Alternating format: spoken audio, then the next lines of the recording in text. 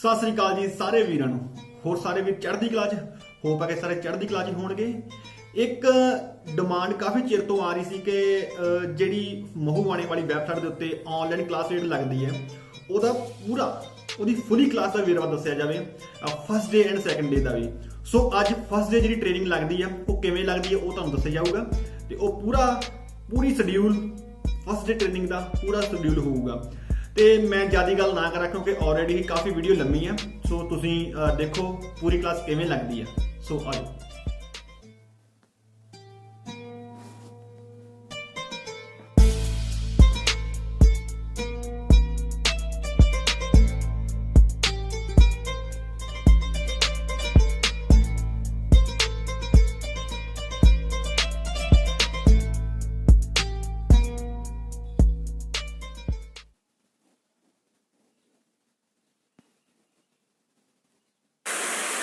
सत श्री अकाल।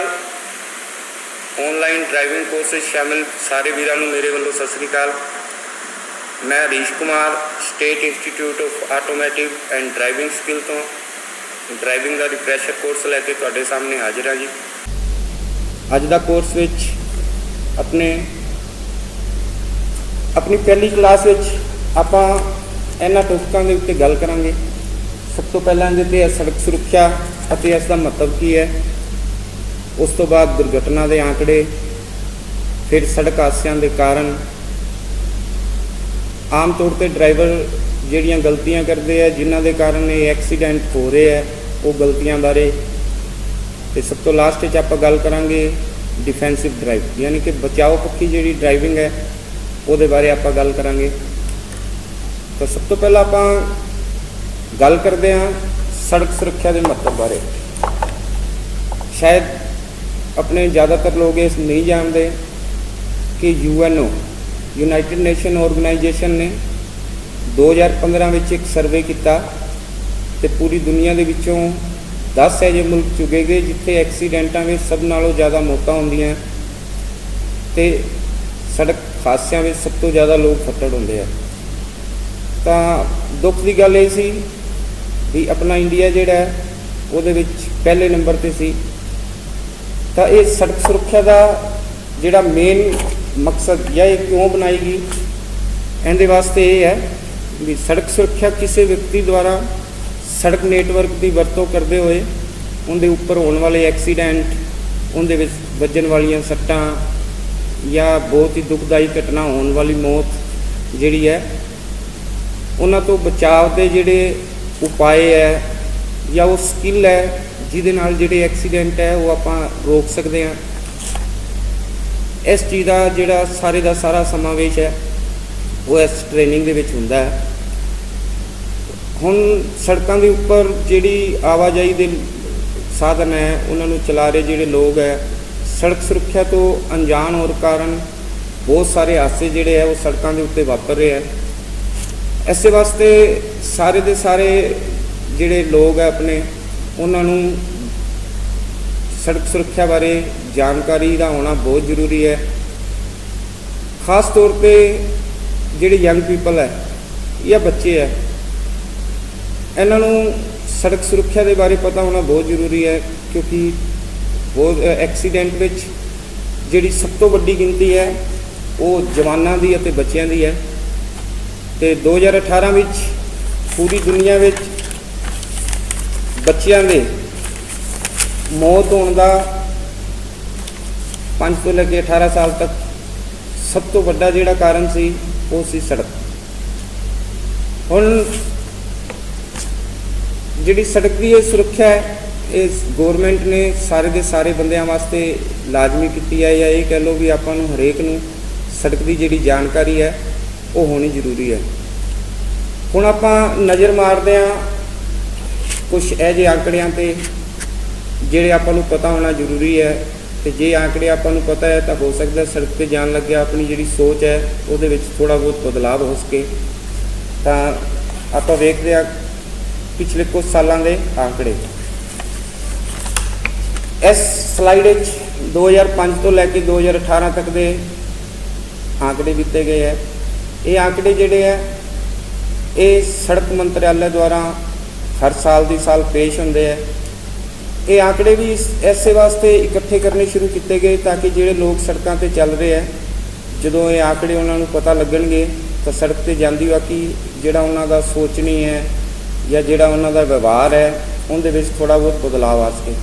ਤਾਂ ਆਪਾਂ ਗੱਲ ਕਰਦੇ ਹਾਂ 2005 ਵਿੱਚ ਲਗਭਗ 4.25 ਲੱਖ ਦੇ ਲਗਭਗ ਐਕਸੀਡੈਂਟ ਹੋਏ, ਜਿਹਦੇ ਵਿੱਚ 94,000 ਬੰਦੇ ਜਿਹੜੇ ਸੀ ਉਹ ਆਪਦੀਆਂ ਕੀਮਤੀ ਜਵਾਨਾਂ ਜਿਹੜੀਆਂ ਉਹ ਗਵਾ ਬੈਠੇ, ਅਤੇ ਲਗਭਗ 4.5 ਲੱਖ ਦੇ ਕਰੀਬ ਜਿਹੜੇ ਲੋਕ ਸੀ ਉਹ ਫੱਟੜ ਹੋ ਗਏ ਜਾਂ ਜ਼ਖਮੀ ਹੋ ਗਏ, ਕੰਮਕਾਰ ਉਹਨਾਂ ਦਾ ਛੱਡਿਆ ਗਿਆ।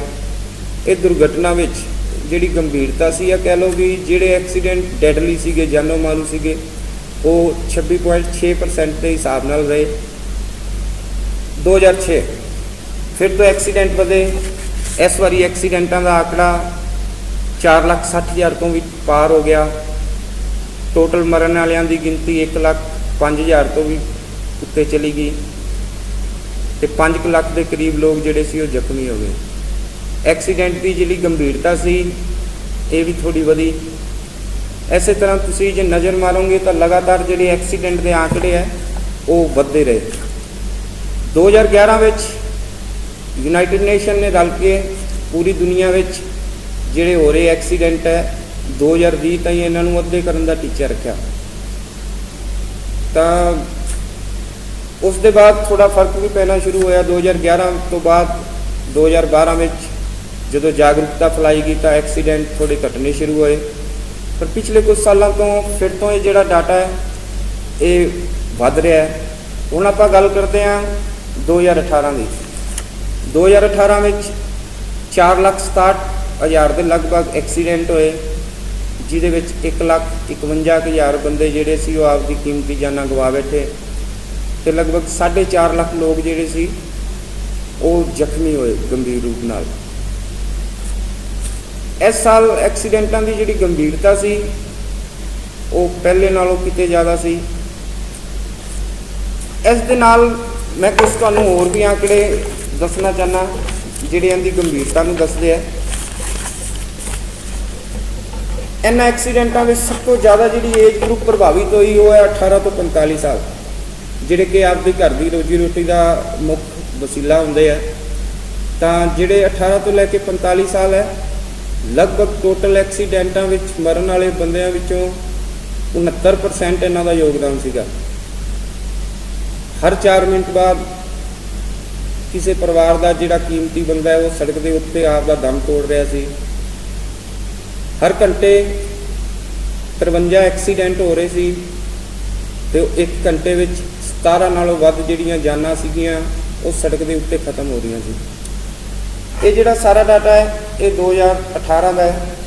ਇਹ ਡਾਟਾ ਵੇਖਣ ਤੋਂ ਬਾਅਦ ਇਸ ਪ੍ਰੋਬਲਮ ਦਾ ਆਪਾਂ ਨੂੰ ਪਤਾ ਲੱਗ ਚੁੱਕਿਆ ਹੋਊਗਾ ਕਿ ਕਿੰਨੀ ਗੰਭੀਰ ਹੈ।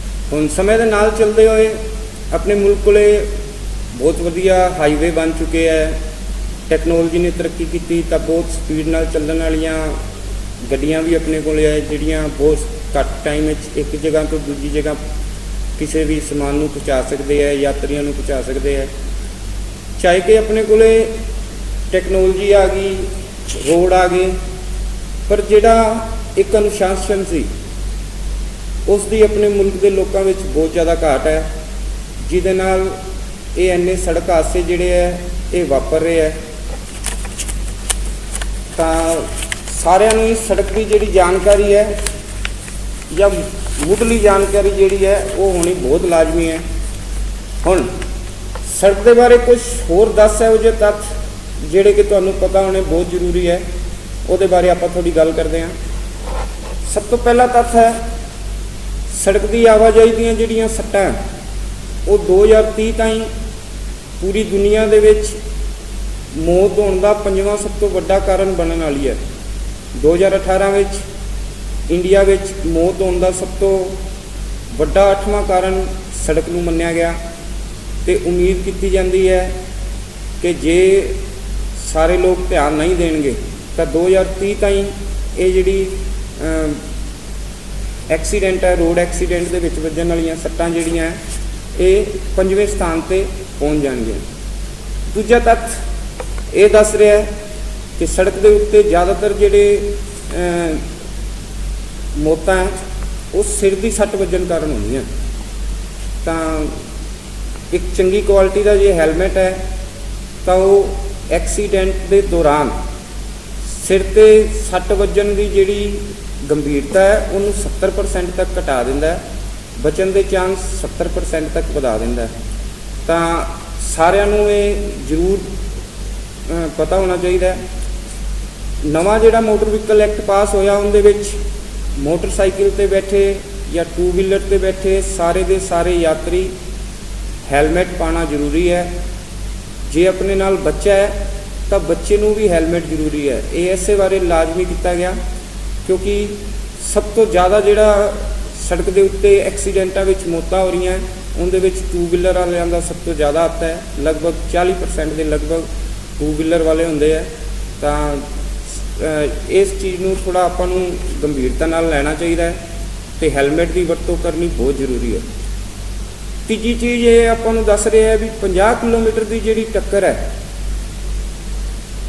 ਉਹਦੇ ਵਿੱਚ ਜਿਹੜਾ ਬੰਦਾ ਇਨਵੋਲਵ ਹੈ ਅਤੇ ਇੱਕ 5ਵੀਂ ਮੰਜ਼ਿਲ ਤੋਂ ਜੇ ਕੋਈ ਬੰਦਾ ਥੱਲੇ ਡਿੱਗਦਾ ਉਹਦੇ ਵਿੱਚ ਇਨਵੋਲਵ ਹੈ ਤਾਂ ਦੋਵਾਂ ਨੂੰ ਇੱਕੋ ਵਰਗਾ ਸਰੀਰ ਦੇ ਉੱਤੇ ਇੰਪੈਕਟ ਆਉਂਦਾ ਹੈ, ਇੱਕੋ ਵਰਗੀ ਉਹਨਾਂ ਨੂੰ ਸੱਟ ਦਾ ਅਨੁਭਵ ਹੁੰਦਾ ਹੈ, ਇੱਕੋ ਵਰਗੇ ਦਰਦ ਦਾ ਅਨੁਭਵ ਹੁੰਦਾ ਹੈ। ਤਾਂ ਤੁਸੀਂ ਇਹ ਅੰਦਾਜ਼ਾ ਲਾ ਸਕਦੇ ਹੋ ਕਿ ਸਪੀਡ ਕਿੰਨੀ ਜਾਨੋਂ ਮਾਰੂ ਹੈ ਅਤੇ 50 ਦੀ ਸਪੀਡ ਵੀ ਬੰਦੇ ਦੀ ਨੁਕਸਾਨ ਹੋਣ ਦਾ ਕਾਰਨ ਬਣ ਸਕਦੀ ਹੈ। ਚੌਥਾ ਤੱਥ ਕਹਿ ਰਿਹਾ ਹੈ ਕਿ ਜੇ ਸੀਟ ਬੈਲਟ ਲੱਗੀ ਹੋਵੇ ਤਾਂ ਐਕਸੀਡੈਂਟ ਦੇ ਦੌਰਾਨ ਬੰਦੇ ਦੀ ਜਾਨ ਬਚੇ ਰਹਿਣ ਦੇ ਜਿਹੜੇ ਚਾਂਸ ਹੈ ਉਹ 60% ਤੱਕ ਵੱਧ ਜਾਂਦੇ ਹੈ। ਇਹ ਜੋ ਵੀ ਤੱਥ ਹੈ ਇਹ ਬਹੁਤ ਸਾਰੀਆਂ ਰਿਸਰਚਾਂ ਬਹੁਤ ਸਾਰੇ ਸਰਵੇਖਣਾਂ ਤੋਂ ਬਾਅਦ ਇਹ ਤੱਥ ਕੱਢੇ ਗਏ। ਤਾਂ ਇਹਨਾਂ ਦੇ ਉੱਤੇ ਗੌਰ ਕਰਨਾ ਜ਼ਰੂਰੀ ਹੈ। 2 ਵੀਲਰ 'ਤੇ ਹੈਲਮਟ ਅਤੇ 4 ਵੀਲਰ 'ਤੇ ਸੀਟ ਬੈਲਟ ਇਹ ਦੋਨੋਂ ਜਾਨ ਨੂੰ ਬਚਾਉਣ ਵਾਲੀਆਂ ਚੀਜ਼ਾਂ ਹੈ। ਤਾਂ ਇਹਦੇ 'ਤੇ ਧਿਆਨ ਦੇਣਾ ਆਪਣਾ ਲਾਜ਼ਮੀ ਹੈ। ਪੰਜਵੇਂ ਤੱਥ 'ਚ ਇਹ ਦੱਸ ਰਹੇ ਹੈ ਕਿ ਡਰਾਈਵਿੰਗ ਕਰਦੀ ਬਾਕੀ ਪੂਰੇ ਦਾ ਪੂਰਾ ਧਿਆਨ ਸੜਕ 'ਤੇ ਹੋਣਾ, ਡਰਾਈਵਿੰਗ ਵਿੱਚ ਹੋਣਾ ਲਾਜ਼ਮੀ ਹੈ ਅਤੇ ਕਿਸੇ ਵੀ ਤਰ੍ਹਾਂ ਦਾ ਹੋਰ ਕਿਰਿਆ ਕਲਾਪ ਜਿਹੜਾ ਹੈ ਉਹ ਆਪਣੇ ਧਿਆਨ ਨੂੰ ਭੰਗ ਕਰ ਸਕਦਾ ਹੈ। ਅੱਜ ਕੱਲ੍ਹ ਦੀ ਮੇਨ ਜਿਹੜੀ ਦਿੱਕਤ ਹੈ ਉਹ ਹੈ ਮੋਬਾਈਲ ਫੋਨ। ਡਰਾਈਵਿੰਗ ਕਰਦੀ ਬਾਕੀ ਮੋਬਾਈਲ ਫੋਨ ਦੀ ਵਰਤੋਂ ਬਹੁਤ ਖਤਰਨਾਕ ਹੁੰਦੀ ਹੈ। ਮੋਬਾਈਲ ਦੀ ਜਿਹੜੀ ਵਰਤੋਂ ਹੈ ਉਹ ਆਪਣੇ ਦਿਮਾਗ ਦਾ ਇੱਕ ਬਹੁਤ ਵੱਡਾ ਹਿੱਸਾ ਜਿਹੜਾ ਹੈ ਉਹ ਕੈਪਚਰ ਕਰ ਲੈਂਦੀ ਹੈ ਅਤੇ ਡਰਾਈਵਿੰਗ ਦੀ ਜਿਹੜੀ ਸਕਿੱਲ ਹੈ ਜਾਂ ਹੁਨਰ ਹੈ ਉਹਨਾਂ ਨੂੰ ਸੰਭਾਲਣ ਵਾਸਤੇ ਦਿਮਾਗ ਦਾ ਇੱਕ ਬਹੁਤ ਛੋਟਾ ਜਿਹਾ ਹਿੱਸਾ ਹੁੰਦਾ ਹੈ ਜਿਹਦੇ ਨਾਲ ਐਕਸੀਡੈਂਟ ਹੋਣ ਦੇ ਜਿਹੜੇ ਚਾਂਸ ਹੈ ਉਹ ਕਈ ਗੁਣਾ ਵੱਧ ਜਾਂਦੇ ਹੈ। ਤਾਂ ਇਹ ਅਪੀਲ ਹੈ ਤੁਹਾਨੂੰ ਵੀ ਜਦੋਂ ਵੀ ਡਰਾਈਵਿੰਗ ਆਪਾਂ ਕਰੀਏ ਤਾਂ ਪੂਰੇ ਦਾ ਪੂਰਾ ਧਿਆਨ ਆਪਣਾ ਡਰਾਈਵਿੰਗ ਵਿੱਚ ਹੋਵੇ ਅਤੇ ਫੋਨ ਵਗੈਰਾ ਦੀ ਵਰਤੋਂ ਉੱਥੇ ਨਹੀਂ ਕਰਨੀ ਚਾਹੀਦੀ। ਠੀਕ ਹੈ। 6 ਨੰਬਰ ਵਿੱਚ ਇਹ ਦੱਸ ਰਿਹਾ ਹੈ ਵੀ ਰਾਤ ਨੂੰ ਜਿਹੜੀ ਦੁਰਘਟਨਾ ਹੋਣ ਦੀ ਸੰਭਾਵਨਾ ਹੈ ਉਹ ਕਈ ਗੁਣਾ ਜ਼ਿਆਦਾ ਵੱਧ ਜਾਂਦੀ ਹੈ ਕਿਉਂਕਿ ਸਾਹਮਣੇ ਆਉਂਦੇ ਵਹੀਕਲ ਦੀ ਲਾਈਟਾਂ ਪੈਣ ਕਾਰਨ ਉਹਦੀ ਸਪੀਡ, ਉਹਦੇ ਆਕਾਰ, ਉਹ ਕਿੰਨਾ ਲੰਬਾ ਹੈ, ਇਸ ਤਰ੍ਹਾਂ ਦੀ ਜਾਣਕਾਰੀ ਜਿਹੜੀ ਹੈ ਉਹ ਆਪਣੇ ਦਿਮਾਗ ਕੋਲੇ ਉਹ ਸਹੀ ਅੰਦਾਜ਼ਾ ਨਹੀਂ ਲਾ ਸਕਦੇ ਜਿਹਦੇ ਕਾਰਨ ਦੁਰਘਟਨਾ ਹੋਣ ਦੇ ਜਿਹੜੇ ਚਾਂਸ ਹੈ ਉਹ ਵੱਧ ਜਾਂਦੇ ਆ। ਤਾਂ ਰਾਤ ਨੂੰ ਜਿਹੜੀ ਡਰਾਈਵਿੰਗ ਹੈ ਉਹ ਥੋੜ੍ਹਾ ਜ਼ਿਆਦਾ ਧਿਆਨ ਨਾਲ, ਥੋੜ੍ਹੀ ਘੱਟ ਸਪੀਡ ਨਾਲ ਆਪਾਂ ਨੂੰ ਕਰਨੀ ਚਾਹੀਦੀ ਹੈ। 7 ਨੰਬਰ 'ਤੇ ਤੱਥ ਹੈ ਵੀ ਟ੍ਰੈਫਿਕ ਦੀ ਗਤੀ ਦੇ ਵਿੱਚ ਜੇ ਆਪਾਂ 1% ਕਮੀ ਕਰਦੇ ਹਾਂ ਤਾਂ ਉਹਦੇ ਮੁਕਾਬਲੇ 2% ਐਕਸੀਡੈਂਟ ਦੇ ਜਿਹੜੇ ਚਾਂਸ ਹੈ ਉਹ ਘਟ ਜਾਂਦੇ ਆ। ਇੱਕ ਤੱਥ ਇਹ ਵੀ ਹੈ 1% ਸਪੀਡ ਵਧਾਉਣ ਨਾਲ ਐਕਸੀਡੈਂਟ ਹੋਣ ਦੇ ਜਿਹੜੇ ਚਾਂਸ ਹੈ ਉਹ 3% ਵੱਧ ਵੀ ਜਾਂਦੇ ਆ। ਤਾਂ ਆਪਾਂ ਨੂੰ ਘੱਟ ਸਪੀਡ 'ਤੇ ਡਰਾਈਵ ਕਰਨ ਦਾ ਜਿਹੜਾ ਉਹ ਆਦਤ ਪਾਉਣੀ ਚਾਹੀਦੀ ਹੈ। ਦੂਸਰਿਆਂ ਨੂੰ ਵੀ ਇਸ ਚੀਜ਼ ਬਾਰੇ ਦੱਸਣਾ ਚਾਹੀਦਾ। 8 ਨੰਬਰ, ਆਮ ਤੌਰ 'ਤੇ ਚੰਗੇ ਜਿਹੜੇ ਟਾਇਰ ਹੁੰਦੇ ਕਿਸੇ ਗੱਡੀ ਦੇ ਉਹ ਪੂਰੀ ਗੱਡੀ ਦੇ ਮੁਕਾਬਲੇ ਉਹਦੀ ਜਿਹੜੀ ਕੀਮਤ ਹੈ ਉਹ ਸਿਰਫ 2-3%, 4% ਹੁੰਦੀ ਹੈ। ਪਰ ਇਹ ਬਚਾਵ ਦੇ ਚੱਕਰ ਵਿੱਚ 2-4% ਦੀ ਬਚਤ ਦੇ ਚੱਕਰ ਵਿੱਚ ਲੋਕ ਆਪਦਾ ਬਹੁਤ ਜ਼ਿਆਦਾ ਵੱਡਾ ਨੁਕਸਾਨ ਵੀ ਕਰਵਾ ਲੈਂਦੇ ਹੈ। ਟਾਇਰ ਬਰਸਟ ਹੁੰਦਾ ਹੈ ਤਾਂ ਗੱਡੀ ਕੰਟਰੋਲ ਤੋਂ ਬਾਹਰ ਹੋ ਸਕਦੀ ਹੈ, ਐਕਸੀਡੈਂਟ ਹੋ ਸਕਦੇ ਹੈ। ਉਹ ਆਪਣੇ ਵਾਸਤੇ ਤਾਂ ਖਤਰਨਾਕ ਹੈ ਹੀ, ਹੋਰ ਦੂਜਿਆਂ ਵਾਸਤੇ ਵੀ ਉਹ ਖਤਰਨਾਕ ਹੈ। ਤਾਂ ਇਸ ਲਈ ਆਪਣੇ ਟਾਇਰਾਂ ਦੇ ਜਾਂ ਮੇਨਟੇਨੈਂਸ ਦੇ ਉੱਤੇ ਕਦੇ ਵੀ ਤੁਸੀਂ ਸਮਝੌਤਾ ਨਾ ਕਰੋ। ਗੱਡੀ ਨੂੰ ਆਪਦੀ ਨੂੰ ਪੂਰਾ ਧਿਆਨ ਰੱਖਣਾ ਚਾਹੀਦਾ ਹੈ। ਟਾਇਰ ਨੂੰ ਪ੍ਰੋਪਰ ਕਿਲੋਮੀਟਰਾਂ ਬਾਅਦ ਉਹਨੂੰ ਬਦਲਣੇ ਚਾਹੀਦੇ ਹੈ ਤਾਂ ਕਿ ਦੁਰਘਟਨਾਵਾਂ ਤੋਂ ਆਪਾਂ ਬਚੇ ਰਹਿ ਸਕੀਏ। 9 ਨੰਬਰ ਦਾ ਤੱਥ ਇਹ ਦੱਸ ਰਿਹਾ ਹੈ ਵੀ ਇੰਡੀਆ ਵਿੱਚ ਜਿੰਨੇ ਵੀ ਐਕਸੀਡੈਂਟ ਡਰਾਈਵਰ ਦੀ ਗਲਤੀ ਨਾਲ ਹੋਏ ਤਾਂ ਉਹਦੇ ਵਿੱਚੋਂ 10% ਜਿਹੜੇ ਡਰਾਈਵਰ ਸਾਹਿਬਾਨ ਸੀ ਉਹ ਕਿਸੇ ਨਾ ਕਿਸੇ ਨਸ਼ੇ ਦੇ ਹਾਲਾਤ 'ਚ ਸੀਗੇ। ਸਭ ਤੋਂ ਜ਼ਿਆਦਾ ਨਸ਼ਾ ਜਿਹੜਾ ਡਰਾਈਵਿੰਗ ਕਰਦੀ ਵਕਤ ਖਤਰਨਾਕ ਮੰਨਿਆ ਗਿਆ ਹੈ ਜਾਂ ਬਾਰ-ਬਾਰ ਉਹ ਡਾਟੇ ਸਾਹਮਣੇ ਆ ਰਹੇ ਹੈ, ਐਲਕੋਹਲ। ਇਸ ਤੋਂ ਇਲਾਵਾ ਵੀ ਬਹੁਤ ਸਾਰੇ ਜਿਹੜੇ ਨਸ਼ੇ ਹੈ ਜਾਂ ਸਾਰੇ ਨਸ਼ੇ ਆਪਣੇ ਜਿਹੜੀ ਡਿਸੀਜਨ ਲੈਣ ਦਾ ਟਾਈਮ ਹੁੰਦਾ ਉਹਨੂੰ ਵਧਾ ਦਿੰਦੇ ਹੈ, ਪ੍ਰਤੀਕਿਰਿਆ ਦੇ ਟਾਈਮ ਨੂੰ ਵਧਾ ਦਿੰਦੇ ਹੈ, ਐਕਸ਼ਨ ਲੈਣ ਵਿੱਚ ਆਪਾਂ ਨੂੰ ਦੇਰੀ ਹੁੰਦੀ ਹੈ, ਜਿਹਦੇ ਨਾਲ ਇਹ ਐਕਸੀਡੈਂਟ ਬਣ ਕੇ ਸਾਹਮਣੇ ਆਉਂਦਾ। ਇਸ ਵਾਸਤੇ ਆਪਾਂ ਨੂੰ ਡਰਾਈਵਿੰਗ ਕਰਦੇ ਵੇਲੇ ਕਿਸੇ ਵੀ ਤਰ੍ਹਾਂ ਦਾ ਨਸ਼ਾ ਨਹੀਂ ਕਰਨਾ ਚਾਹੀਦਾ। ਕੁਝ ਦਵਾਈਆਂ ਵੀ ਇਸ ਤਰ੍ਹਾਂ ਦੀਆਂ ਹੈ ਜਿਹੜੀਆਂ ਆਪਣੇ ਡਿਸੀਜਨ ਲੈਣ ਦੀ ਪਾਵਰ ਨੂੰ ਘੱਟ ਕਰਦੀਆਂ। ਤਾਂ ਜੇ ਤੁਸੀਂ ਕਿਸੇ ਦਵਾਈ ਲੈ ਰਹੇ ਹੋ ਤਾਂ ਆਪਣੇ ਡਾਕਟਰ ਤੋਂ ਸਲਾਹ ਜ਼ਰੂਰ ਲਓ ਡਰਾਈਵ ਕਰਨ ਤੋਂ ਪਹਿਲਾਂ। ਲਾਸਟ ਤੱਥ ਹੈ ਕਿ ਜੇ ਸਾਰੇ ਦੇ ਸਾਰੇ ਵਾਹਨ ਚਾਲਕ ਥੋੜ੍ਹੇ ਸੁਚੇਤ ਰਹਿਣ ਤਾਂ ਥੋੜ੍ਹੇ ਜਾਗਰੂਕ ਹੋ ਜਾਣ, ਥੋੜ੍ਹੀ ਜਾਣਕਾਰੀ ਇਕੱਠੀ ਕਰ ਲੈਣ ਤਾਂ ਇਹ ਜਿਹੜੇ ਐਕਸੀਡੈਂਟ ਹੈ ਇਹਨਾਂ ਨੂੰ ਰੋਕਿਆ ਵੀ ਜਾ ਸਕਦਾ ਹੈ। ਤਾਂ ਇਹ ਤੱਥ ਸੀਗੇ ਕੁਛ ਇਹੋ ਜਿਹੇ ਤੱਥ ਜਿਹੜੇ ਬਿਲਕੁਲ ਸੱਚ ਹੈ ਅਤੇ ਬਹੁਤ ਸਾਰੀਆਂ ਜਿਹੜੀਆਂ ਸਰਵੇਖਣਾਂ ਤੋਂ ਬਾਅਦ ਇਹ ਆਪਣੇ ਸਾਹਮਣੇ ਆਏ। ਤਾਂ ਸਾਰਿਆਂ ਨੂੰ ਗੁਜ਼ਾਰਿਸ਼ ਇਹ ਹੈ ਵੀ ਇਹਨਾਂ 'ਤੇ ਜ਼ਰੂਰ ਗੌਰ ਕੀਤਾ ਜਾਵੇ। ਹੁਣ ਆਪਾਂ ਗੱਲ ਕਰਦੇ ਹਾਂ ਐਕਸੀਡੈਂਟਾਂ ਦੇ ਕਾਰਨ ਦੀ, ਕਿਉਂਕਿ ਕੋਈ ਵੀ ਸੜਕ 'ਤੇ ਜਾਣ ਵਾਲਾ ਇਹ ਨਹੀਂ ਚਾਹੁੰਦਾ ਵੀ ਐਕਸੀਡੈਂਟ ਹੋ ਜਾਏ, ਪਰ ਐਕਸੀਡੈਂਟ ਫਿਰ ਵੀ ਹੋ ਰਿਹਾ। ਇਹ ਕਿਉਂ ਹੋ ਰਿਹਾ ਹੈ? ਕਿਉਂਕਿ ਜਾਣਕਾਰੀ ਦੀ ਕਮੀ ਹੈ। ਤਾਂ ਇਹਨਾਂ ਦੇ ਪਿੱਛੇ ਕੁਝ ਕਾਰਨ ਹੈ। ਹੁਣ ਆਪਾਂ ਕੁਝ ਮਨੁੱਖ ਦੀਆਂ ਇਹੋ ਜਿਹੇ ਵਿਵਹਾਰਾਂ ਬਾਰੇ ਗੱਲ ਕਰਾਂਗੇ ਜਿਹੜੇ ਸੜਕ ਦੇ ਉੱਤੇ ਐਕਸੀਡੈਂਟ ਦਾ ਕਾਰਨ ਬਣ ਕੇ ਸਾਹਮਣੇ ਆਉਂਦੇ ਆ, ਜਿਵੇਂ ਕਿ ਓਵਰ ਸਪੀਡ, ਨਸ਼ੇ ਦੀ ਹਾਲਾਤ ਵਿੱਚ ਗੱਡੀ ਚਲਾਉਣਾ, ਰੈੱਡ ਲਾਈਟ ਨੂੰ ਜੰਪ ਕਰਨਾ, ਸੀਟ ਬੈਲਟ ਅਤੇ ਹੈਲਮਟ ਵਰਗੇ ਜਿਹੜੇ ਸਾਧਨ ਹੈ ਬਚਾਅ ਦੇ ਉਹਨਾਂ ਨੂੰ ਨਾ ਵਰਤਣਾ, ਗਲਤ ਢੰਗ ਨਾਲ ਲੈਨ ਬਦਲਣਾ ਜਾਂ ਓਵਰਟੇਕਿੰਗ ਦੇ ਜਿਹੜੇ ਮੈਨਰ ਹੈ, ਜਿਹੜੇ ਰੂਲ ਹੈ ਉਹਨਾਂ ਨੂੰ ਨਾ ਮੰਨਣਾ। ਇਹਨਾਂ ਤੋਂ ਇਲਾਵਾ ਵੀ ਬਹੁਤ ਸਾਰੇ ਕਾਰਨ ਹੋ ਸਕਦੇ ਹੈ, ਜਿਵੇਂ ਸੜਕ ਦੀ ਬਣਤਰ ਹੋ ਗਈ, ਗੱਡੀ ਪੁਰਾਣੀ ਹੋਣਾ ਹੋ ਗਈ, ਗੱਡੀ ਦਾ ਟਾਈਮ ਟੱਪਿਆ, ਉਹ ਉਹਦਾ ਜਿਹੜਾ ਫਿਟਨੈਸ ਹੈ ਉਹ ਨਹੀਂ ਹੈ ਪੂਰੀ ਤਰੀਕੇ ਨਾਲ। ਤਾਂ ਇਹ ਬਹੁਤ ਸਾਰੇ ਕਾਰਨ ਹੈ। ਉਹਨਾਂ ਵਿੱਚੋਂ ਹੀ ਆਪਾਂ ਸਭ ਤੋਂ ਪਹਿਲਾਂ ਗੱਲ ਕਰਦੇ ਹਾਂ ਓਵਰ ਸਪੀਡ ਬਾਰੇ। ਜ਼ਿਆਦਾਤਰ ਜਿਹੜੇ ਜਾਨੋਂ ਮਾਰੂ ਹਾਦਸੇ ਹੈ ਉਹ ਓਵਰ ਸਪੀਡ ਨਾਲ ਹੀ ਹੁੰਦੇ ਆ। ਓਵਰ ਸਪੀਡ ਨਾਲ ਹੋਰ ਵੀ ਬਹੁਤ ਸਾਰੇ ਨੁਕਸਾਨ ਹੈ, ਜਿਵੇਂ ਕਿ ਵੱਧ ਫਿਊਲ ਕੰਜ਼ਪਸ਼ਨ, ਗੱਡੀ ਦਾ ਜ਼ਿਆਦਾ ਤੇਲ ਖਾਣਾ ਓਵਰ ਸਪੀਡ ਨਾਲ ਹੁੰਦਾ ਹੈ। ਐਕਸੀਡੈਂਟ ਦੇ ਜਿਹੜੇ ਚਾਂਸ ਹੈ ਉਹ ਵੱਧ ਜਾਂਦੇ ਹੈ। ਵਹੀਕਲ ਡੈਮੇਜ ਹੋਣ ਦੇ ਜਿਹੜੇ ਚਾਂਸ ਹੈ ਉਹ ਵੀ ਇਹਦੇ 'ਚ ਵੱਧ ਜਾਂਦੇ ਹੈ। ਹਵਾ ਦੇ ਵਿੱਚ ਪ੍ਰਦੂਸ਼ਣ ਜ਼ਿਆਦਾ ਫੈਲਦਾ ਹੈ, ਕਿਉਂਕਿ ਜਦੋਂ ਆਪਾਂ ਐਕਸੀਲੇਟ ਕਰਦੇ ਹਾਂ ਤਾਂ ਬਹੁਤ ਸਾਰਾ ਅੱਧ ਜਿਹੜਾ ਤੇਲ ਹੁੰਦਾ ਉਹ ਹਵਾ 'ਚ ਆਪਾਂ ਛੱਡ ਦਿੰਦੇ ਹਾਂ ਧੂਏ ਦੇ ਰੂਪ ਵਿੱਚ, ਉਹ ਆਪਣੀ ਹਵਾ ਅਤੇ ਪਾਣੀ ਨੂੰ ਵੀ ਨੁਕਸਾਨ ਪਹੁੰਚਾਉਂਦਾ ਹੈ। ਕਈ ਜਿਹੜੇ ਸਰਵੇਖਣ ਹੋਏ ਉਹਨਾਂ ਤੋਂ ਇਹ ਵੀ ਪਤਾ ਲੱਗਿਆ ਹੈ ਵੀ ਓਵਰ ਸਪੀਡਿੰਗ ਜਿਹੜੀ ਹੈ ਉਹ ਟਰੈਵਲਿੰਗ ਦੇ ਟਾਈਮ ਨੂੰ ਵੀ ਵਧਾ ਦਿੰਦੀ ਹੈ। ਇੱਕ ਜਗ੍ਹਾ ਤੋਂ ਦੂਜੀ ਜਗ੍ਹਾ ਜਾਣ ਨੂੰ ਜਿੰਨਾ ਟਾਈਮ ਲੱਗਣਾ ਸੀ ਉਹ ਉਸ ਤੋਂ ਵੀ ਜ਼ਿਆਦਾ ਲੱਗਦਾ ਹੈ ਜਦੋਂ ਆਪਾਂ ਓਵਰ ਸਪੀਡ ਦੀ ਕੋਸ਼ਿਸ਼ ਕਰਦੇ ਹਾਂ। ਓਵਰ ਸਪੀਡ ਦਾ ਸਭ ਤੋਂ ਖਤਰਨਾਕ ਜਿਹੜਾ ਪਹਿਲੂ ਹੈ ਉਹ ਇਹ ਹੈ ਵੀ ਜਿਹੜਾ ਦੁਰਘਟਨਾ ਉਹ ਜਿੰਨੀ ਜ਼ਿਆਦਾ ਸਪੀਡ 'ਤੇ ਹੋਊਗੀ ਉਹਦੇ ਵਿੱਚ ਇਨਵੋਲਵ ਬੰਦਿਆਂ ਨੂੰ ਉਨੀਆਂ ਹੀ ਜ਼ਿਆਦਾ ਅਤੇ ਗੰਭੀਰ ਸੱਟਾਂ ਵੱਜਣਗੀਆਂ ਅਤੇ ਇਹਦੇ ਵਿੱਚ ਮੌਤ ਹੋਣ ਦੇ ਚਾਂਸ ਵੀ ਬਹੁਤ ਜ਼ਿਆਦਾ ਵੱਧ ਜਾਂਦੇ ਆ। 2018 ਵਿੱਚ 64% ਦੇ ਲਗਭਗ ਐਕਸੀਡੈਂਟ ਜਿਹੜੇ ਸੀ ਓਵਰ ਸਪੀਡ ਅਤੇ ਰੂਲਾਂ ਨੂੰ ਨਾ ਮੰਨਣ ਕਾਰਨ ਹੋਏ। ਯਾਨੀ ਕਿ ਸਭ ਤੋਂ ਡੈਡਲੀ ਜਿਹੜਾ ਕਾਰਨ ਹੈ ਐਕਸੀਡੈਂਟਾਂ ਵਿੱਚ ਜਾਣ ਦਾ ਉਹ ਹੈ ਓਵਰ ਸਪੀਡ। ਅਤੇ ਮੇਰੇ ਸਾਰਿਆਂ ਨੂੰ ਇਹ ਗੁਜ਼ਾਰਿਸ਼ ਹੈ ਵੀ ਗੱਡੀ ਨੂੰ ਚਲਾਉਂਦੀ ਬਾਕੀ ਨਿਯੰਤਰਣ ਵਿੱਚ ਰਹੋ।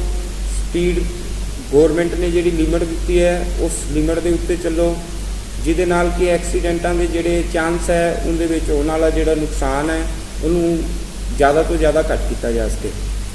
ਦੂਜਾ ਜਿਹੜਾ ਵੱਡਾ ਕਾਰਨ ਹੈ ਐਕਸੀਡੈਂਟਾਂ ਦਾ ਉਹ ਹੈ ਨਸ਼ੇ ਦੀ ਹਾਲਾਤ ਵਿੱਚ ਗੱਡੀ ਚਲਾਉਣਾ।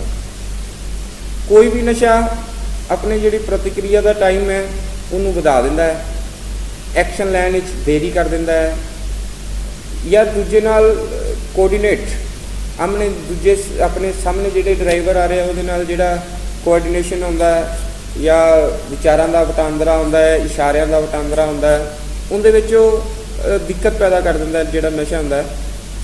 ਉਸ ਤੋਂ ਬਾਅਦ ਰਿਐਕਸ਼ਨ ਟਾਈਮ, ਯਾਨੀ ਕਿ ਜਿਹੜਾ ਆਪਾਂ ਵੇਖਿਆ, ਮਹਿਸੂਸ ਕੀਤਾ, ਉਸ 'ਤੇ ਜਿਹੜਾ ਐਕਸ਼ਨ ਲੈਣਾ ਹੈ, ਉਹ ਐਕਸ਼ਨ ਲੈਣ ਦਾ ਟਾਈਮ ਵੀ ਜਿਹੜਾ ਹੈ ਉਹ ਨਸ਼ੇ ਦੀ ਹਾਲਾਤ ਵਿੱਚ ਵੱਧ ਜਾਂਦਾ ਹੈ, ਜਿਹਦੇ ਨਾਲ ਇਹ ਜਿਹੜਾ ਐਕਸੀਡੈਂਟ ਦੇ ਚਾਂਸ ਹੈ ਉਹ ਵੱਧ ਜਾਂਦੇ ਆ।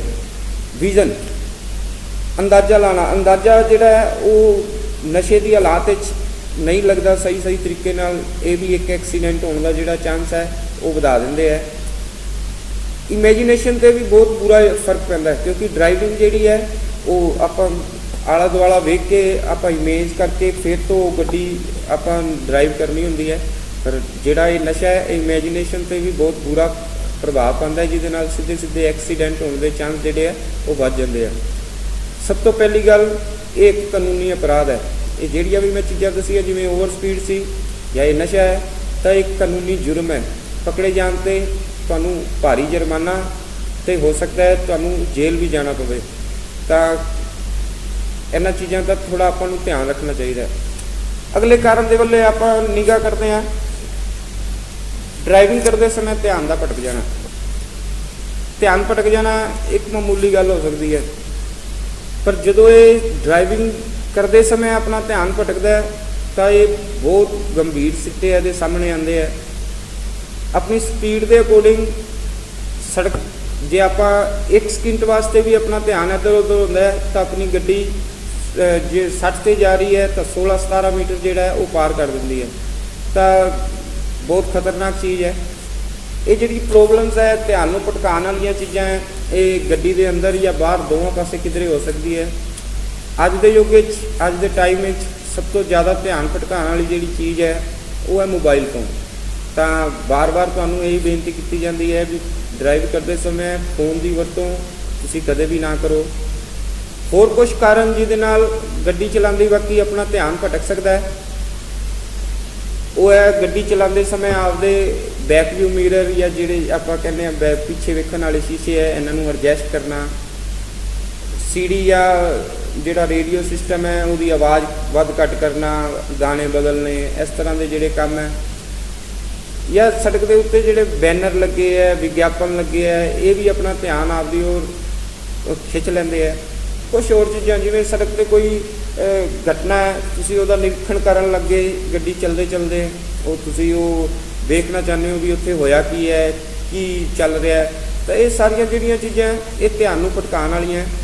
ਤਾਂ ਬੇਨਤੀ ਇਹ ਹੈ ਵੀ ਜਦੋਂ ਵੀ ਤੁਸੀਂ ਡਰਾਈਵ ਕਰੋ ਤਾਂ ਤੁਹਾਡਾ ਪੂਰੇ ਦਾ ਪੂਰਾ ਜਿਹੜਾ ਧਿਆਨ ਹੈ ਉਹ ਸੜਕਾਂ ਦੇ ਉੱਪਰ ਹੋਣਾ ਚਾਹੀਦਾ। ਠੀਕ ਹੈ। ਇਸ ਤੋਂ ਅੱਗੇ ਜਿਹੜਾ ਮੁੱਖ ਕਾਰਨ ਬਣ ਕੇ ਸਾਹਮਣੇ ਆਇਆ, ਰੈੱਡ ਲਾਈਟ ਜੰਪਿੰਗ। ਇਹ ਵੀ ਇੱਕ ਕਾਨੂੰਨੀ ਜ਼ੁਲਮ ਹੈ ਤੇ ਤੁਸੀਂ ਇਹ ਸੀਨ ਆਮ ਹੀ ਵੇਖਿਆ ਹੋਊਗਾ ਵੀ ਜਦੋਂ ਰੈੱਡ ਲਾਈਟ 'ਤੇ ਆਪਾਂ ਜਾਂਦੇ ਹਾਂ ਤਾਂ ਬਹੁਤ ਸਾਰੇ ਲੋਕ ਹੁੰਦੇ ਉਹ ਰੈੱਡ ਲਾਈਟ ਦੀ ਪਰਵਾਹ ਹੀ ਨਹੀਂ ਕਰਦੇ ਤੇ ਪੂਰੀ ਸਪੀਡ ਨਾਲ ਹੋ ਜਾਂਦੇ ਆ। ਸਭ ਤੋਂ ਪਹਿਲਾਂ ਤਾਂ ਮੈਂ ਤੁਹਾਨੂੰ ਇਹ ਦੱਸਣਾ ਚਾਹੁੰਦਾ, ਜਦੋਂ ਆਪਣੀ ਰੈੱਡ ਲਾਈਟ ਹੋਈ ਹੈ ਤਾਂ ਕਿਸੇ ਦੀ ਗ੍ਰੀਨ ਲਾਈਟ ਵੀ ਹੋਈ ਹੈ, ਤੇ ਜਿਨ੍ਹਾਂ ਦੀ ਗ੍ਰੀਨ ਲਾਈਟ ਹੈ ਉਹ ਆਪਣੀ ਪੂਰੀ ਸਪੀਡ 'ਤੇ ਹੈ। ਇੱਧਰੋਂ ਜੇ ਤੁਸੀਂ ਰੈੱਡ ਲਾਈਟ ਜੰਪ ਕਰ ਰਹੇ ਹੋ ਤਾਂ ਤੁਸੀਂ ਵੀ ਪੂਰੀ ਸਪੀਡ 'ਤੇ ਹੋਵੋਗੇ। ਇਹ ਜਿਹੜੀ ਦੁਰਘਟਨਾ ਹੈ ਇਹ ਜਾਨੋਂ ਮਾਰੂ ਦੁਰਘਟਨਾ ਹੈ, ਕਿਉਂਕਿ ਦੋਵਾਂ ਦੀ ਸਪੀਡ ਜ਼ਿਆਦਾ ਹੋਣ ਕਾਰਨ ਇਹ ਓਵਰ ਸਪੀਡ ਦਾ ਜਿਹੜਾ ਹਾਦਸਾ ਹੈ ਇਹਦੇ ਵਿੱਚ ਜਿਹੜੇ ਸੱਟਾਂ ਵੱਜਣ ਦੇ ਚਾਂਸ ਹੈ ਜਾਂ ਮੌਤ ਹੋਣ ਦੇ ਚਾਂਸ ਹੈ ਉਹ ਕਈ ਗੁਣਾ ਵੱਧ ਜਾਂਦੇ ਆ। ਤਾਂ ਜ਼ਿਆਦਾਤਰ ਡਰਾਈਵਰ ਇਹੀ ਸੋਚਦੇ ਆ ਕਿ ਰੈੱਡ ਲਾਈਟ 'ਤੇ ਰੁਕਣ ਨਾਲ ਉਹਨਾਂ ਦਾ ਟਾਈਮ ਖਰਾਬ ਹੁੰਦਾ ਹੈ ਜਾਂ ਉਹਨਾਂ ਦਾ ਜਿਹੜਾ ਬਾਲਣ ਹੈ, ਫਿਊਲ ਹੈ, ਉਹ ਜ਼ਿਆਦਾ ਮੱਚਦਾ ਹੈ ਰੁਕਣ ਕਾਰਨ। ਪਰ ਜਿੰਨੇ ਵੀ ਅੱਜ ਤਾਈਂ ਸਰਵੇਖਣ ਹੋਏ ਉਹਨਾਂ ਨੇ ਇਹ ਗੱਲ ਸਾਫ਼ ਕੀਤੀ ਹੈ ਵੀ ਜੇ ਆਪਾਂ ਸਿਗਨਲਾਂ ਦੇ ਹਿਸਾਬ ਨਾਲ ਗੱਡੀ ਚਲਾਉਂਦੇ ਹਾਂ, ਰੂਲਾਂ ਦੇ ਹਿਸਾਬ ਨਾਲ ਗੱਡੀ ਚਲਾਉਂਦੇ ਹਾਂ ਤਾਂ ਜਿਹੜਾ ਟਰੈਵਲਿੰਗ ਟਾਈਮ ਹੈ ਉਹ ਘਟਦਾ ਹੈ ਅਤੇ ਲੋਕ ਸਹੀ ਟਾਈਮ 'ਤੇ ਬਿਲਕੁਲ ਸੁਰੱਖਿਅਤ ਆਪਦੀ ਮੰਜ਼ਿਲ 'ਤੇ ਪਹੁੰਚ ਸਕਦੇ ਆ। ਤਾਂ ਇਹ ਥੋੜ੍ਹਾ ਗੌਰ ਕਰਨਾ ਜ਼ਰੂਰੀ ਹੈ ਇਹਦੇ 'ਤੇ। ਰੈੱਡ ਲਾਈਟ ਜੰਪਿੰਗ ਜਿਹੜੀ ਹੈ ਇਹ ਕਾਨੂੰਨੀ ਜੁਰਮ ਹੈ ਅਤੇ ਬਹੁਤ ਹੀ ਦਰਦਨਾਕ ਹਾਦਸਿਆਂ ਦਾ ਇੱਕ ਕਾਰਨ ਹੈ। ਪੰਜਵਾਂ ਕਾਰਨ, ਸੀਟ ਬੈਲਟ ਅਤੇ ਹੈਲਮਟ ਵਰਗੇ ਸੇਫਟੀ ਗੇਅਰਾਂ ਨੂੰ ਨਾ ਵਰਤਣਾ। ਜੇ ਤੁਸੀਂ 4 ਵੀਲਰ ਚਲਾਉਂਦੇ ਹੋ ਤਾਂ ਸੀਟ ਬੈਲਟ ਤੁਹਾਡੇ ਵਾਸਤੇ ਮਸਟ ਹੈ।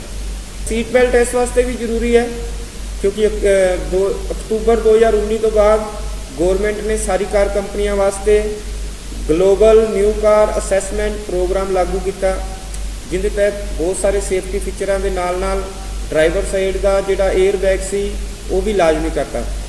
에ਅਰ ਬੈਗ ਜਿਹੜਾ ਇਹਨੂੰ ਸੈਕੰਡਰੀ ਸੇਫਟੀ ਫੀਚਰ ਕਿਹਾ ਜਾਂਦਾ ਹੈ, ਯਾਨੀ ਕਿ ਪ੍ਰਾਇਮਰੀ ਫੀਚਰ ਬੈਲਟ ਨੂੰ ਮੰਨਿਆ ਗਿਆ। ਜਦੋਂ ਬੈਲਟ ਲੱਗੀ ਹੋਊਗੀ ਤਾਂ ਫਿਰ 에ਅਰ ਬੈਗ ਆਪਣੀ ਜਾਨ ਨੂੰ ਬਚਾਉਣ ਵਿੱਚ ਆਪਣੀ ਮਦਦ ਕਰੂਗਾ। ਇਸ ਵਾਸਤੇ ਸੀਟ ਬੈਲਟ ਲੱਗੀ ਹੋਣੀ ਬਹੁਤ ਜ਼ਰੂਰੀ ਹੈ। ਤੇ ਸਾਰੇ ਅੱਗੇ ਤੇ ਅੱਜ ਕੱਲ੍ਹ ਤਾਂ ਜਿਹੜੀ ਗੱਡੀਆਂ ਆ ਰਹੀਆਂ ਪਿਛਲੀ ਸੀਟਾਂ ਵਾਸਤੇ ਵੀ ਸੀਟ ਬੈਲਟ ਹੈ ਤੇ ਉਹਨਾਂ ਦਾ ਕੋਈ ਖਰਚਾ ਨਹੀਂ ਹੈ ਲਾਉਣ ਦਾ।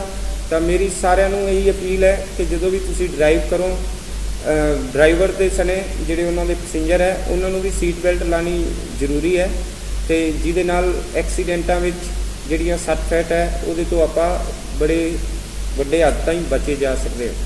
ਠੀਕ ਹੈ। ਉਸ ਤੋਂ ਬਾਅਦ ਹੈਲਮਟ। ਟੂ ਵੀਲਰ 'ਤੇ ਜਿੰਨੇ ਵੀ ਲੋਕ ਸਵਾਰ ਹੈ ਸਾਰਿਆਂ ਨੂੰ ਹੈਲਮਟ ਪਾਉਣਾ ਲਾਜ਼ਮੀ ਹੈ। ਇੱਥੇ ਤੱਕ ਕਿ ਬੱਚਿਆਂ ਨੂੰ ਵੀ ਇਹ ਲਾਜ਼ਮੀ ਹੈ।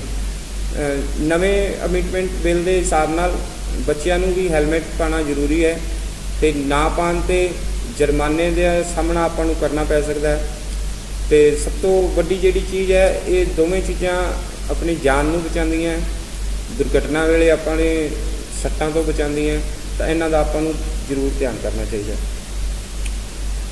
ਠੀਕ ਹੈ। ਗਲਤ ਢੰਗ ਨਾਲ ਲੈਨ ਬਦਲਣਾ ਅਤੇ ਓਵਰਟੇਕ ਦੇ ਨਿਯਮਾਂ ਦਾ ਪਾਲਣ ਨਾ ਕਰਨਾ, ਇਹ 6ਵਾਂ ਆਪਣਾ ਵੱਡਾ ਕਾਰਨ ਹੈ ਐਕਸੀਡੈਂਟ ਹੋਣ ਦਾ। ਗਲਤ ਢੰਗ ਨਾਲ ਲੈਨ ਬਦਲਣਾ, ਬਿਨਾਂ ਕਿਸੇ ਮਤਲਬ ਤੋਂ ਜਲਦੀ ਲੈਨ ਬਦਲਣਾ, ਜਾਂ ਬਿਨਾਂ ਆਪਦੇ ਬੈਕ ਵਿਊ ਮਿਰਰ ਵਿੱਚ ਚੈੱਕ ਕੀਤੇ ਲਾਈਨਾਂ ਨੂੰ ਬਦਲਣਾ, ਇਹ ਸਭ ਦੁਰਘਟਨਾ ਹੋਣ ਦੇ ਮੁੱਖ ਕਾਰਨਾਂ ਵਿੱਚੋਂ ਹੈ। ਲਾਈਨ ਬਦਲਣ ਦਾ ਸਹੀ ਤਰੀਕਾ, ਸਭ ਤੋਂ ਪਹਿਲਾਂ ਤੁਸੀਂ ਬੈਕ ਵਿਊ ਮਿਰਰ ਵਿੱਚ ਆਪਣੇ ਪਿੱਛੇ ਆ ਰਹੀਆਂ ਗੱਡੀਆਂ ਦਾ ਜਾਇਜ਼ਾ ਲਓ।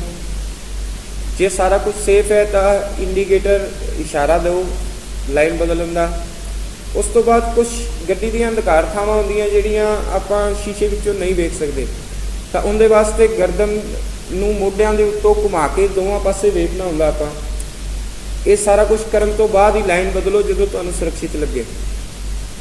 ਅਸੁਰੱਖਿਅਤ ਢੰਗ ਨਾਲ ਬਿਨਾਂ ਵੇਖੇ ਲਾਈਨਾਂ ਬਦਲਣਾ, ਇਹ ਵੀ ਇੱਕ ਐਕਸੀਡੈਂਟ ਦਾ ਮੁੱਖ ਕਾਰਨ ਹੈ। ਤਾਂ ਸਾਰਿਆਂ ਨੂੰ ਇਸ ਚੀਜ਼ ਦੇ ਬਾਰੇ ਥੋੜ੍ਹਾ ਧਿਆਨ ਰੱਖਣਾ ਚਾਹੀਦਾ ਹੈ। ਓਵਰਟੇਕਿੰਗ ਦੇ ਮੈਨਰ। ਓਵਰਟੇਕਿੰਗ ਇੰਡੀਆ ਵਿੱਚ, ਆਪਣੇ ਭਾਰਤ ਵਿੱਚ ਖੱਬੇ ਹੱਥ ਚੱਲਦੇ ਹੈ, ਇਹ ਰੂਲ ਹੈ। ਤਾਂ ਜਿਹੜੀ ਵੀ ਗੱਡੀ ਕਿਸੇ ਦੂਸਰੀ ਗੱਡੀ ਨੂੰ ਪਾਸ ਕਰੂਗੀ ਉਹ ਹਮੇਸ਼ਾ ਸੱਜੇ ਹੱਥ ਤੋਂ ਕਰੂਗੀ। ਪਰ ਜਦੋਂ ਆਪਾਂ ਇਹਨਾਂ ਨਿਯਮਾਂ ਦੀ ਪਾਲਣਾ ਨਹੀਂ ਕਰਦੇ, ਕਿਸੇ ਓਵਰਟੇਕ ਕਰਦੀ ਗੱਡੀ ਦੇ ਨਾਲ ਆਪਾਂ ਓਵਰਟੇਕ ਕਰ ਰਹੇ ਹਾਂ, ਸਾਹਮਣੇ ਤੋਂ ਕੋਈ ਓਵਰਟੇਕ ਕਰ ਰਿਹਾ ਉਦੋਂ ਆਪਾਂ ਓਵਰਟੇਕ ਕਰ ਰਹੇ ਹਾਂ, ਤਾਂ ਓਵਰਟੇਕ ਦੇ ਜਿਹੜੇ ਗਲਤ ਤਰੀਕੇ ਹੈ ਇਹ ਵੀ ਐਕਸੀਡੈਂਟ ਹੋਣ ਦਾ ਇੱਕ ਮੁੱਖ ਅਤੇ ਵੱਡਾ ਕਾਰਨ ਹੈ। ਇੱਕ ਹੋਰ ਬੜੀ ਵੱਡੀ ਸਮੱਸਿਆ 2018 ਵਿੱਚ ਵੇਖਣ ਨੂੰ ਮਿਲੀ, ਜਿਹਨੇ ਟੋਟਲ ਐਕਸੀਡੈਂਟਾਂ ਦਾ ਲਗਭਗ 6% ਜਾਨਾਂ ਲਈਆਂ, ਉਹ ਹੈ ਰੋਂਗ ਸਾਈਡ ਡਰਾਈਵਿੰਗ। ਗਲਤ ਸਾਈਡ ਤੋਂ ਜਦੋਂ ਆਪਾਂ ਡਰਾਈਵ ਕਰਕੇ ਆ ਰਹੇ ਹਾਂ ਤਾਂ ਇਹ ਵੀ ਇੱਕ ਐਕਸੀਡੈਂਟ ਹੋਣ ਦਾ ਵੱਡਾ ਕਾਰਨ ਹੈ। ਵਨ ਵੇ ਦੇ ਉੱਤੇ ਗੱਡੀ ਨੂੰ ਬੈਕ ਕਰਨਾ, ਇਹ ਵੀ ਐਕਸੀਡੈਂਟ ਹੋਣ ਦਾ ਇੱਕ ਮੁੱਖ ਕਾਰਨ ਹੈ। ਤਾਂ ਇਸ ਤਰ੍ਹਾਂ ਬਹੁਤ ਸਾਰੇ ਕਾਰਨ ਹੈ, ਪਰ ਇਹ ਜਿਹੜੇ ਕਾਰਨ ਸੀ 6 ਤੁਹਾਨੂੰ ਦੱਸੇ, ਇਹ ਉਹਨਾਂ ਵਿੱਚੋਂ ਸਭ ਤੋਂ ਮੁੱਖ ਕਾਰਨ ਹੈ। ਤੇ ਬਹੁਤ ਸਾਰੀਆਂ ਜਾਨਾਂ ਹਰ ਸਾਲ ਇਹ ਸੜਕਾਂ ਦੇ ਉੱਤੇ ਲੈ ਲੈਂਦੀਆਂ, ਬਹੁਤ ਸਾਰੇ ਪਰਿਵਾਰਾਂ ਨੂੰ ਇਹ ਦੁੱਖਾਂ 'ਚ ਪਾ ਦਿੰਦੀਆਂ। ਤਾਂ ਸਾਰਿਆਂ ਨੂੰ ਇਹ ਡਰਾਈਵ ਕਰਦੀ ਬਾਕੀ ਇਹਨਾਂ ਸਾਰੀਆਂ ਚੀਜ਼ਾਂ ਦਾ ਧਿਆਨ ਰੱਖਣਾ ਚਾਹੀਦਾ ਹੈ। ਉਸ ਤੋਂ ਬਾਅਦ ਆਪਾਂ ਗੱਲ ਕਰਦੇ ਹਾਂ ਉਹ ਵੱਖਰੇ ਕਾਰਨ ਜਿਹੜੇ ਸੜਕ ਦੇ ਉੱਤੇ ਹਾਦਸੇ ਹੋਣ ਦਾ ਕਾਰਨ ਬਣ ਜਾਂਦੇ ਆ, ਉਹਨਾਂ ਉੱਤੇ ਆਪਾਂ ਥੋੜ੍ਹੀ ਧਿਆਨ ਦਿੰਦੇ ਹਾਂ। ਸਭ ਤੋਂ ਪਹਿਲਾਂ ਇਹਦੇ 'ਚ ਗੱਲ ਕਰਦੇ ਹਾਂ ਆਪਾਂ ਡਰਾਈਵਰ ਵੀਰਾਂ ਵਾਸਤੇ। ਡਰਾਈਵਰ ਵੀਰ ਵੀ ਕੁਝ ਇਸ ਤਰ੍ਹਾਂ ਦੀਆਂ ਗਲਤੀਆਂ ਕਰਦੇ ਆ ਜਿਹਦੇ ਨਾਲ ਉਹ ਐਕਸੀਡੈਂਟ ਹੋਣ ਦਾ ਉਹ ਕਾਰਨ ਬਣ ਜਾਂਦੇ ਆ। ਉਹਦੇ ਵਿੱਚੋਂ ਸਭ ਤੋਂ ਪਹਿਲੀ ਜਿਹੜੀ ਚੀਜ਼ ਹੈ ਓਵਰ ਸਪੀਡ। ਜੇ ਡਰਾਈਵਰ ਓਵਰ ਸਪੀਡ ਕਰਨਗੇ ਤਾਂ ਇਹ ਐਕਸੀਡੈਂਟ ਹੋਣ ਦਾ ਸਿੱਧਾ ਇੱਕ ਕਾਰਨ ਬਣ ਸਕਦੇ ਆ।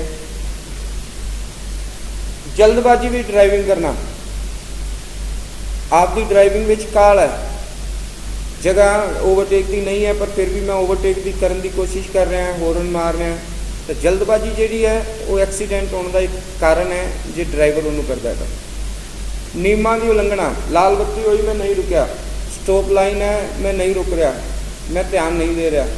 ਤਾਂ ਜਿਹੜੇ ਨਿਯਮ ਕਾਨੂੰਨ ਬਣਾਏ ਗਏ ਉਹ ਸਾਰਿਆਂ ਦੀ ਬਚਤ ਵਾਸਤੇ ਬਣਾਏ ਗਏ, ਤੇ ਜਦੋਂ ਡਰਾਈਵਰ ਸਾਹਿਬਾਨ ਉਹਨਾਂ ਦੀ ਪਾਲਣਾ ਨਹੀਂ ਕਰਨਗੇ ਤਾਂ ਇਹ ਸਿੱਧੇ ਸਿੱਧੇ ਐਕਸੀਡੈਂਟ ਹੋਣ ਦਾ ਇੱਕ ਕਾਰਨ ਬਣ ਸਕਦੇ ਆ। ਸੰਕੇਤਾਂ ਨੂੰ ਨਾ ਸਮਝਣਾ, ਅਨਪੜ੍ਹਤਾ ਹੈ। ਸੜਕ ਦੇ ਉੱਤੇ ਬਚਾਅ ਵਾਸਤੇ ਕੁਛ ਨਿਸ਼ਾਨ, ਕੁਛ ਲਾਈਨਾਂ, ਕੁਛ ਰਿਫਲੈਕਟਰ, ਅਲੱਗ-ਅਲੱਗ ਕਲਰ, ਇਹ ਸਭ ਕੁਛ ਬਣਾਇਆ ਗਿਆ। ਪਰ ਜਿਹੜੇ ਡਰਾਈਵਰ ਹੈ, ਜਦੋਂ ਤਾਈਂ ਉਹਨਾਂ ਨੂੰ ਇਹਨਾਂ ਦੇ ਬਾਰੇ ਪਤਾ ਹੀ ਨਹੀਂ ਹੈ, ਨਿਸ਼ਾਨਾਂ ਦੀ ਸਮਝ ਨਹੀਂ ਹੈ, ਮਾਰਕਿੰਗ ਦੀ ਸਮਝ ਨਹੀਂ ਹੈ, ਤਾਂ ਉਹ ਐਕਸੀਡੈਂਟ ਹੋਣ ਦਾ ਕਾਰਨ ਬਣ ਸਕਦੇ ਆ। ਥਕਾਵਟ, ਬਿਨਾਂ ਆਰਾਮ ਕੀਤੇ ਲਗਾਤਾਰ ਗੱਡੀ ਨੂੰ ਚਲਾਉਣਾ। ਜਦੋਂ ਵੀ ਤੁਸੀਂ ਕੋਈ ਲੰਬੀ ਸਫ਼ਰ 'ਤੇ ਜਾ ਰਹੇ ਹੋ ਤਾਂ 2-2 ਘੰਟੇ ਬਾਅਦ, 2.5 ਘੰਟੇ ਬਾਅਦ ਤੁਹਾਨੂੰ ਰੁਕਣਾ ਚਾਹੀਦਾ ਹੈ, ਆਰਾਮ ਕਰਨਾ ਚਾਹੀਦਾ ਹੈ। ਉਸ ਤੋਂ ਬਾਅਦ ਗੱਡੀ 'ਤੇ ਵਾਪਸ ਰਹਿਣਾ ਚਾਹੀਦਾ ਹੈ। ਲਗਾਤਾਰ ਡਰਾਈਵਿੰਗ ਨਾਲ ਜਾਂ ਥਕਾਵਟ ਨਾਲ ਡਰਾਈਵ ਕਰਨਾ, ਇਹ ਵੀ ਐਕਸੀਡੈਂਟ ਹੋਣ ਦਾ ਕਾਰਨ ਬਣ ਸਕਦਾ ਹੈ। ਸਭ ਤੋਂ ਲਾਸਟ ਵਿੱਚ ਹੈ ਕਿਸੇ ਵੀ ਨਸ਼ੇ ਦਾ ਸੇਵਨ ਕਰਕੇ ਗੱਡੀ ਚਲਾਉਣਾ। ਤਾਂ ਇਹ ਕੁਝ ਕਾਰਨ ਹੈ ਜਿਹਦੇ ਨਾਲ ਡਰਾਈਵਰ ਸਾਹਿਬਾਨ ਜਿਹੜੇ ਹੈ ਉਹ ਐਕਸੀਡੈਂਟ ਹੋਣ ਦਾ ਕਾਰਨ ਬਣ ਸਕਦੇ ਆ। ਇਸ ਤੋਂ ਅੱਗੇ ਆਪਾਂ ਗੱਲ ਕਰਦੇ ਹਾਂ ਆਪਣੇ ਯਾਤਰੀਆਂ ਦਾ। ਜਿਹੜੇ ਆਪਣੇ ਨਾਲ ਯਾਤਰੀ ਸਫ਼ਰ ਕਰ ਰਹੇ ਹੈ, ਇਹ ਵੀ ਐਕਸੀਡੈਂਟ ਹੋਣ ਦਾ ਕਾਰਨ ਬਣ ਸਕਦੇ ਆ। ਉਹ ਮੁੱਖ ਕਾਰਨਾਂ ਦੇ ਬਾਰੇ ਆਪਾਂ ਗੱਲ ਕਰਦੇ ਹਾਂ। ਯਾਤਰੀ ਦੁਆਰਾ ਚਲਦੇ ਵਾਹਨ ਵਿੱਚੋਂ ਆਪਣੇ ਸਰੀਰ ਦਾ ਕੋਈ ਅੰਗ ਬਾਹਰ ਕੱਢਣਾ, ਇਹ ਸਿੱਧਾ ਐਕਸੀਡੈਂਟ ਹੋਣ ਦਾ ਇੱਕ ਕਾਰਨ ਬਣ ਸਕਦਾ ਹੈ। ਯਾਤਰੀਆਂ ਦੁਆਰਾ ਡਰਾਈਵਰ ਨੂੰ ਗੱਲਾਂ ਬਾਤਾਂ 'ਚ ਉਲਝਾ ਲੈਣਾ, ਉਹਨਾਂ ਦਾ ਧਿਆਨ ਭਟਕਾ ਦੇਣਾ, ਇਹ ਵੀ ਐਕਸੀਡੈਂਟ ਹੋਣ ਦਾ ਇੱਕ ਕਾਰਨ ਹੈ। ਗਲਤ ਸਾਈਡ ਤੋਂ ਗੱਡੀ ਦੇ ਅੰਦਰ ਬਹਿਣਾ ਜਾਂ ਉਤਰਨਾ, ਇਹ ਵੀ ਐਕਸੀਡੈਂਟ ਹੋਣ ਦਾ ਕਾਰਨ ਹੋ ਸਕਦਾ ਹੈ।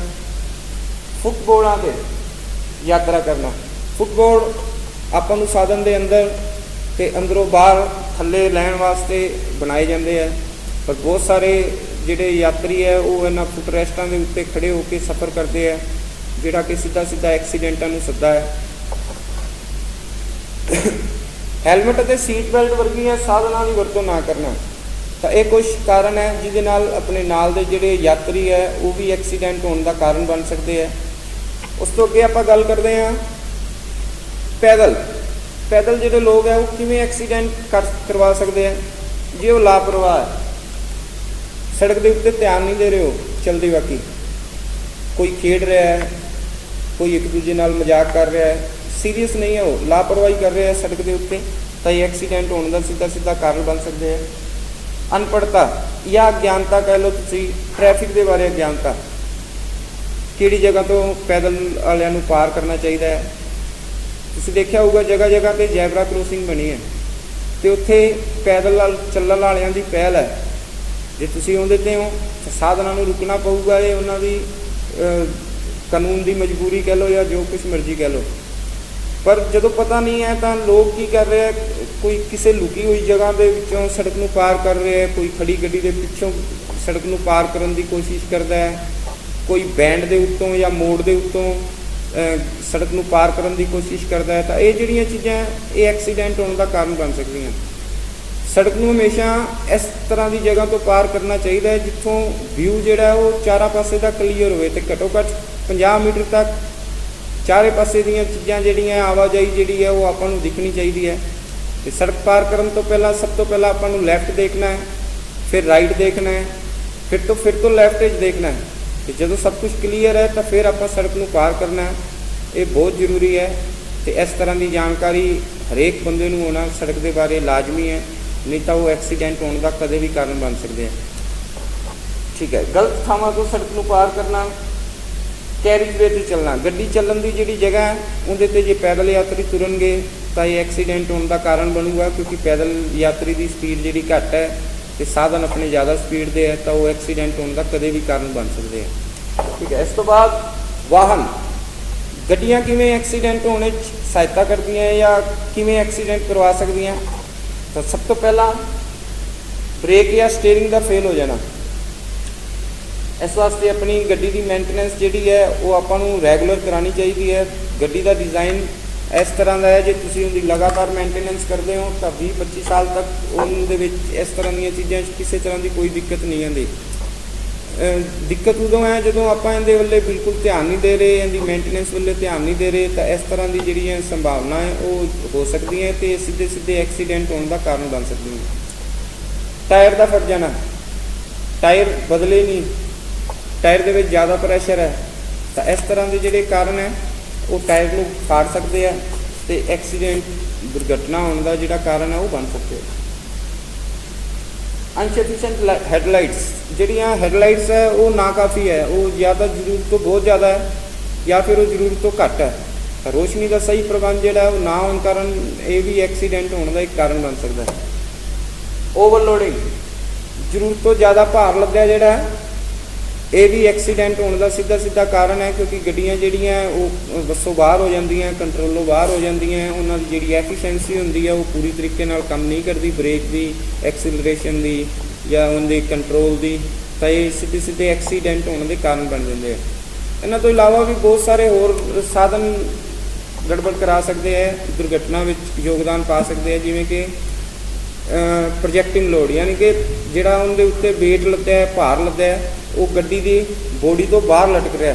ਜਿਵੇਂ ਆਪਣੇ ਆਮ ਹੀ ਸਰੀਏ ਵਗੈਰਾ ਤੁਸੀਂ ਲੱਦੇ ਦੇਖੇ ਹੋਣਗੇ, ਤਾਂ ਉਹ ਗੱਡੀ ਤੋਂ ਬਾਹਰ ਲਟਕਦੇ ਆ ਅਤੇ ਦੁਰਘਟਨਾਵਾਂ ਨੂੰ ਸਿੱਧੇ ਸੱਦਾ ਹੈ। ਤਾਂ ਇਸ ਤਰ੍ਹਾਂ ਨਾਲ ਇਹ ਵਾਹਨ ਦੀਆਂ ਕੁਛ ਚੀਜ਼ਾਂ ਜਿਹੜੀਆਂ ਐਕਸੀਡੈਂਟ ਵਿੱਚ ਯੋਗਦਾਨ ਪਾਉਂਦੀਆਂ। ਉਸ ਤੋਂ ਅੱਗੇ ਸੜਕ ਦੇ ਹਾਲਾਤ, ਸੜਕ ਦੀ ਬਣਤਰ ਉਹਦੇ ਐਕਸੀਡੈਂਟ ਹੋਣ ਦਾ ਕਾਰਨ ਬਣ ਸਕਦੀ ਹੈ, ਜਿਵੇਂ ਕਿ ਜੇ ਉਹਦੇ ਟੋਏ ਹੈ ਐਕਸੀਡੈਂਟ ਕਰਵਾ ਸਕਦੇ ਹੈ। ਸੜਕ ਖਰਾਬ ਹੋ ਚੁੱਕੀ, ਟੁੱਟ ਗਈ ਹੈ ਉਹ ਪੂਰੀ ਤਰ੍ਹਾਂ, ਤਾਂ ਐਕਸੀਡੈਂਟ ਦਾ ਇੱਕ ਕਾਰਨ ਬਣ ਜਾਂਦੀ ਹੈ। ਇਰੋਡਿਡ ਰੋਡਾਂ, ਯਾਨੀ ਕਿ ਕਿਨਾਰਿਆਂ ਤੋਂ ਕੱਟੀਆਂ ਹੋਈਆਂ ਰੋਡਾਂ, ਬਿਲਕੁਲ ਕਿਨਾਰਿਆਂ ਤੋਂ ਬਿਲਕੁਲ ਸੜਕ ਕੱਟੀ ਹੋਈ ਹੈ, ਤਾਂ ਇਹ ਐਕਸੀਡੈਂਟ ਨੂੰ ਸਿੱਧਾ ਸੱਦਾ ਦੇ ਸਕਦੀ ਹੈ। ਲਿੰਕ ਰੋਡਾਂ ਜਦੋਂ ਹਾਈਵੇ ਦੇ ਨਾਲ ਰਲਦੀਆਂ, ਤਾਂ ਇੱਥੇ ਹਮੇਸ਼ਾ ਲਿੰਕ ਰੋਡ ਵਾਲੇ ਨੂੰ ਰੁਕਣਾ ਚਾਹੀਦਾ ਹੈ। ਮੇਨ ਰੋਡ ਵਾਲੇ ਦੀ ਇੱਥੇ ਪਹਿਲ ਹੈ, ਤਾਂ ਲਿੰਕ ਰੋਡ ਵਾਲੇ ਰੁਕੋ, ਮੇਨ ਰੋਡ 'ਤੇ ਜਾਇਜ਼ਾ ਲਓ ਟ੍ਰੈਫਿਕ ਦਾ, ਜੇ ਸਭ ਕੁਝ ਸੇਫ ਹੈ ਤਾਂ ਜਾਓ। ਇੱਥੇ ਹੀ ਆਪਣੇ ਹੈਵੀ ਜਿਹੜੀ ਹਾਈਵੇ ਦੇ ਉੱਤੇ ਚੱਲ ਰਿਹਾ ਗੱਡੀਆਂ, ਉਹਨਾਂ ਦਾ ਵੀ ਇਹ ਫਰਜ਼ ਬਣਦਾ ਹੈ ਕਿ ਉਹ ਜੇ ਲਿੰਕ ਰੋਡ ਦਾ ਨਿਸ਼ਾਨ ਆਉਂਦਾ ਤਾਂ ਉੱਥੇ ਆਪ ਦੀ ਸਪੀਡ ਨੂੰ ਘੱਟ ਕਰਨ, ਤਾਂ ਕਿ ਕਿਸੇ ਅਣਜਾਣ ਦੇ ਕਾਰਨ ਇਹ ਹਾਦਸੇ ਜਿਹੜੇ ਹੈ ਉਹ ਨਾ ਵਾਪਰਨ। ਸੜਕ ਦੀ ਡਿਵਰਸ਼ਨ ਇਹਨੂੰ ਕਹਿੰਦੇ, ਸੜਕ ਦੀ ਦਿਸ਼ਾ ਵਿੱਚ ਪਰਿਵਰਤਨ ਕਰਨਾ। ਇੱਕ ਪਾਸੇ ਦੀ ਸੜਕ ਬਣ ਰਹੀ ਹੈ, ਦੂਜੇ ਪਾਸੇ ਦਾ ਹਿੱਸਾ ਚਾਲੂ ਹੈ, ਤਾਂ ਜਦੋਂ ਇਸ ਤਰ੍ਹਾਂ ਨਾਲ ਰਸਤੇ ਨੂੰ ਬਦਲ ਦਿੰਦੇ ਆ, ਡਿਵਰਸ਼ਨ ਕਰਦੇ ਆ, ਤਾਂ ਉਦੋਂ ਵੀ ਇਹ ਐਕਸੀਡੈਂਟ ਹੋਣ ਦਾ ਕਾਰਨ ਬਣ ਜਾਂਦੇ ਆ। ਤਾਂ ਇਹ ਕੁਝ ਕਾਰਨ ਹੈ ਜਿਹਦੇ ਨਾਲ ਸੜਕਾਂ ਐਕਸੀਡੈਂਟ ਹੋਣ ਦਾ ਕਾਰਨ ਬਣਦੀਆਂ। ਉਸ ਤੋਂ ਬਾਅਦ ਮੌਸਮ ਵੀ ਐਕਸੀਡੈਂਟ ਹੋਣ ਦਾ ਕਾਰਨ ਬਣ ਸਕਦਾ ਹੈ ਜੇ ਆਪਾਂ ਥੋੜ੍ਹੇ ਸੁਚੇਤ ਨਾ ਰਹਾਂਗੇ ਤਾਂ। ਜਿਵੇਂ ਧੁੰਦ, ਬਰਫ਼ਬਾਰੀ, ਭਾਰੀ ਬਾਰਿਸ਼, ਹਵਾ ਦੇ ਤੂਫਾਨ ਤੇ ਗੜੇਮਾਰੀ। ਮੌਸਮ ਦਾ ਸਭ ਤੋਂ ਵੱਡਾ ਇਫੈਕਟ ਇਹ ਹੈ ਬਈ ਇਹ ਆਪਣੇ ਸਿੱਧੇ ਵਿਜ਼ੀਬਿਲਿਟੀ ਦੇ ਫਰਕ ਪਾਉਂਦੀਆਂ ਨੇ, 'ਚ ਬਹੁਤ ਸਾਰੀਆਂ ਚੀਜ਼ਾਂ, ਤੇ ਵਿਜ਼ੀਬਿਲਿਟੀ ਘਟਣ ਕਾਰਨ ਇਹ ਐਕਸੀਡੈਂਟ ਦੇ ਜਿਹੜੇ ਚਾਂਸ ਹੈ ਉਹ ਵੱਧ ਜਾਂਦੇ ਹੈ। ਤਾਂ ਅਪੀਲ ਇਹ ਕੀਤੀ ਜਾਂਦੀ ਹੈ ਵੀ ਜਦੋਂ ਵੀ ਮੌਸਮ ਖਰਾਬ ਹੈ ਤਾਂ ਸਪੀਡ ਨੂੰ ਆਪਦੇ ਕੰਟਰੋਲ ਵਿੱਚ ਰੱਖੋ, ਘੱਟ ਸਪੀਡ 'ਤੇ ਗੱਡੀਆਂ ਚਲਾਓ, ਤਾਂ ਕਿ ਆਪਾਂ ਦੁਰਘਟਨਾਵਾਂ ਤੋਂ ਥੋੜ੍ਹਾ ਬਹੁਤ ਕੰਟਰੋਲ ਪਾ ਸਕੀਏ। ਇਸ ਤੋਂ ਅੱਗੇ ਆਪਾਂ ਹੁਣ ਗੱਲ ਕਰਦੇ ਹਾਂ ਡਰਾਈਵਰਾਂ ਦੁਆਰਾ ਕੀਤੀਆਂ ਜਾਣ ਵਾਲੀਆਂ ਆਮ ਗਲਤੀਆਂ। ਸਭ ਤੋਂ ਪਹਿਲਾਂ ਧਿਆਨ ਭਟਕਣਾ, ਧਿਆਨ ਗਵਾਉਣਾ, ਜ਼ੋਨਿੰਗ ਆਊਟ। ਤਾਂ ਇਹ ਮੈਂ ਤੁਹਾਨੂੰ ਪਹਿਲਾਂ ਵੀ ਦੱਸਿਆ ਵੀ ਗੱਡੀ ਚਲਾਉਂਦੀ ਬਾਕੀ ਆਪਣੇ ਪੂਰੇ ਦਾ ਪੂਰਾ ਫਿਜ਼ੀਕਲ ਅਤੇ ਮੈਂਟਲੀ ਜਿਹੜੀ ਅਟੈਂਸ਼ਨ ਹੈ ਉਹ ਸੜਕ 'ਤੇ ਹੋਣੀ ਜ਼ਰੂਰੀ ਹੈ। ਅਤੇ ਸੜਕ 'ਤੇ ਜਦੋਂ ਆਪਾਂ ਗੱਡੀ ਚਲਾਉਂਦੇ ਹਾਂ ਤਾਂ ਆਪਣਾ ਪੂਰੇ ਦਾ ਪੂਰਾ ਧਿਆਨ ਜਿਹੜਾ ਹੈ ਉਹ ਸੜਕ 'ਤੇ ਹੋਣਾ ਚਾਹੀਦਾ ਹੈ, ਨਾ ਕਿ ਹੋਰ ਕਿਸੇ ਮੁੱਦੇ 'ਤੇ ਹੋਣਾ ਚਾਹੀਦਾ ਹੈ ਜਿਹੜਾ ਆਪਣਾ ਬਕਾਇਆ ਹੈ ਜਾਂ ਜਿਹੜਾ ਆਪਾਂ ਘਰੇ ਛੱਡ ਕੇ ਆਏ ਹਾਂ ਜਾਂ ਆਪਣੇ ਬਾਹਰ ਹੋਣ ਵਾਲਾ ਹੈ। ਉਹ ਸਾਰੇ ਮੁੱਦਿਆਂ ਨੂੰ ਛੱਡ ਕੇ ਆਪਣਾ ਪੂਰੇ ਦਾ ਪੂਰਾ ਜਿਹੜਾ ਧਿਆਨ ਹੈ ਉਹ ਡਰਾਈਵਿੰਗ ਦੇ ਉੱਤੇ ਚਾਹੀਦਾ।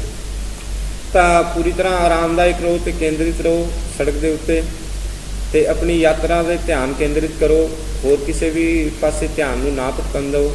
ਇਹ ਐਕਸੀਡੈਂਟ ਹੋਣ ਦਾ ਇੱਕ ਮੁੱਖ ਕਾਰਨ ਹੈ। ਦੂਜਾ, ਡਰਾਈਵਿੰਗ ਕਰਦੇ ਸਮੇਂ ਗਲਤੀਆਂ, ਬ੍ਰੇਕ ਲੋਡ ਅਨੁਸਾਰ ਲਓ, ਯਕਦਮ ਬ੍ਰੇਕ ਨਾ ਲਾਓ, ਆਪਦੇ ਆਸੇ ਪਾਸੇ ਦਾ ਜਾਇਜ਼ਾ ਲੈ ਕੇ ਬ੍ਰੇਕ ਲਾਓ। ਭਜਾ ਕੇ ਜਦੋਂ ਆਪਾਂ ਬ੍ਰੇਕ ਲਾਉਂਦੇ ਹਾਂ ਤਾਂ ਇਹ ਐਕਸੀਡੈਂਟ ਨੂੰ ਸਿੱਧੇ ਸੱਦਾ ਹੈ। ਫਿਊਲ ਜ਼ਿਆਦਾ ਕੰਜਕਸ਼ਨ ਹੁੰਦਾ ਹੈ, ਏਅਰ ਪੋਲਿਊਸ਼ਨ ਹੁੰਦਾ ਹੈ, ਇਸ ਤਰ੍ਹਾਂ ਦੀ ਬਹੁਤ ਸਾਰੀਆਂ ਸਮੱਸਿਆ ਹੁੰਦੀਆਂ। ਤਾਂ ਜ਼ਰੂਰਤ ਅਨੁਸਾਰ ਬ੍ਰੇਕ ਆਪਾਂ ਨੂੰ ਲੈਣੀ ਚਾਹੀਦੀ ਹੈ। ਅਤੇ ਜਦੋਂ ਵੀ ਤੁਸੀਂ ਸਫ਼ਰ 'ਤੇ ਜਾਣਾ ਉਸ ਤੋਂ ਪਹਿਲਾਂ ਤੁਹਾਨੂੰ ਪੂਰੀ ਤਰ੍ਹਾਂ ਨਾਲ ਚੁਸਤ ਦਰੁਸਤ ਕਰਨ ਵਾਸਤੇ ਪੂਰੇ ਦਾ ਪੂਰਾ ਆਰਾਮ ਕਰਨਾ ਚਾਹੀਦਾ ਹੈ। ਡਰਾਈਵਿੰਗ ਕਰਦੇ ਸਮੇਂ ਕਦੇ ਵੀ ਫੋਨ ਦੀ ਵਰਤੋਂ ਨਹੀਂ ਕਰਨੀ ਚਾਹੀਦੀ ਆਪਾਂ ਨੂੰ, ਜਾਂ ਟਰੈਕ ਬਦਲਣਾ, ਗਾਣੇ ਬਦਲਣਾ, ਆਵਾਜ਼ ਬਦਲਣਾ, ਸ਼ੀਸ਼ੇ ਐਡਜਸਟ ਕਰਨਾ, ਇਸ ਤਰ੍ਹਾਂ ਦੀਆਂ ਜਿਹੜੀਆਂ ਚੀਜ਼ਾਂ ਇਹ ਸਾਰੀ ਦੀਆਂ ਸਾਰੀਆਂ ਵੱਡੀਆਂ ਗਲਤੀਆਂ ਜਿਹੜੀ ਸੜਕ ਦੇ ਉੱਤੇ ਸਿੱਧੇ ਸਿੱਧੇ ਐਕਸੀਡੈਂਟ ਹੋਣ ਦਾ ਕਾਰਨ ਬਣ ਸਕਦੀਆਂ। ਤੇ ਸਲਾਹ ਇਹ ਵੀ ਹੈ ਵੀ ਜਦੋਂ ਤੁਸੀਂ ਕੋਈ ਆਪਦੀ ਯਾਤਰਾ ਸ਼ੁਰੂ ਕਰਨੀ ਹੈ ਤਾਂ ਇਹਦਾ ਪੂਰੇ ਦਾ ਪੂਰਾ ਪਲੈਨਿੰਗ, ਇਹਦਾ ਰੂਟ ਮੈਪ ਇਹ ਤੁਸੀਂ ਪਹਿਲਾਂ ਹੀ ਡਿਸਾਈਡ ਕੀਤਾ ਹੋਵੇ, ਤਾਂ ਕਿ ਉੱਥੇ ਜਾਣ ਤੋਂ ਬਾਅਦ, ਸੜਕ ਦੇ ਉੱਤੇ ਜਾਣ ਤੋਂ ਬਾਅਦ ਆਪਾਂ ਕਿਸੇ ਤਰ੍ਹਾਂ ਦਾ ਆਪਣਾ ਧਿਆਨ ਇੱਧਰ ਉੱਧਰ ਨਾ ਭਟਕੇ, ਆਪਾਂ ਪੂਰੀ ਤਰ੍ਹਾਂ ਨਾਲ ਕੇਂਦਰਿਤ ਰਹੀਏ ਅਤੇ ਆਪਦੇ ਟੀਚੇ ਵੱਲੇ ਸੁਰੱਖਿਅਤ ਵਧੀਏ, ਤਾਂ ਕਿ ਤੁਸੀਂ ਤੇ ਆਪਣੇ ਆਮ ਸੜਕ ਨੂੰ ਵਰਤਣ ਵਾਲੇ ਜਿਹੜੇ ਹੈ ਉਹ ਸਾਰੇ ਦੇ ਸਾਰੇ ਜਲਦੀ ਅਤੇ ਸੇਫ ਆਪਦੀ ਮੰਜ਼ਿਲ 'ਤੇ ਪਹੁੰਚ ਸਕਣ। ਇਸ ਤੋਂ ਬਾਅਦ ਮੌਸਮ ਦੇ ਹਾਲਾਤਾਂ ਦੇ ਅਨੁਕੂਲ ਜਿਹੜੇ ਹੋਣ ਦੇ ਜਿਹੜੇ ਸਾਧਨ ਹੈ ਗੱਡੀ ਦੇ ਵਿੱਚ, ਉਹ ਆਪਾਂ ਫੇਲ ਹੋ ਗਏ ਉਹਨਾਂ ਨੂੰ ਵਰਤਣ ਵਿੱਚ, ਯਾਨੀ ਕਿ ਮੌਸਮ ਨੂੰ ਆਪਣੇ ਅਨੁਕੂਲ ਨਹੀਂ ਕਰ ਸਕੇ। ਜਿਵੇਂ ਧੁੰਦ ਸੀ ਪਰ ਮੇਰੀਆਂ ਫੋਗ ਲਾਈਟਾਂ ਨਹੀਂ ਜਗ ਰਹੀਆਂ, ਬਾਰਿਸ਼ ਹੋਈ ਹੈ ਪਰ ਮੇਰੇ ਵਾਈਪਰ ਨਹੀਂ ਚੱਲਦੇ ਪਏ, ਤਾਂ ਹਨੇਰਾ ਹੋਣਾ ਸ਼ੁਰੂ ਹੋਇਆ, ਰਾਤ ਹੋਣੀ ਸ਼ੁਰੂ ਹੋਈ ਪਰ ਮੇਰੀਆਂ ਜਿਹੜੀਆਂ ਲਾਈਟਾਂ ਹੈ ਉਹ ਅਨਸਫੀਸ਼ੀਐਂਟ ਹੈ, ਰੋਸ਼ਨੀ ਨਹੀਂ ਹੈ। ਤਾਂ ਇਸ ਤਰ੍ਹਾਂ ਮੌਸਮ ਬਦਲਿਆ ਪਰ ਉਹਦੇ ਅਕੋਰਡਿੰਗ ਜਿਹੜੇ ਐਕਸ਼ਨ ਲੈਣੇ ਸੀਗੇ ਉਹ ਉਹਨਾਂ ਵਿੱਚ ਜੇ ਆਪਾਂ ਫੇਲ ਹੁੰਦੇ ਹਾਂ ਤਾਂ ਇਹ ਡਰਾਈਵਰ ਦੀ ਇੱਕ ਬਹੁਤ ਵੱਡੀ ਗਲਤੀ ਹੈ। ਆਪਦੀ ਗੱਡੀ ਨੂੰ ਹਮੇਸ਼ਾ ਕਿਸੇ ਵੀ ਮੌਸਮ ਵਾਸਤੇ ਤਿਆਰ ਰੱਖੋ। ਗੱਡੀ ਦੇ ਵਿੱਚ ਹਰੇਕ ਮੌਸਮ ਦੇ ਨਾਲ ਨਜਿੱਠਣ ਵਾਸਤੇ ਪੂਰੇ ਦੇ ਪੂਰੇ ਪ੍ਰਬੰਧ ਹੈ, ਪਰ ਆਪਣੀ ਅਣਗਹਿਲੀ ਨਾਲ ਜਾਂ ਕਹਿ ਲਓ ਵੀ ਉਹਦੀ ਮੇਨਟੇਨੈਂਸ ਦੀ ਕਮੀ ਨਾਲ ਇਹ ਸਾਧਨ ਜਿਹੜੇ ਹੈ ਜੇ ਆਪਾਂ ਨਹੀਂ ਚਲਾਏ ਹੋਏ ਅਤੇ ਮੌਸਮ ਬਦਲਿਆ ਤਾਂ ਇਹ ਐਕਸੀਡੈਂਟ ਹੋਣ ਦਾ ਇੱਕ ਬਹੁਤ ਵੱਡਾ ਕਾਰਨ ਬਣ ਸਕਦੇ ਹੈ। ਬਾਰਿਸ਼ ਵਿੱਚ ਤੁਸੀਂ ਹੌਲੀ ਚੱਲੋ, ਮਾੜੀ ਦ੍ਰਿਸ਼ਟੀ ਲਈ ਆਪਣੇ ਆਪ ਨੂੰ ਐਡਜਸਟ ਕਰੋ, ਸਪੀਡ ਘੱਟ ਕਰ ਲਓ, ਆਸੇ ਪਾਸੇ ਪੂਰੀ ਨਿਗਾਹ ਰੱਖੋ, ਤਾਂ ਇਸ ਤਰ੍ਹਾਂ ਨਾਲ ਇਹਦੇ ਨਾਲ ਆਪਣੀ ਥੋੜ੍ਹੀ ਬਚਤ ਹੋ ਸਕਦੀ ਹੈ।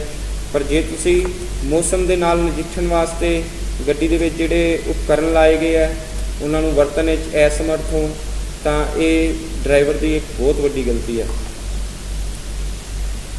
ਉਤੇਜਿਤ ਢੰਗ ਨਾਲ ਗੱਡੀ ਚਲਾਉਣਾ, ਅਗਰੈਸਿਵਲੀ ਡਰਾਈਵਿੰਗ, ਇਹਦੇ ਵਿੱਚ ਸਭ ਤੋਂ ਪਹਿਲੀ ਚੀਜ਼ ਹੈ ਟੈਲੀਗ੍ਰੇਟ ਕਰਨਾ।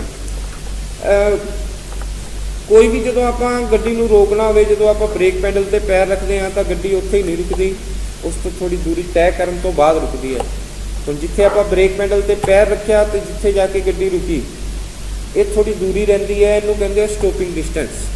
ਤਾਂ ਇਹ ਸਟੋਪਿੰਗ ਡਿਸਟੈਂਸ ਵੈਸੇ 3 ਸਕਿੰਟ ਦਾ ਹੋਣਾ ਚਾਹੀਦਾ ਹੈ। ਤਾਂ ਜੇ ਆਪਾਂ ਉਹ ਵਿੱਚ ਦਾ ਡਿਸਟੈਂਸ ਨਹੀਂ ਰੱਖਦੇ, ਇੱਕ ਦੂਜੇ ਦੇ ਉੱਪਰ ਚੜ੍ਹਾ ਕੇ ਗੱਡੀਆਂ ਚਲਾਉਂਦੇ ਹਾਂ ਤਾਂ ਇੱਕ ਬਹੁਤ ਵੱਡੀ ਗਲਤੀ ਹੈ ਅਤੇ ਕਦੇ ਵੀ ਐਕਸੀਡੈਂਟ ਹੋਣ ਦਾ ਜਾਂ ਦੁਰਘਟਨਾ ਹੋਣ ਦਾ ਜਿਹੜਾ ਇਹ ਕਾਰਨ ਬਣ ਸਕਦੀ ਹੈ। ਲਾਲ ਬੱਤੀ ਨੂੰ ਪਾਰ ਕਰਨਾ, ਉਹਦੀ ਆਗਿਆ ਦਾ ਪਾਲਣ ਨਾ ਕਰਨਾ, ਨਾ ਮੰਨਣਾ ਉਹਨੂੰ, ਇਹ ਡਰਾਈਵਰ ਦੀ ਬਹੁਤ ਵੱਡੀ ਗਲਤੀ ਹੈ। ਸਟੋਪ ਸਾਈਨ, ਜਦੋਂ ਆਪਾਂ ਲਿੰਕ ਤੋਂ ਮੇਨ ਰੋਡ 'ਤੇ ਜਾਂ ਕੋਈ ਹੋਰ ਦੋ ਸੜਕਾਂ ਆਪਸ ਵਿੱਚ ਮਰਜ ਹੁੰਦੀਆਂ ਜਾਂ ਕੋਈ ਹੋਰ ਰਾਹ ਇੱਕ ਦੂਜੇ ਨਾਲ ਮਿਲਦੇ ਹੈ ਤਾਂ ਉੱਥੇ ਸਟੋਪ ਲਾਈਨ, ਜੈਬਰਾ ਕ੍ਰੋਸਿੰਗ ਤੋਂ ਪਹਿਲਾਂ ਸਟੋਪ ਲਾਈਨ ਇਹ ਲਾਈ ਜਾਂਦੀ ਹੈ ਤਾਂ ਕਿ ਟ੍ਰੈਫਿਕ ਨੂੰ ਸੁਚਾਰੂ ਢੰਗ ਨਾਲ ਚਲਾਇਆ ਜਾ ਸਕੇ। ਪਰ ਡਰਾਈਵਰ ਜਦੋਂ ਇਹਨਾਂ ਚੀਜ਼ਾਂ ਦੀ ਪਾਲਣਾ ਨਹੀਂ ਕਰਦਾ ਤਾਂ ਇਹ ਸਿੱਧੇ ਸਿੱਧੇ ਐਕਸੀਡੈਂਟ ਦਾ ਕਾਰਨ ਬਣਦੇ ਹੈ। ਤਾਂ ਜ਼ਰੂਰੀ ਹੈ ਕਿ ਸਫ਼ਰ ਦੇ ਵਿੱਚ ਆਪਣੇ ਆਪ ਨੂੰ ਸਫ਼ਰ ਵਾਸਤੇ ਪੂਰਾ ਟਾਈਮ ਦਿਓ, ਸ਼ਾਂਤ ਰਹੋ, ਸੁਰੱਖਿਅਤ ਰਹੋ, ਆਪ ਵੀ ਸੁਰੱਖਿਅਤ ਰਹੋ ਅਤੇ ਆਪਣੇ ਜਿਹੜੇ ਨਾਲ ਜਾ ਰਹੇ ਆ ਰਹੇ ਆ ਉਹਨਾਂ ਨੂੰ ਵੀ ਸੁਰੱਖਿਅਤ ਰੱਖੋ। ਬਲਾਈਂਡ ਸਪੋਟ ਦੀ ਬਿਨਾਂ ਜਾਂਚ ਕੀਤੇ ਲੈਨ ਬਦਲਣਾ, ਮੈਂ ਪਹਿਲਾਂ ਵੀ ਇਹ ਤੁਹਾਨੂੰ ਦੱਸਿਆ ਵੀ ਕੁਛ ਇਹੋ ਜਿਹੀਆਂ ਜਗ੍ਹਾ ਹੁੰਦੀਆਂ ਜਿਹੜੀਆਂ ਬੈਕ ਵਿਊ ਮਿਰਰ ਵਿੱਚੋਂ ਆਪਾਂ ਨੂੰ ਦਿਖਾਈ ਨਹੀਂ ਦਿੰਦੀਆਂ, ਉਹਨਾਂ ਨੂੰ ਕਹਿੰਦੇ ਆ ਬਲੈਕ ਸਪੋਟ। ਤਾਂ ਬਲੈਕ ਸਪੋਟ ਨੂੰ ਚੈੱਕ ਕਰਨਾ ਜ਼ਰੂਰੀ ਹੈ ਲਾਈਨ ਬਦਲਣ ਤੋਂ ਪਹਿਲਾਂ। ਤਾਂ ਜੇ ਤੁਸੀਂ ਬਿਨਾਂ ਲਾਈਨ ਬਲੈਕ ਸਪੋਟ ਚੈੱਕ ਕੀਤੇ ਲਾਈਨਾਂ ਬਦਲ ਰਹੇ ਹੋ ਤਾਂ ਇਹ ਵੀ ਡਰਾਈਵਰ ਦੀ ਇੱਕ ਬਹੁਤ ਵੱਡੀ ਗਲਤੀ ਹੈ ਅਤੇ ਹਾਦਸਿਆਂ ਨੂੰ ਸਿੱਧਾ ਇਹ ਸੱਦਾ ਹੈ। ਸਿਗਨਲ, ਸ਼ੀਸ਼ੇ ਅਤੇ ਝਲਕ ਦੀ ਵਰਤੋਂ, ਮੈਂ ਤੁਹਾਨੂੰ ਇਹ ਪਹਿਲਾਂ ਵੀ ਦੱਸਿਆ। ਸ਼ੀਸ਼ੇ ਨਾਲ ਆਪਾਂ ਪਿੱਛੇ ਆ ਰਹੇ ਸਾਧਨ ਨੂੰ ਚੈੱਕ ਕਰਨਾ ਹੈ, ਉਹਨਾਂ ਦੀ ਸਪੀਡ। ਸਿਗਨਲ ਦਾ ਮਤਲਬ ਆਪਾਂ ਇੰਡੀਕੇਟਰ ਦੇਣੇ ਹੈ ਜੇ ਲਾਈਨ ਬਦਲਣੀ ਹੈ ਤਾਂ। ਅਤੇ ਝਲਕ ਦਾ ਮਤਲਬ ਮੈਂ ਤੁਹਾਨੂੰ ਦੱਸਿਆ ਸੀ ਵੀ ਮੋਢਿਆਂ ਦੇ ਉੱਪਰ ਦੋਨਾਂ ਪਾਸੋਂ ਆਪਾਂ ਨਿਗਾਹ ਮਾਰ ਕੇ ਦੇਖਣਾ ਹੈ ਵੀ ਬਲਾਈਂਡ ਸਪੋਟ ਦੇ ਵਿੱਚ ਕੋਈ ਸਾਧਨ ਤਾਂ ਨਹੀਂ ਹੈ। ਇਹ ਸਾਰੀਆਂ ਚੀਜ਼ਾਂ ਨੂੰ ਆਪਾਂ ਨੂੰ ਪਾਲਣ ਕਰਨਾ ਚਾਹੀਦਾ ਹੈ ਅਤੇ ਲਾਈਨ ਬਦਲ ਦੀ ਬਾਕੀ ਜਲਦਬਾਜ਼ੀ ਨਹੀਂ ਕਰਨੀ ਚਾਹੀਦੀ। ਤਾਂ ਇਸ ਤੋਂ ਅੱਗੇ ਹੈ ਦੂਜਿਆਂ ਦੇ ਡਰਾਈਵਰ ਨੇ ਦੂਜਿਆਂ ਦੇ ਇਸ਼ਾਰਿਆਂ ਵਾਸਤੇ ਜਿਹੜੀ ਧਾਰਨਾ ਬਣਾਉਣੀ, ਇਹ ਵੀ ਐਕਸੀਡੈਂਟ ਹੋਣ ਦਾ ਕਾਰਨ ਬਣ ਸਕਦਾ ਹੈ। ਤਾਂ ਬਚਾਵ ਨਾਲ ਗੱਡੀ ਚਲਾਓ, ਆਪਣੇ ਜਿਹੜੇ ਇਸ਼ਾਰੇ ਹੈ ਜਾਂ ਜਿਹੜੇ ਤੁਹਾਡੇ ਇਰਾਦੇ ਹੈ ਉਹਨਾਂ ਨੂੰ ਦੂਜਿਆਂ ਨੂੰ ਸਪਸ਼ਟ ਕਰੋ, ਟ੍ਰੈਫਿਕ ਸੰਕੇਤਾਂ ਦੀ ਪਾਲਣਾ ਕਰੋ। ਯਾਦ ਰੱਖੋ ਕਿ ਗਤੀ ਦੀ ਜਿਹੜੀ ਸੀਮਾ ਹੈ ਉਹ ਕਾਨੂੰਨ ਦੀ ਸੀਮਾ ਹੈ, ਉਹ ਕਿਸੇ ਵੀ ਹਾਲਾਤਾਂ ਵਿੱਚ ਹਮੇਸ਼ਾ ਬਚੇ ਰਹਿਣ ਵਾਸਤੇ ਬਣਾਈ ਗਈ ਹੈ। ਤਾਂ ਇਸ ਵਾਸਤੇ ਇਹਨਾਂ ਸਾਰੀਆਂ ਚੀਜ਼ਾਂ ਦੀ ਆਪਾਂ ਨੂੰ ਪਾਲਣਾ ਕਰਨੀ ਚਾਹੀਦੀ ਹੈ। ਜ਼ਰੂਰੀ ਰੱਖ ਰਖਾਓ, ਬ੍ਰੇਕ ਲਾਈਟਸ, ਟਾਇਰ ਆਦਿ ਦੀ ਜਿਹੜੀ ਰੈਗੂਲਰ ਮੇਨਟੇਨੈਂਸ ਹੈ, ਜੇ ਆਪਾਂ ਉਹਨੂੰ ਨਜ਼ਰਅੰਦਾਜ਼ ਕਰਦੇ ਹਾਂ ਤਾਂ ਇਹ ਵੀ ਜਿਹੜੀ ਡਰਾਈਵਰ ਦੀ ਇੱਕ ਬਹੁਤ ਵੱਡੀ ਗਲਤੀ ਹੈ। ਜਿਹੜੀ ਹਫ਼ਤਾਵਾਰੀ ਜਾਂ ਮਹੀਨੇਵਾਰੀ ਜਾਂ ਜਿਹੜੀ ਵੀ ਮੇਨਟੇਨੈਂਸ ਹੈ ਉਹਦਾ ਪੂਰਾ ਆਪਾਂ ਨੂੰ ਹਰੇਕ ਗੱਡੀ ਦੇ ਨਾਲ ਇੱਕ ਮੈਨੂਅਲ ਆਉਂਦੀ ਹੈ, ਯੂਜ਼ਰ ਮੈਨੂਅਲ ਉਹਨੂੰ ਕਹਿੰਦੇ ਆ। ਉਹਦੇ ਵਿੱਚ ਪੂਰੇ ਦਾ ਪੂਰੇ ਡਿਟੇਲ ਨਾਲ ਇਹ ਦੱਸਿਆ ਹੁੰਦਾ ਵੀ ਕਿਸ ਟਾਈਮ 'ਤੇ ਕਿਹੜੀ ਚੀਜ਼ ਦੀ ਸਰਵਿਸ ਡਿਊ ਹੈ, ਕਿਸ ਟਾਈਮ 'ਤੇ ਕਿਹੜੀ ਚੀਜ਼ ਦਾ ਸਰਵਿਸ ਕਰਵਾਉਣੀ ਹੈ। ਤਾਂ ਜੇ ਆਪਾਂ ਉਹਨੂੰ ਫੋਲੋ ਕਰਾਂਗੇ ਤਾਂ ਇਹ ਬਹੁਤ ਸਾਰੇ ਜਿਹੜੇ ਹਾਦਸੇ ਹੈ ਉਹਨਾਂ ਤੋਂ ਆਪਾਂ ਬਚ ਸਕਦੇ ਹਾਂ। ਠੀਕ ਹੈ ਜੀ। ਇਸ ਤੋਂ ਬਾਅਦ ਆਪਾਂ ਗੱਲ ਕਰਦੇ ਹਾਂ ਜੀ ਡਿਫੈਂਸਿਵ ਡਰਾਈਵਿੰਗ।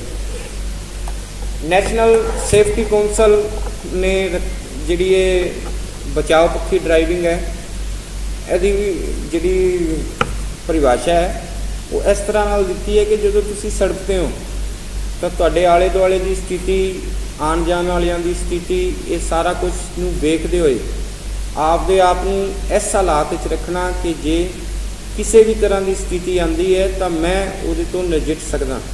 ਜਿਵੇਂ ਕਿ ਮੰਨ ਲਓ ਸਾਹਮਣੇ ਡੰਗਰ ਹੈ ਤਾਂ ਉਹ ਭੱਜ ਕੇ ਸੜਕ 'ਤੇ ਆ ਸਕਦਾ ਹੈ, ਉਹ ਕੋਈ ਹੋਰ ਕਿਸੇ ਸਾਧਨ ਨੂੰ ਡਰਾ ਕੇ ਤੁਹਾਡੇ ਅੱਗੇ ਕਰ ਸਕਦਾ ਹੈ। ਤਾਂ ਜੋ ਵੀ ਚੀਜ਼ ਅੱਗੇ ਹੈ ਉਹ ਕਿਸ ਤਰ੍ਹਾਂ ਦੇ ਐਕਸ਼ਨ ਲੈ ਸਕਦੀ ਹੈ, ਉਹਦੇ ਅਕੋਰਡਿੰਗ ਆਪਦੇ ਆਪ ਨੂੰ ਪਹਿਲਾਂ ਹੀ ਤਿਆਰ ਰੱਖਣਾ, ਇਹਨੂੰ ਕਹਿੰਦੇ ਹੈ ਬਚਾਓ ਪੱਖੀ ਡਰਾਈਵਿੰਗ। ਫਾਇਦੇ ਕੀ ਹੈ ਇਹਦੇ? ਜ਼ਿੰਦਗੀਆਂ ਬਚਾਉਂਦੀ ਹੈ। ਜ਼ਿੰਦਗੀਆਂ ਬਚਾਉਣ ਦਾ ਸਿੱਧਾ ਮਤਲਬ ਇਹੀ ਹੈ ਵੀ ਉਹ ਐਕਸੀਡੈਂਟ ਹੋਣ ਦੇ ਜਿਹੜੇ ਚਾਂਸ ਹੈ ਉਹਨਾਂ ਨੂੰ ਘਟਾ ਦਿੰਦੇ ਆ, ਕਿਉਂਕਿ ਜਿਹੜੇ ਵੀ ਸਾਧਨ ਜਾਂ ਜੋ ਵੀ ਸਥਿਤੀ ਆਪਣੇ ਸਾਹਮਣੇ ਸੀਗੀ, ਉਹ ਜਿਹੜਾ ਕੁਝ ਕਰ ਸਕਦੇ ਸੀ, ਉਹ ਜਿਹੜੇ ਐਕਸ਼ਨ ਲੈ ਸਕਦੇ ਸੀ, ਉਹ ਆਪਣੇ ਦਿਮਾਗ ਵਿੱਚ ਪਹਿਲੇ ਹੀ ਸੀਗੇ। ਅਤੇ ਉਹਦੇ ਹਿਸਾਬ ਨਾਲ ਹੀ ਆਪਾਂ ਆਪਦੇ ਸਾਧਨ ਦੀ ਸਪੀਡ ਜਾਂ ਉਹਨੂੰ ਹੈਂਡਲ ਕਰਨ ਦੀ ਜਿਹੜੀ ਸਥਿਤੀ ਸੀਗੇ, ਤਾਂ ਇਹਦੇ ਨਾਲ ਸਿੱਧੇ ਹਾਦਸੇ ਜਿਹੜੇ ਉਹ ਟਲਦੇ ਆ ਅਤੇ ਜਾਨਾਂ ਜਿਹੜੀਆਂ ਉਹ ਬਹੁਤ ਸਾਰੀਆਂ ਬਚ ਸਕਦੀਆਂ। ਉਸ ਤੋਂ ਬਾਅਦ ਸਮਾਂ ਵੀ ਬਚਾਉਂਦੇ ਆ। ਜਿਹੜੇ ਬਚਾਓ ਪੱਖੀ ਡਰਾਈਵਰ ਹੁੰਦੇ ਆ ਉਹ ਗੱਡੀਆਂ ਨੂੰ ਭਜਾਉਂਦੇ ਨਹੀਂ ਸਮੇਂ ਨੂੰ ਬਚਾਉਣ ਵਾਸਤੇ, ਉਹ ਸ਼ਾਂਤ ਰਹਿ ਕੇ ਚਲਾਉਂਦੇ ਆ। ਜਦਕਿ ਉਹ ਦੁਰਘਟਨਾ ਤੋਂ ਬਾਅਦ ਹੋਣ ਵਾਲੇ ਸੱਟਾਂ ਦੇ ਵਿੱਚ ਟਾਈਮ ਖਰਾਬ ਜਾਂ ਐਕਸੀਡੈਂਟ ਤੋਂ ਬਾਅਦ ਜਿਹੜਾ ਟਾਈਮ ਖਰਾਬ ਹੁੰਦਾ ਹੈ, ਸੱਟ ਖਾ ਕੇ ਹਸਪਤਾਲ ਵਿੱਚ ਬਹੁਤ ਸਾਰੇ ਦਿਨ ਰਹਿਣਾ ਪੈਂਦਾ ਹੈ, ਉਹ ਜਿਹੜੇ ਟਾਈਮ ਹੁੰਦੇ ਆ ਉਹਨਾਂ ਨੂੰ ਜਿਹੜੇ ਆ ਉਹ ਬਚਾਉਂਦੇ ਆ। ਤਾਂ ਇਹ ਵੀ ਸਿੱਧ ਹੋਇਆ ਬਹੁਤ ਸਾਰੇ ਸਰਵੇਖਣਾਂ ਤੋਂ ਵੀ ਜੇ ਤੁਸੀਂ ਬਚਾਅ ਕਰਕੇ ਆਪਦੀ ਗੱਡੀ ਚਲਾਉਂਦੇ ਹੋ, ਬਚਾਅ ਪੱਖੀ ਚਲਾਉਂਦੇ ਹੋ, ਤਾਂ ਇਹ ਟਾਈਮ ਦੀ ਵੀ ਬਹੁਤ ਸਾਰੀ ਬਚਤ ਜਿਹੜੀ ਹੈ ਉਹ ਡਰਾਈਵਰ ਸਾਹਿਬਾਨ ਕਰ ਸਕਦੇ ਆ। ਪੈਸੇ ਦੀ ਬਚਤ, ਗੱਡੀ ਡੈਮੇਜ ਨਹੀਂ ਹੋਊਗੀ, ਫਿਊਲ ਦੀ ਕੰਜਪਸ਼ਨ ਘੱਟ ਹੋਊਗੀ, ਗੱਡੀ ਦੇ ਜਿਹੜੇ ਵੇਅਰ ਟੇਅਰ ਹੈ ਉਹ ਘੱਟ ਹੋਊਗੀ। ਤਾਂ ਇਹਦੇ ਨਾਲ ਵੀ ਜਿਹੜਾ ਇਹ ਸਾਰਾ ਕੁਝ ਬਚਤ ਪੈਸਿਆਂ ਦੀ ਕਰਦੇ ਹੈ। ਤਾਂ ਇਹ ਸੀ ਆਪਣਾ ਪਹਿਲਾ ਕਲਾਸ ਦਾ ਪ੍ਰੋਗਰਾਮ। ਇਹਦੇ ਵਿੱਚ ਆਪਾਂ ਬਹੁਤ ਸਾਰੇ ਵਿਸ਼ਿਆਂ ਦੇ ਉੱਤੇ ਗੱਲ ਕੀਤੀ। ਇਹ ਕੋਈ ਵੀ ਜਦੋਂ ਪ੍ਰੋਗਰਾਮ ਚਲਾਇਆ ਜਾਂਦਾ ਹੈ ਤਾਂ ਇਹਦਾ ਜਿਹੜਾ ਮੇਨ ਮੋਟਿਵ ਹੁੰਦਾ ਉਹ ਮਸਟ ਹੁੰਦਾ ਹੈ। ਇਸ ਟ੍ਰੇਨਿੰਗ ਦਾ ਜਿਹੜਾ ਮੇਨ ਮਕਸਦ ਇਹ ਹੈ ਗੌਰਮੈਂਟ ਦਾ ਵੀ ਸੜਕ 'ਤੇ ਆਵਾਜਾਈ ਆਪਾਂ ਨੂੰ ਕਰਨੀ ਪੈਣੀ ਹੈ, ਪਰ ਉਹ ਆਵਾਜਾਈ ਨੂੰ ਕਰਦੇ ਹੋਏ ਵੀ ਜਿਹੜੇ ਇੱਥੇ ਦੇ ਲੋਕ ਹੈ, ਜੇ ਆਪਣੇ ਭੈਣ ਭਰਾ ਹੈ, ਉਹ ਸਾਰੇ ਦੇ ਸਾਰੇ ਸੜਕ ਦੇ ਉੱਤੇ ਸੇਫ ਰਹਿਣ, ਇਸੇ ਵਾਸਤੇ ਇਸ ਪ੍ਰੋਗਰਾਮ ਨੂੰ ਚਲਾਇਆ ਗਿਆ। ਧੰਨਵਾਦ ਸਾਰਿਆਂ ਦਾ। ਸਤਿ ਸ਼੍ਰੀ ਅਕਾਲ ਸਾਰਿਆਂ ਨੂੰ। ਮੈਂ Manjit Singh, state institute of automotive and driving skill Mahuana ਵੱਲੋਂ। ਜਿਵੇਂ ਕਿ ਤੁਸੀਂ ਸਾਰੇ ਹੀ ਜਾਣਦੇ ਹੋ ਕਿ ਕੋਵਿਡ-19 ਕਰਕੇ ਜਿਹੜਾ ਐਜੂਕੇਸ਼ਨ ਸਿਸਟਮ ਨਾਲ ਜੁੜੀਆਂ ਹੋਈਆਂ ਕਲਾਸਾਂ ਨੇ, ਇਹਨਾਂ ਸਾਰਿਆਂ ਨੂੰ ਔਨਲਾਈਨ ਕਰ ਦਿੱਤਾ ਗਿਆ। ਇਸੇ ਹੀ ਕੜੀ 'ਚ ਜਿਹੜਾ ਆਪਣਾ ਰੀਫਰੈਸ਼ਰ ਕੋਰਸ ਆ, ਇਸ ਨੂੰ ਵੀ ਆਪਾਂ ਔਨਲਾਈਨ ਸ਼ੁਰੂ ਕਰ ਰਹੇ ਹਾਂ। ਅਤੇ ਅੱਜ ਜੋ ਆਪਾਂ ਕਲਾਸ ਲਾ ਰਹੇ ਹਾਂ ਇਹ ਸੜਕਾਂ ਬਾਰੇ ਆ। ਸੜਕਾਂ ਉੱਤੇ ਜੋ ਵੀ ਐਕਸੀਡੈਂਟ ਹੁੰਦੇ ਨੇ ਇਹਨਾਂ ਦਾ ਡਾਟਾ ਵਗੈਰਾ ਅੱਜ ਆਪਣੇ ਨਾਲ ਸਾਂਝਾ ਕੀਤਾ ਜਾ ਰਿਹਾ। ਪਰ ਜੋ ਵੀ ਮੈਂ ਤੁਹਾਡੇ ਨਾਲ ਟੌਪਿਕ ਸਾਂਝੇ ਕਰ ਰਿਹਾ ਉਹ ਸਾਹਮਣੇ ਲਿਖੇ ਹੋਏ ਨੇ, ਜਿਵੇਂ ਕਿ ਲਾਇਸੈਂਸ ਦੀਆਂ ਕਿਸਮਾਂ, ਵਾਹਨ ਦੇ ਦਸਤਾਵੇਜ਼, ਰੋਡ ਰੇਂਜ। ਤਾਂ ਸਭ ਤੋਂ ਪਹਿਲਾਂ ਤਾਂ ਇਹ ਚੀਜ਼ ਮੰਨਣਯੋਗ ਹੈ ਕਿ ਕਿਸੇ ਵੀ ਮੁਲਕ 'ਚ ਜੇ ਤੁਸੀਂ ਵਹੀਕਲ ਚਲਾਉਣਾ ਤਾਂ ਵਹੀਕਲ ਲਈ ਉੱਥੋਂ ਦਾ ਜਿਹੜਾ ਹੈਗਾ ਡਰਾਈਵਿੰਗ ਲਾਇਸੈਂਸ ਹੋਣਾ ਜ਼ਰੂਰੀ ਹੈ। ਚਾਹੇ ਤੁਸੀਂ ਜਿੰਨੇ ਮਰਜ਼ੀ ਹੁਨਰਮੰਦ ਹੋ ਜਾਓ, ਜਿੰਨੀ ਮਰਜ਼ੀ ਗੱਡੀ ਚਲਾਉਣੀ ਆਉਂਦੀ ਹੋਵੇ, ਪਰ ਤੁਸੀਂ ਕਾਨੂੰਨੀ ਤੌਰ ਤੇ ਜਿਹੜਾ ਵਹੀਕਲ ਆ ਉਦੋਂ ਤੱਕ ਨਹੀਂ ਚਲਾ ਸਕਦੇ ਜਦੋਂ ਤੱਕ ਤੁਹਾਡੇ ਕੋਲੇ ਉੱਥੋਂ ਦਾ ਜਿਹੜਾ ਹੈਗਾ ਵੈਲਿਡ ਲਾਇਸੈਂਸ ਨਹੀਂ ਹੈਗਾ। ਤਾਂ ਅੱਜ ਆਪਾਂ ਜਿਹੜੀ ਕਲਾਸ ਲਾ ਰਹੇ ਹਾਂ ਇਹਦੇ 'ਚ ਅੱਜ ਆਪਾਂ ਲਾਇਸੈਂਸ ਦੀਆਂ ਕਿਸਮਾਂ, ਵਾਹਨ ਦਸਤਾਵੇਜ਼, ਰੋਡ ਰੇਂਜ ਬਾਰੇ ਗੱਲ ਕਰ ਰਹੇ ਹਾਂ। ਤਾਂ ਸਭ ਤੋਂ ਪਹਿਲਾਂ ਆਪਾਂ ਜਿਹੜੀਆਂ ਲਾਇਸੈਂਸ ਬਾਰੇ ਗੱਲ ਕਰੀਏ ਥੋੜ੍ਹਾ ਬਹੁਤ। ਲਾਇਸੈਂਸ ਦੀਆਂ ਕਿਸਮਾਂ ਜਿਵੇਂ ਸਾਹਮਣੇ ਲਿਖਿਆ ਆ ਰਿਹਾ ਹੈ, ਤੁਸੀਂ ਕਿਸੇ ਵਾਹਨ ਨੂੰ ਚਲਾਉਣਾ ਹੈ ਤਾਂ ਉਸ ਲਈ ਲਾਇਸੈਂਸ ਜ਼ਰੂਰੀ ਹੈ। ਇੰਡੀਆ ਦੀ ਗੱਲ ਕਰੀਏ ਤਾਂ ਇੰਡੀਆ 'ਚ ਜਿਹੜੇ ਲਾਇਸੈਂਸ ਨੇ 18 ਸਾਲ ਦੀ ਉਮਰ 'ਚ ਬਣ ਜਾਂਦੇ ਨੇ। ਸਭ ਤੋਂ ਪਹਿਲਾਂ ਜਿਹੜਾ ਲਾਇਸੈਂਸ ਬਣਦਾ ਉਹ ਹੈਗਾ ਲਰਨਰ ਲਾਇਸੈਂਸ। ਉਸ ਤੋਂ ਬਾਅਦ ਗੱਲ ਕਰੀਏ ਤਾਂ ਲਾਇਸੈਂਸ ਦੀ ਕੈਟਾਗਰੀ ਆਉਂਦੀ ਹੈ ਜਿਹੜੀ ਉਹ LMV ਲਾਇਸੈਂਸ ਦੀ, HMV ਡਰਾਈਵਿੰਗ ਲਾਇਸੈਂਸ, ਹੈਵੀ ਜਿਹਨੂੰ ਹੈਵੀ ਟਰਾਂਸਪੋਰਟ ਵਹੀਕਲ ਲਾਇਸੈਂਸ ਕਹਿ ਸਕਦੇ ਹਾਂ ਆਪਾਂ, ਅੰਤਰਰਾਸ਼ਟਰੀ ਡਰਾਈਵਿੰਗ ਪਰਮਿਟ। ਸਭ ਤੋਂ ਪਹਿਲਾਂ ਜਿਹੜਾ ਲਾਇਸੈਂਸ ਤੁਹਾਡੇ ਸਾਹਮਣੇ ਲਿਖਿਆ ਆ ਰਿਹਾ ਹੈ ਉਹ ਹੈਗਾ ਲਰਨਰ ਲਾਇਸੈਂਸ। ਜਿਵੇਂ ਕਿ ਇਸ ਵਿੱਚ ਲਿਖਿਆ ਹੋਇਆ ਤੁਸੀਂ ਸਾਫ਼-ਸਾਫ਼ ਪੜ੍ਹ ਰਹੇ ਹੋ ਕਿ ਇਹਦੀ ਜਿਹੜੀ ਵੈਧਤਾ ਹੈਗੀ ਆ ਇਹ 6 ਮੰਥ ਲਈ ਆ। ਪਰ ਮੈਂ ਤੁਹਾਨੂੰ ਇਹ ਵੀ ਦੱਸਣਾ ਚਾਹੁੰਦਾ ਕਿ ਜਿਹੜਾ ਇਹ ਲਾਇਸੈਂਸ ਆ ਲਰਨਰ ਲਾਇਸੈਂਸ, ਇਹ ਸਿੱਖਣ ਵਾਸਤੇ ਹੈ। ਸਿਰਫ ਜੋ ਹੁਨਰ ਤੁਹਾਨੂੰ ਆ ਰਿਹਾ ਉਸ ਨੂੰ ਤੁਸੀਂ ਇਹ ਪਾਲਿਸ਼ ਕਰ ਸਕਦੇ ਹੋ। ਜਿਵੇਂ ਕਿ ਥੱਲੇ ਇੱਕ ਉਦਾਹਰਨ ਵੀ ਦਿੱਤੀ ਗਈ ਹੈ ਕਿ ਜਦੋਂ ਇੱਕ ਬੱਚਾ ਪਹਿਲੀ ਵਾਰ ਤੁਰਦਾ ਹੈ ਤਾਂ ਉਸ ਨੂੰ ਛੱਡਿਆ ਨਹੀਂ ਜਾਂਦਾ, ਉਸ ਦੇ ਨਾਲ ਆਪਾਂ ਨੂੰ ਵੀ ਤੁਰਨਾ ਪੈਂਦਾ ਹੈ। ਤਾਂ ਇਹ ਲਰਨਰ ਲਾਇਸੈਂਸ ਲੈ ਕੇ ਕੋਈ ਵੀ ਬੰਦਾ ਸੜਕ ਉੱਪਰ ਜਿਹੜਾ ਵਹੀਕਲ ਹੈ ਉਹ ਇਕੱਲਾ ਨਹੀਂ ਚਲਾ ਸਕਦਾ। ਜੇ ਇਸ ਲਾਇਸੈਂਸ ਦੇ ਨਾਲ ਤੁਸੀਂ ਵਹੀਕਲ ਸੜਕ ਉੱਪਰ ਚਲਾਉਣਾ ਸਿੱਖ ਰਹੇ ਹੋ ਤਾਂ ਜਿਹੜਾ ਤੁਹਾਡੇ ਬਰਾਬਰ ਬੰਦਾ ਜਿਹੜਾ ਸਿਖਾਉਣ ਵਾਲਾ ਹੈਗਾ ਉਹਦੇ ਕੋਲੇ ਉਹ ਜਿਹੜਾ ਲਾਇਸੈਂਸ ਆ ਉਹ 5 ਸਾਲ ਪੁਰਾਣਾ ਹੋਣਾ ਚਾਹੀਦਾ ਜਾਂ ਉਹ ਪੂਰਾ ਟ੍ਰੇਨਡ ਹੋਣਾ ਚਾਹੀਦਾ, ਤਾਂ ਕਿ ਜੇ ਤੁਹਾਡੇ ਤੋਂ ਕੋਈ ਗਲਤੀ ਹੁੰਦੀ ਹੈ ਤਾਂ ਤੁਸੀਂ ਉਸ ਨੂੰ ਕੰਟਰੋਲ ਉਹ ਕਰ ਸਕੇ। ਇਹ ਲਾਇਸੈਂਸ ਲੈ ਕੇ ਤੁਸੀਂ ਕੋਈ ਕਮਰਸ਼ੀਅਲ ਵਹੀਕਲ ਨਹੀਂ ਚਲਾ ਸਕਦੇ। ਇਸ ਦੇ ਨਾਲ ਜੇ ਇਹ ਲਾਇਸੈਂਸ ਲੈ ਕੇ ਤੁਸੀਂ ਵਹੀਕਲ ਚਲਾ ਰਹੇ ਹੋ ਤਾਂ ਇਹ ਸਾਫ਼ ਤੌਰ ਤੇ ਪਤਾ ਹੋਣਾ ਚਾਹੀਦਾ ਕਿ ਜਿਹੜਾ ਵਹੀਕਲ ਤੁਸੀਂ ਚਲਾ ਰਹੇ ਹੋ ਉਹਦੇ ਫਰੰਟ ਤੇ ਵੱਡੇ ਅਕਸ਼ਰਾਂ 'ਚ L ਫਰੰਟ ਤੇ ਬੈਕ ਸਾਈਡ ਉਹ ਲਿਖਿਆ ਹੋਣਾ ਚਾਹੀਦਾ। ਇਹ ਜ਼ਰੂਰੀ ਆ। ਲਰਨਰ ਲਾਇਸੈਂਸ ਜਿਹੜੀ ਉਮਰ ਆ ਇਹ 18 ਸਾਲ ਆ। ਇਸ ਨੂੰ ਤੁਸੀਂ ਆਨਲਾਈਨ ਅਪਲਾਈ ਕਰਕੇ ਲਾਇਸੈਂਸ ਦੀ ਜਿਹੜੀ ਪ੍ਰਕਿਰਿਆ ਉਹਦੇ ਵਿੱਚੋਂ ਨਿਕਲ ਕੇ ਇਸ ਨੂੰ ਤੁਸੀਂ ਬਣਵਾ ਸਕਦੇ ਹੋ। ਜਿਵੇਂ ਕਿ ਹੁਣ ਇੰਡੀਆ 'ਚ ਗੱਲ ਕਰੀਏ ਆਪਣੇ ਲਾਇਸੈਂਸ ਬਣਨ ਦੀ ਜਿਹੜੀ ਪ੍ਰਕਿਰਿਆ ਹੈਗੀ ਆ, ਉਹਦੇ 'ਚ ਲਾਇਸੈਂਸ ਵਾਸਤੇ 2 ਤਰ੍ਹਾਂ ਦੇ ਜਿਹੜੇ ਟੈਸਟ ਨੇ ਉਹ ਕੁਝ ਜ਼ਰੂਰੀ ਕੀਤੇ ਗਏ ਨੇ। ਜਿਵੇਂ ਕਿ ਲਰਨਰ ਲਾਇਸੈਂਸ ਆ, ਲਰਨਰ ਲਾਇਸੈਂਸ ਵਾਸਤੇ RTO ਦਫ਼ਤਰਾਂ 'ਚ ਅੱਜ ਦੇ ਟਾਈਮ ਜਿਹੜੇ ਨੇ ਉਹ ਆਨਲਾਈਨ ਜਿਹੜੇ ਨੇ ਉਹ ਟੈਸਟ ਲਿੱਤੇ ਜਾਂਦੇ ਨੇ ਕੰਪਿਊਟਰ ਜਾਂ ਟੈਬਲੇਟ ਤੇ। ਜੋ ਵੀ 6 ਕੁਐਸਚਨ ਪੁੱਛੇ ਜਾਂਦੇ ਨੇ ਉਹਨਾਂ 'ਚੋਂ 6 ਠੀਕ ਕਰਨੇ ਜ਼ਰੂਰੀ ਨੇ। ਜੇ ਤੁਸੀਂ ਉਹ ਨਹੀਂ ਠੀਕ ਕਰਦੇ 6 ਕੁਐਸਚਨ ਤਾਂ ਤੁਹਾਡਾ ਜਿਹੜਾ ਲਰਨਰ ਲਾਇਸੈਂਸ ਆ ਉਹ ਵੀ ਨਹੀਂ ਬਣਦਾ। ਇਸ ਤੋਂ ਬਾਅਦ ਗੱਲ ਕਰੀਏ ਥੋੜੀ ਜੀ ਅੱਗੇ ਲਾਇਸੈਂਸ ਬਾਰੇ, ਉਹ ਹੈਗਾ LMV ਲਾਇਸੈਂਸ। ਜਿਵੇਂ ਕਿ LMV ਲਾਇਸੈਂਸ ਜੇ ਤੁਸੀਂ ਪਹਿਲੀ ਵਾਰ ਬਣਵਾ ਰਹੇ ਹੋ ਤਾਂ ਇਹ ਜਾਣਕਾਰੀ ਜ਼ਰੂਰੀ ਹੈ ਕਿ ਜੋ ਤੁਹਾਡਾ ਲਰਨਰ ਲਾਇਸੈਂਸ ਬਣਿਆ ਹੈ ਉਸ ਦੇ 6 ਮੰਥ ਮਤਲਬ 6 ਮਹੀਨਿਆਂ ਦੇ ਅੰਦਰ ਹੀ ਤੁਹਾਨੂੰ LMV ਲਾਇਸੈਂਸ ਆ ਉਹ ਅਪਲਾਈ ਕਰਨਾ ਪਊਗਾ। ਇਸ ਲਈ ਜਿਹੜੀ ਬਿਨੈਕਾਰ ਦੀ ਉਮਰ ਆ ਉਹ ਘੱਟੋ ਘੱਟ 18 ਸਾਲ ਹੋਣੀ ਚਾਹੀਦੀ ਆ। ਇਸ ਤੋਂ ਅਗਲੀ ਜਿਹੜੀ ਗੱਲ ਕਰੀਏ ਉਹ ਗੱਲ ਹੈਗੀ ਆ HMV ਹੈਵੀ ਡਰਾਈਵਿੰਗ ਲਾਇਸੈਂਸ। ਇਹ ਇੱਕ ਭਾਰੀ ਵਹੀਕਲ ਚਲਾਉਣ ਵਾਲੇ ਜਿਵੇਂ ਢੋਆਈ ਵਾਲੇ ਵਹੀਕਲ ਹੋ ਗਏ, ਪੈਸੇਂਜਰ ਨੂੰ ਲੈ ਕੇ ਜਾ ਰਹੀਆਂ ਜਿਹੜੀਆਂ ਬੱਸਾਂ ਨੇ ਉਹਨਾਂ ਵਾਸਤੇ ਇਹ ਬਣਵਾਇਆ ਜਾਂਦਾ। ਚੌਥੇ ਨੰਬਰ ਤੇ ਜਿਹੜੀ ਗੱਲ ਚੱਲ ਰਹੀ ਆ ਉਹ ਅੰਤਰਰਾਸ਼ਟਰੀ ਡਰਾਈਵਿੰਗ ਪਰਮਿਟ ਦੀ। ਬਾਹਰਲੇ ਮੁਲਕਾਂ 'ਚ ਤੁਸੀਂ ਇਹ ਲਾਇਸੈਂਸ ਤੇ ਜਿਹੜਾ ਵਹੀਕਲ ਆ ਉਹ ਨਹੀਂ ਚਲਾ ਸਕਦੇ, ਪਰ ਜੇ ਉਹਨਾਂ ਮੁਲਕਾਂ 'ਚ ਤੁਸੀਂ ਇਹ ਲਾਇਸੈਂਸ ਦੇ ਨਾਲ ਇੱਕ ਅੰਤਰਰਾਸ਼ਟਰੀ ਲਾਇਸੈਂਸ ਬਣਵਾ ਕੇ ਲੈ ਕੇ ਜਾਂਦੇ ਹੋ, ਉਹ ਤੁਹਾਡੇ RTO ਦਫ਼ਤਰੋਂ ਹੀ ਬਣਦਾ, ਤਾਂ ਉਹਦੇ ਸਿਰ ਤੇ ਉੱਥੇ ਤੁਸੀਂ 1 ਸਾਲ ਲਈ ਜਿਹੜਾ ਹੈਗਾ ਉਹ ਜਿਹੜੇ ਵਹੀਕਲ ਨੇ ਉਹ ਚਲਾ ਸਕਦੇ ਹੋ। ਬਲਕਿ ਇਹ ਆ ਕਿ ਕਮਰਸ਼ੀਅਲ ਵਹੀਕਲ ਨਹੀਂ ਚਲਾ ਸਕਦੇ, ਪਰਸਨਲ ਵਹੀਕਲ ਨੂੰ ਤੁਸੀਂ ਉੱਥੇ ਵੀ ਡਰਾਈਵ ਕਰ ਸਕਦੇ ਹੋ। ਗੱਲ ਕਰੀਏ ਲਾਇਸੈਂਸ ਦੀਆਂ ਕੁਝ ਕੈਟਾਗਰੀਆਂ ਦੀ, ਜਿਵੇਂ ਕਿ ਬਹੁਤ ਸਾਰੀਆਂ ਲਾਇਸੈਂਸ ਬਣਾਉਂਦੇ ਟਾਈਮ ਆਪਾਂ ਨੂੰ ਇਹ ਚੀਜ਼ਾਂ ਦਾ ਪਤਾ ਹੋਣਾ ਚਾਹੀਦਾ ਕਿ ਆਪਾਂ ਜਿਹੜਾ ਵਹੀਕਲ ਚਲਾ ਰਹੇ ਹਾਂ ਕਿ ਵਾਕਈ ਆਪਣੇ ਕੋਲੇ ਉਸ ਕੈਟਾਗਰੀ ਦਾ ਲਾਇਸੈਂਸ ਹੈ ਕਿ ਨਹੀਂ ਹੈ। ਜਿਵੇਂ ਕਿ ਸਾਹਮਣੇ ਕੈਟਾਗਰੀ ਲਿਖੀ ਗਈ ਹੈ ਮੋਟਰਸਾਈਕਲ ਵਿਦਾਊਟ ਗੇਅਰ, ਬਰਾਬਰ ਇਹ ਵੀ ਲਿਖਿਆ ਗਿਆ ਹੈ ਕਿ 50 cc ਵਹੀਕਲ ਤੱਕ। ਇਹ ਜਿਹੜਾ ਲਾਇਸੈਂਸ ਹੈ ਇਹ 16 ਸਾਲ ਦੀ ਉਮਰ 'ਚ ਗਵਰਨਮੈਂਟ ਇਸ਼ੂ ਕਰਦੀ ਹੈ। 16 ਸਾਲ ਦੀ ਉਮਰ 'ਚ ਜਿਹੜਾ ਇਹ ਲਾਇਸੈਂਸ ਇਸ਼ੂ ਕੀਤਾ ਜਾਂਦਾ, ਇਸ ਲਈ ਵੀ ਕੁਝ ਸਰਕਾਰੀ ਕਾਗਜ਼ ਨੇ ਜਿਹੜੇ ਉਹ ਪੂਰੇ ਕਰਕੇ ਦੇਣੇ ਪੈਂਦੇ ਨੇ। ਮਾਤਾ ਪਿਤਾ ਨੂੰ ਇਹ ਜ਼ਰੂਰੀ ਹੈ ਕਿ ਜੇ ਉਸ ਬੱਚੇ ਕੋਲੇ 50 cc ਦਾ ਵਹੀਕਲ ਮਤਲਬ ਬਹੁਤ ਘੱਟ ਕੰਪੈਸਿਟੀ ਦਾ ਵਹੀਕਲ ਹੈ ਇਹ, ਤਾਂ ਇਸ ਵਹੀਕਲ ਨੂੰ ਜੇ ਉਹ ਮਾਂ ਪਿਓ ਆਪਦੇ ਬੱਚੇ ਨੂੰ ਦੇ ਕੇ ਤੋਰ ਰਹੇ ਨੇ ਸੜਕ ਉੱਪਰ, ਤਾਂ ਉਹਦੇ ਲਈ ਜ਼ਰੂਰੀ ਹੈ ਕਿ ਉਹਨਾਂ ਕੋਲੇ ਉਹ ਲਾਇਸੈਂਸ ਹੋਣਾ ਚਾਹੀਦਾ। ਆਰਟੀਓ ਦਫ਼ਤਰ ਇਸ ਲਈ ਲਿਖਤੀ ਰੂਪ 'ਚ ਮਾਪਿਆਂ ਨੂੰ ਕੁਝ ਕਾਗਜ਼ ਪੱਤਰ ਜਿਹੜੇ ਨੇ ਉਹ ਦੇਣੇ ਪੈਂਦੇ ਨੇ। ਇਸ ਦੇ ਨਾਲ ਜਿਉਂ-ਜਿਉਂ ਰੋਡ ਐਕਸੀਡੈਂਟ ਵੱਧ ਰਹੇ ਨੇ ਤਾਂ ਗਵਰਨਮੈਂਟ ਵੀ ਇਹਨਾਂ ਚੀਜ਼ਾਂ ਵੱਲ ਧਿਆਨ ਦੇ ਰਹੀ ਹੈ ਕਿ ਇਹ ਰੂਲਾਂ ਨੇ ਜਿਹੜੇ ਹੋਰ ਸਖਤ ਕੀਤੇ ਜਾਣ।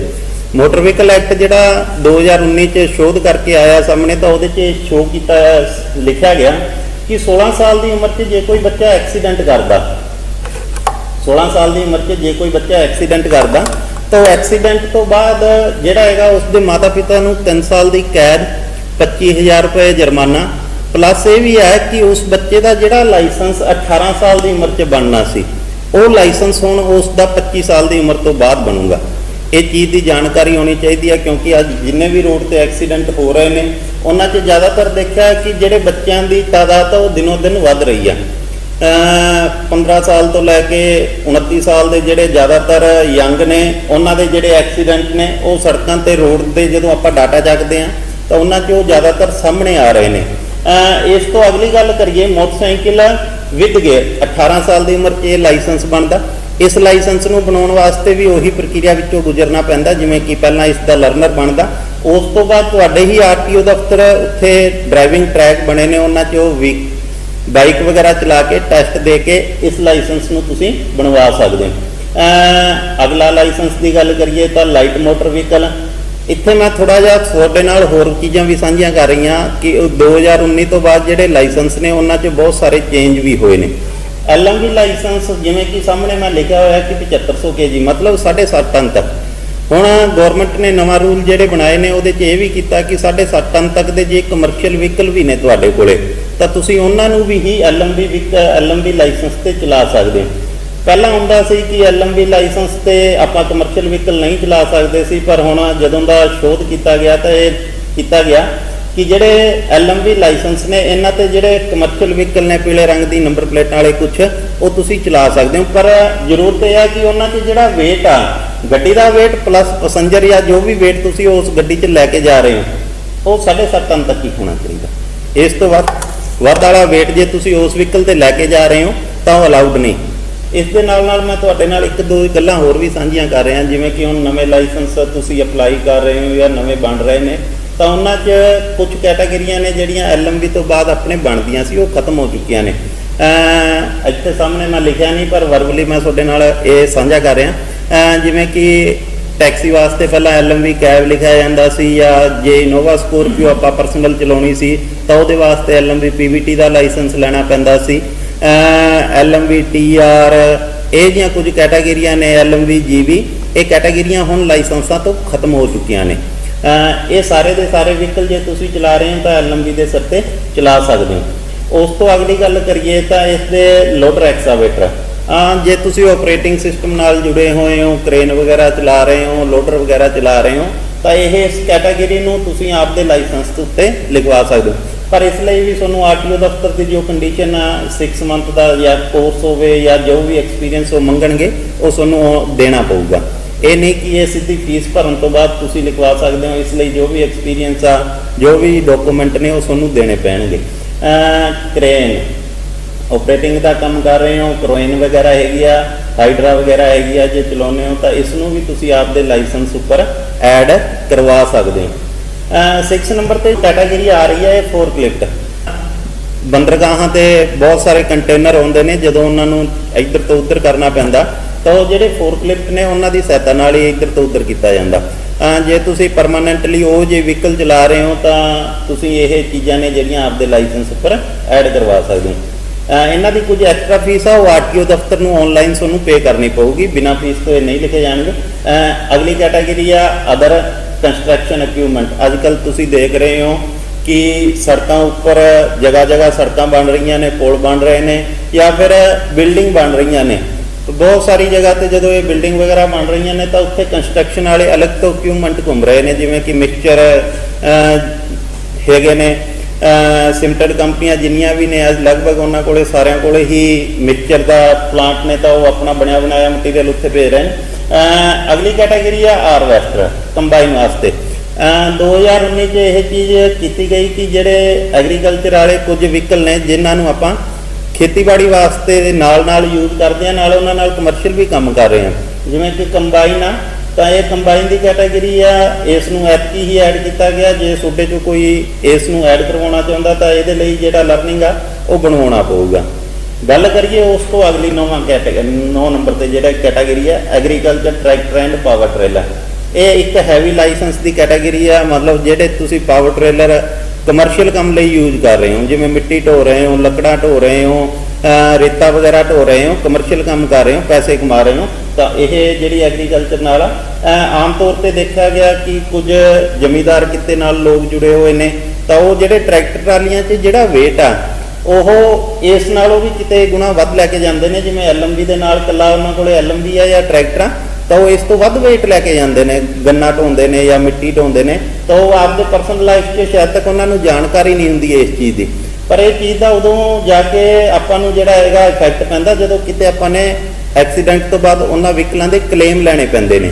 ਤਾਂ ਇਹ ਕੁਝ ਟੋ ਟਰੱਕ ਉਹ ਵਹੀਕਲ ਨੇ, ਜੇ ਐਕਸੀਡੈਂਟ ਹੋਇਆ ਪਿਆ ਕਿਤੇ ਵਹੀਕਲ ਨੂੰ, ਤਾਂ ਉਹ ਵਹੀਕਲ ਉਠਾ ਕੇ ਲੈ ਕੇ ਜਾਂਦੇ ਨੇ ਆਪਣੇ ਆਪ। ਤਾਂ ਇਹ ਜਿਹੜਾ ਹੈਗਾ, ਜੇ ਤੁਸੀਂ ਜੇ ਕੋਈ ਵਹੀਕਲ ਚਲਾ ਰਹੇ ਹੋ ਤਾਂ ਇਸ ਦੀ ਵੀ ਐਕਸਟਰਾ ਫੀਸ ਪੇ ਕਰਕੇ ਤੁਸੀਂ ਆਪਣੇ ਲਾਇਸੈਂਸਾਂ ਉੱਪਰ ਐਡ ਕਰਵਾ ਸਕਦੇ ਹੋ। 11ਵੇਂ ਨੰਬਰ ਤੇ ਜੋ ਆ breakdown van and recovery van. ਸੜਕਾਂ ਤੇ ਬਹੁਤ ਵਾਰ ਦੇਖਦੇ ਆ ਕਿ ਕੋਈ ਟੈਕਨੀਕਲ ਦਿੱਕਤ ਕਰਕੇ, ਕੋਈ ਫਾਲਟ ਕਰਕੇ ਜਿਹੜੇ ਵਹੀਕਲ ਨੇ ਉਹ ਸੜਕਾਂ ਉੱਪਰ ਖਰਾਬ ਹੋ ਜਾਂਦੇ ਨੇ। ਉਹਨਾਂ ਨੂੰ ਜੇ ਆਪਾਂ ਦੂਸਰੇ ਵਹੀਕਲ ਨਾਲ ਟੋ ਕਰਕੇ ਲੈ ਕੇ ਜਾਈਏ ਤਾਂ ਸ਼ਾਇਦ ਤੱਕ ਨਹੀਂ ਜਾਣਗੇ, ਤਾਂ ਉਹਨਾਂ ਵਾਸਤੇ ਜਿਹੜੇ ਵਹੀਕਲ ਯੂਜ਼ ਕੀਤੇ ਜਾਂਦੇ ਨੇ ਉਹ ਰਿਕਵਰੀ ਵੈਨਾਂ ਹੀ ਹੁੰਦੀਆਂ ਨੇ। ਤਾਂ ਇਹ ਚੀਜ਼ ਥੋੜਾ ਬਹੁਤ ਆਪਣੇ ਦੇਖਣ ਨੂੰ ਮਿਲਦੀ ਆ ਸੜਕਾਂ ਤੇ ਜਦੋਂ ਵਹੀਕਲ ਖਰਾਬ ਹੋ ਜਾਂਦੇ ਨੇ। ਤੁਸੀਂ ਅੱਜ ਕੱਲ੍ਹ ਜ਼ਿਆਦਾਤਰ ਨੋਟ ਕੀਤਾ ਹੋਊਗਾ ਕਿ ਜਿੱਥੇ ਵੀ ਨੈਸ਼ਨਲ ਹਾਈਵੇ ਬਣ ਰਹੇ ਨੇ, 4 ਵੇ ਬਣ ਰਹੇ ਨੇ, 6 ਵੇ ਬਣ ਰਹੇ ਨੇ, ਉੱਥੇ ਇਹ ਜਿਹੇ ਵਹੀਕਲਾਂ ਨੂੰ ਲਿਜਾਣ ਵਾਸਤੇ ਹਰੇਕ 50 ਕਿਲੋਮੀਟਰ ਤੇ ਇਹ ਜਿਹੀਆਂ ਰਿਕਵਰੀ ਵੈਨਾਂ ਨੇ ਜਿਹੜੀਆਂ ਉਹ ਖੜੀਆਂ ਮਿਲ ਜਾਂਦੀਆਂ ਨੇ। ਅਗਲੀ ਗੱਲ ਕਰੀਏ ਟਰਾਂਸ ਦੀ।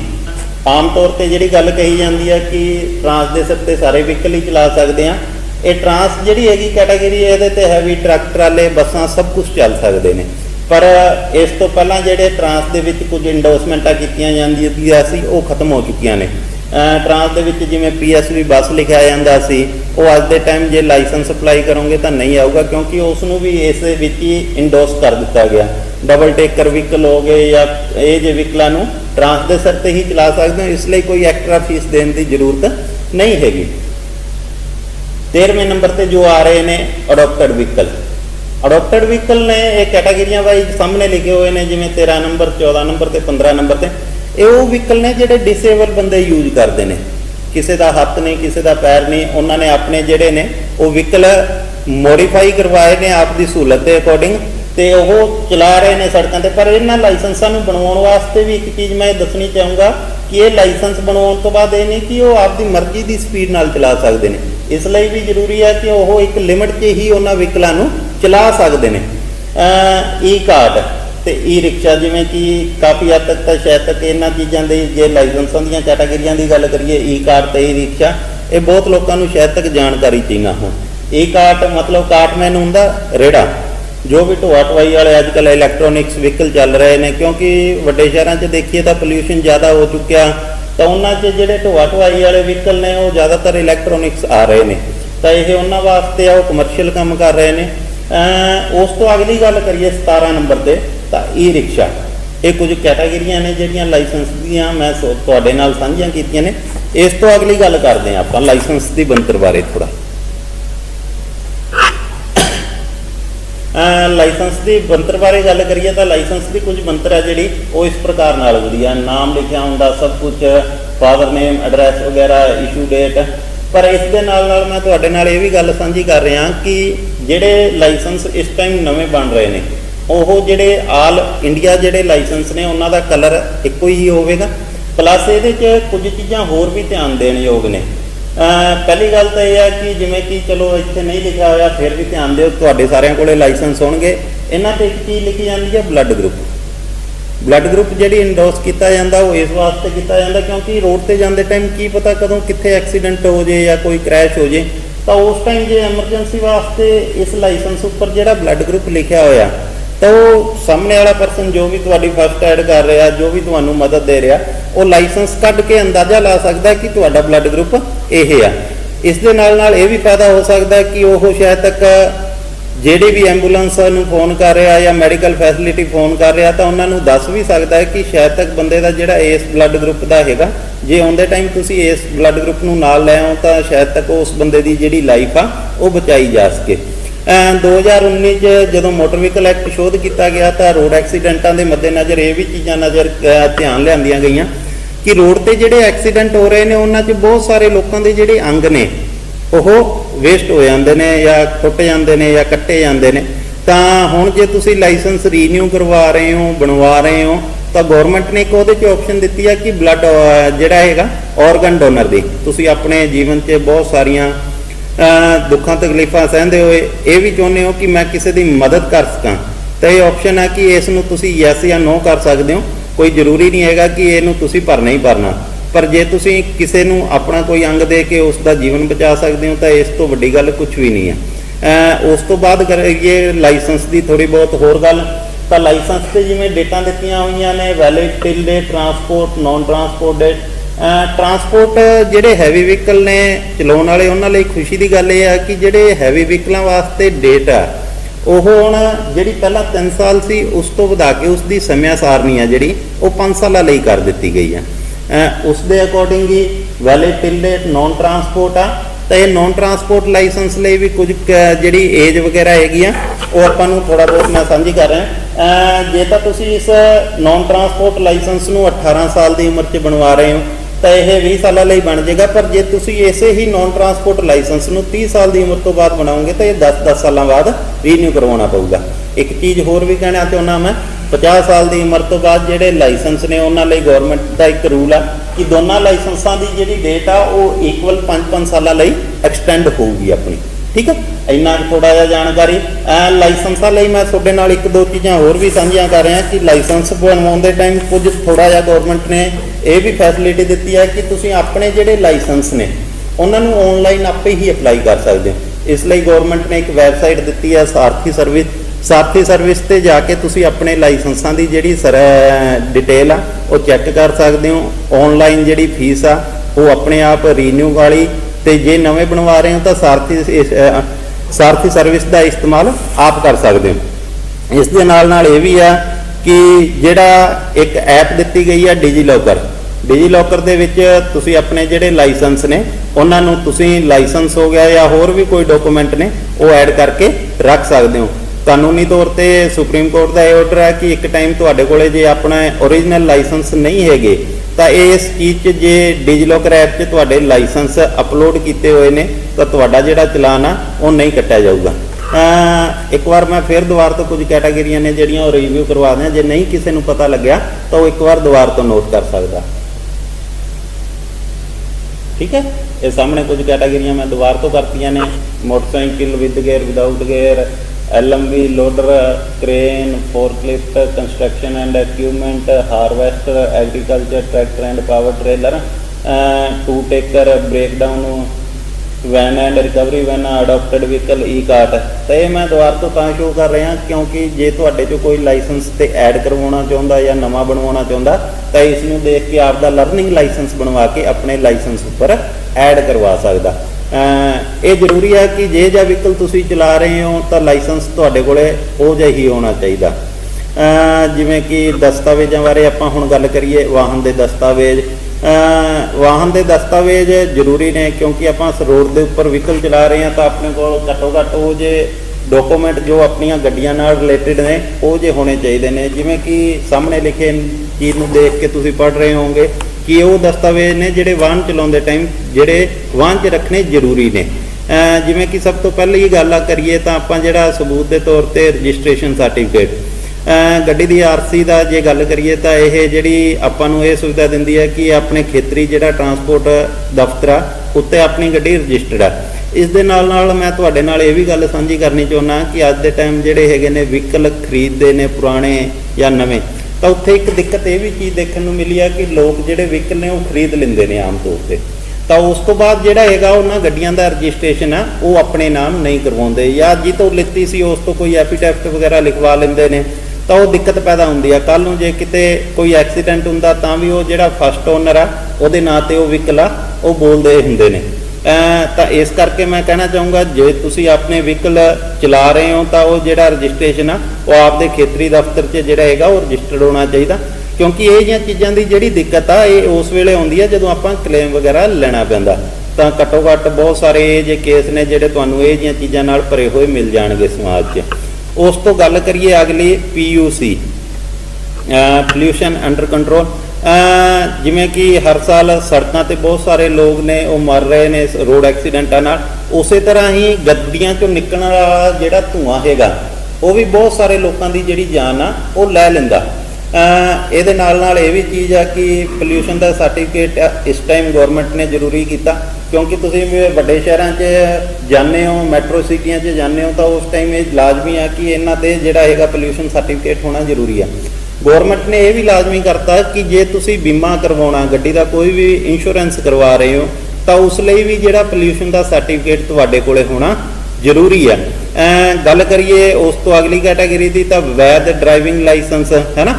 ਲਾਇਸੈਂਸ ਬਾਰੇ ਮੈਂ ਤੁਹਾਡੇ ਨਾਲ ਪਹਿਲਾਂ ਹੀ ਸਾਂਝੀ ਕਰ ਚੁੱਕੀਆਂ ਗੱਲਾਂ। ਤਾਂ ਇੱਕ ਚੀਜ਼ ਇਹ ਵੀ ਕਹਿਣਾ ਚਾਹੂੰਗਾ ਕਿ ਜਿਹੜੇ ਲਾਇਸੈਂਸ ਨੇ ਉਹਨਾਂ ਨੂੰ ਆਪ ਦਾ ਟਾਈਮ ਸਿਰ ਰੀਨਿਊ ਕਰਵਾਉਣਾ ਚਾਹੀਦਾ, ਰੀਨਿਊ ਕਰਵਾ ਕੇ ਹੀ ਵਹੀਕਲ ਚਲਾਉਣੇ ਚਾਹੀਦੇ ਨੇ, ਅਦਰਵਾਈਜ਼ ਵਹੀਕਲ ਨੂੰ ਨਹੀਂ ਚਲਾਉਣੇ ਚਾਹੀਦੇ। ਜੇ ਲਾਇਸੈਂਸ ਤੁਹਾਡੇ ਐਕਸਪਾਇਰ ਹੋ ਚੁੱਕੇ ਨੇ ਤਾਂ ਉਹਨਾਂ ਨੂੰ ਟਾਈਮ ਸਿਰ ਰੀਨਿਊ ਕਰਵਾਓ।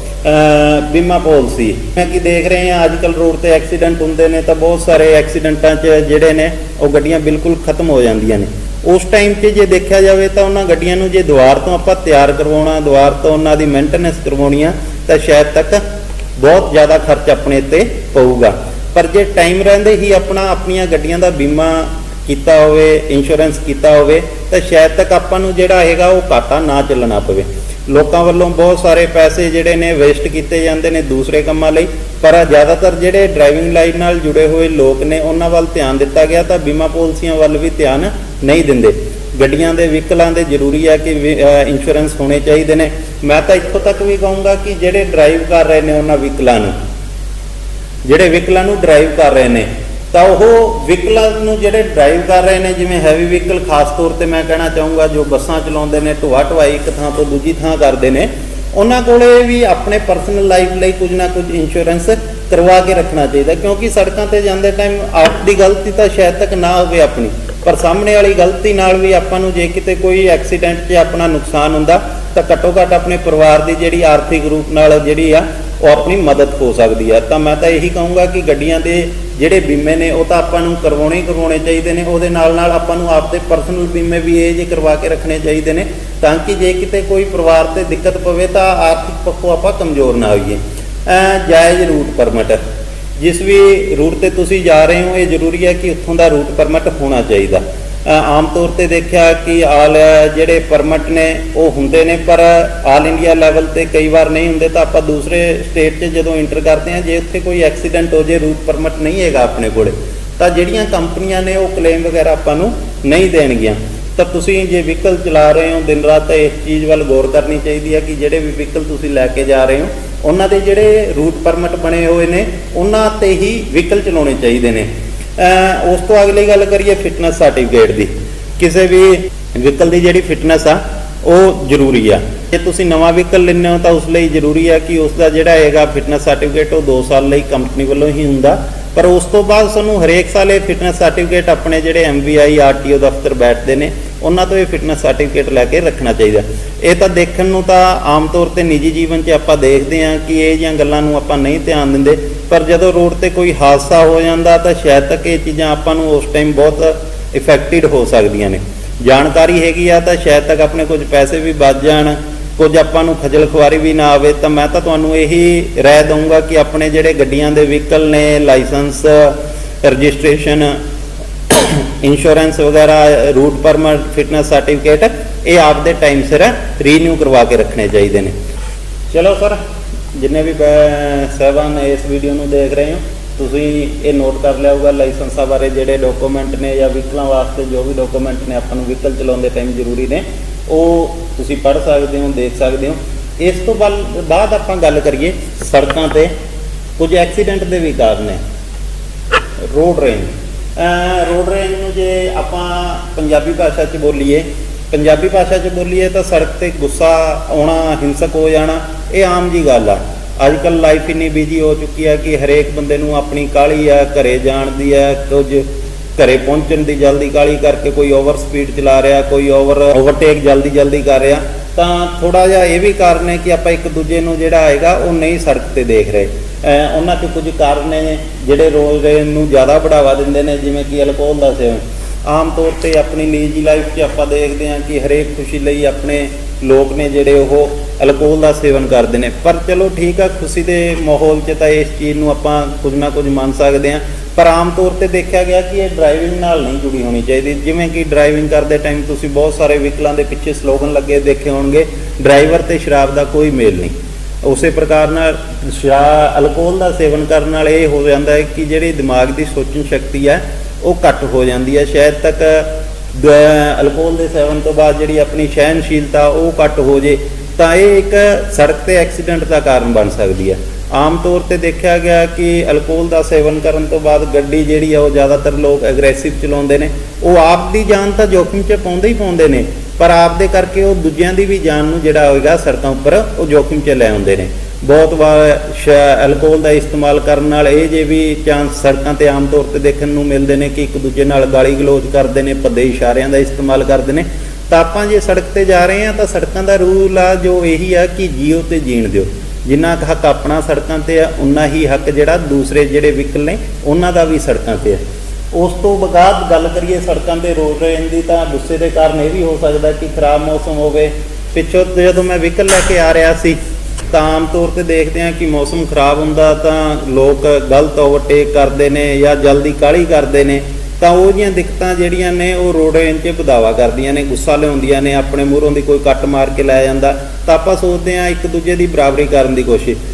ਆਮ ਤੌਰ ਤੇ ਸੜਕਾਂ ਤੇ ਇਹ ਜਿਹੀਆਂ ਗਲਤੀਆਂ ਹੁੰਦੀਆਂ ਰਹਿੰਦੀਆਂ। ਖਰਾਬ ਮੌਸਮ ਬਾਰੇ ਗੱਲ ਕਰ ਰਹੇ ਹਾਂ। ਸੜਕਾਂ ਤੇ ਜਾਂਦੇ ਟਾਈਮ ਬਹੁਤ ਵਾਰ ਧੁੰਦ ਜ਼ਿਆਦਾ ਹੁੰਦੀ ਹੈ ਜਾਂ ਬਰਸਾਤ ਇੱਕਦਮ ਅਚਾਨਕ ਧੂਲ ਭਰੀਆਂ ਹੋਈਆਂ ਮਿੱਟੀ ਨਾਲ ਭਰੀ ਹੋਈ ਆਂਧੀ ਵਗੈਰਾ ਜਦੋਂ ਸੜਕ ਤੇ ਹੁੰਦੀ ਹੈ ਤਾਂ ਕੁਝ ਲੋਕ ਘਰੇ ਪਹੁੰਚਣ ਦੀ ਜਲਦੀ ਕਾਹਲੀ ਕਰਦੇ ਨੇ।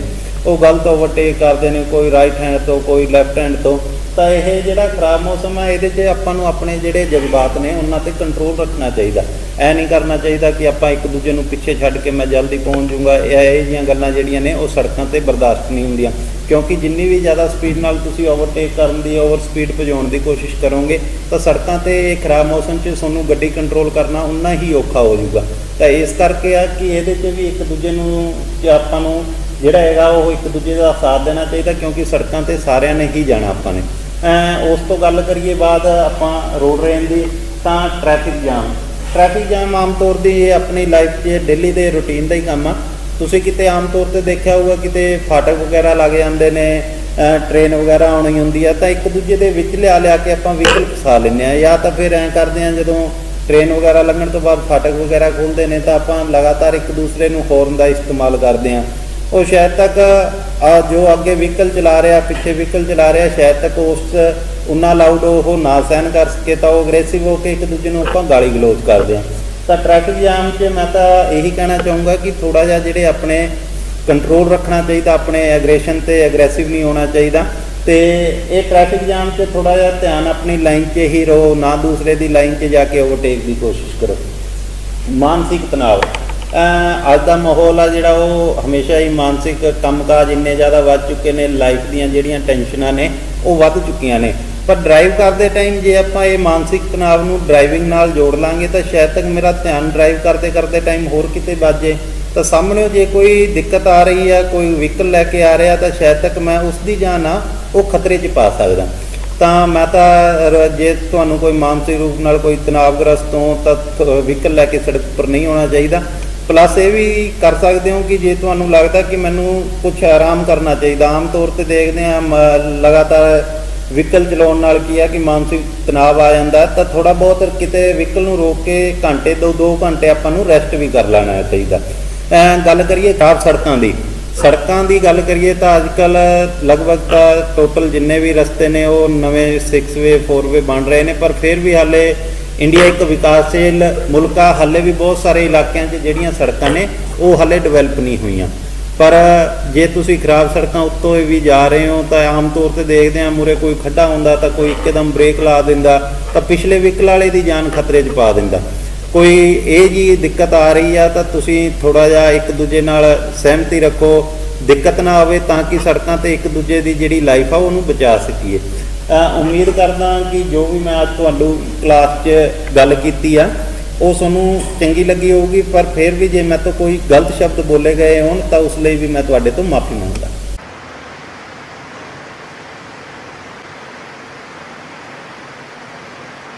ਹਾਂਜੀ, ਸਤਿ ਸ਼੍ਰੀ ਅਕਾਲ ਜੀ ਸਾਰਿਆਂ ਨੂੰ।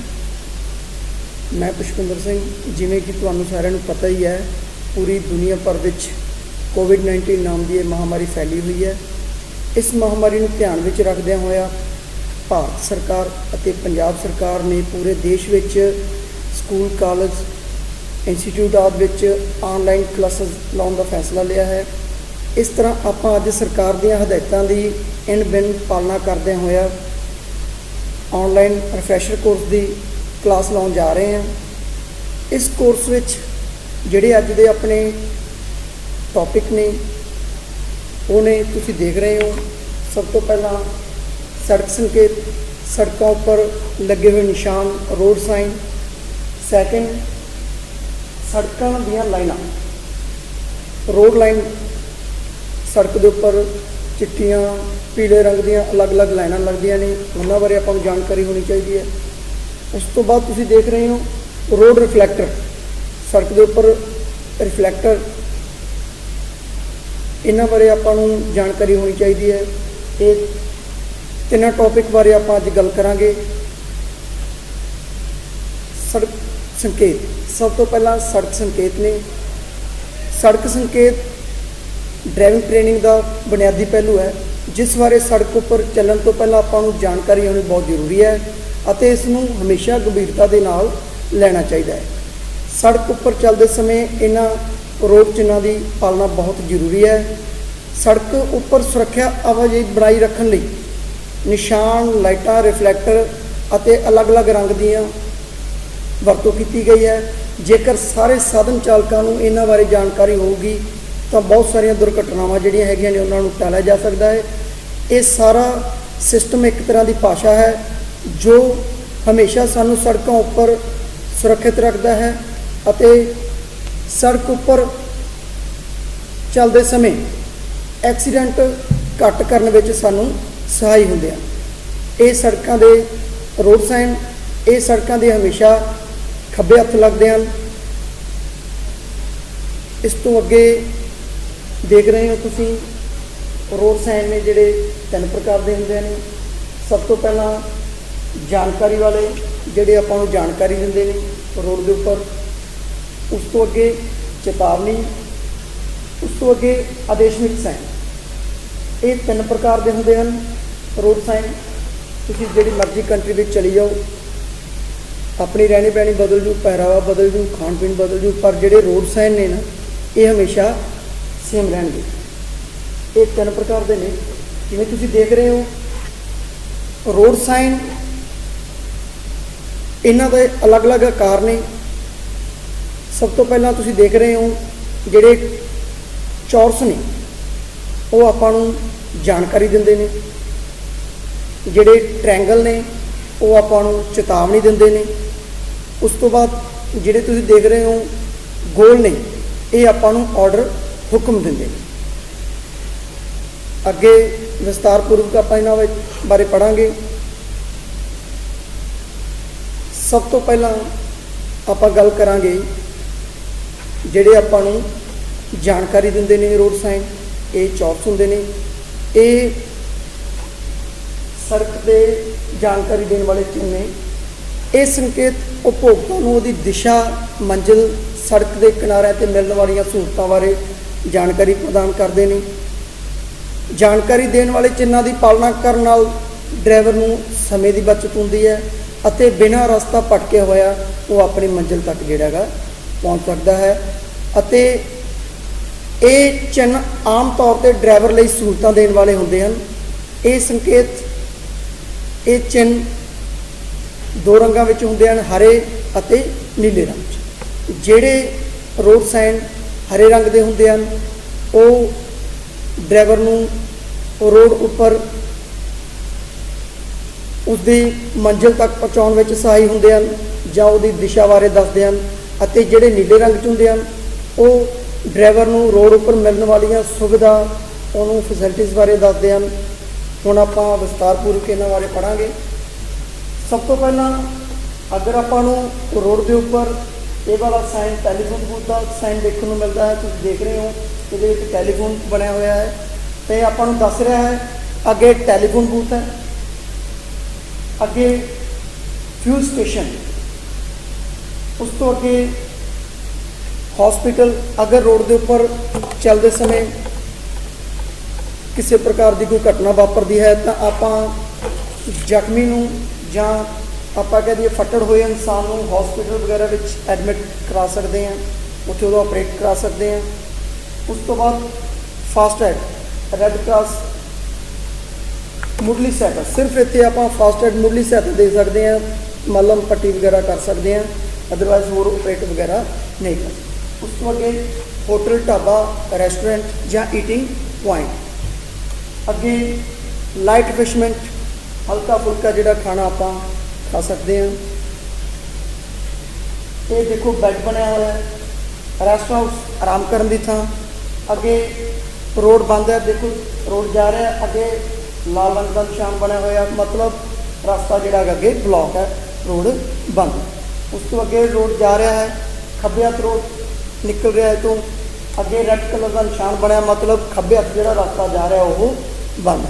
ਅੱਗੇ ਸਬਵੇ, ਇਹ ਸਾਈਨ ਆਪਾਂ ਨੂੰ ਮਲਟੀ ਰੋਡ ਲਾਈਨ ਦੇ ਉੱਪਰ ਜਿੱਥੇ ਬਹੁਤ ਸਾਰਾ ਟ੍ਰੈਫਿਕ ਹੈ ਉਸ ਜਗ੍ਹਾ ਦੇ ਉੱਪਰ ਦੇਖਣ ਨੂੰ ਮਿਲੂਗਾ। ਉੱਥੇ ਉਹਨਾਂ ਰੋਡਾਂ ਦੇ ਉੱਪਰ ਪੈਦਲ ਰਸਤਾ ਕ੍ਰਾਸ ਕਰਨ ਵਾਲਿਆਂ ਨੂੰ ਬਹੁਤ ਜ਼ਿਆਦਾ ਦਿੱਕਤ ਆਉਂਦੀ ਹੈ ਅਤੇ ਉਹਨਾਂ ਨੂੰ ਰਸਤਾ ਕ੍ਰਾਸ ਕਰਨ ਲਈ ਉੱਪਰ ਦੀ ਜਿਹੜੇ ਪੁਲ ਬਣਾਏ ਜਾਂਦੇ ਨੇ ਉਹਨਾਂ ਨੂੰ ਸਬਵੇ ਬੋਲਦੇ ਨੇ।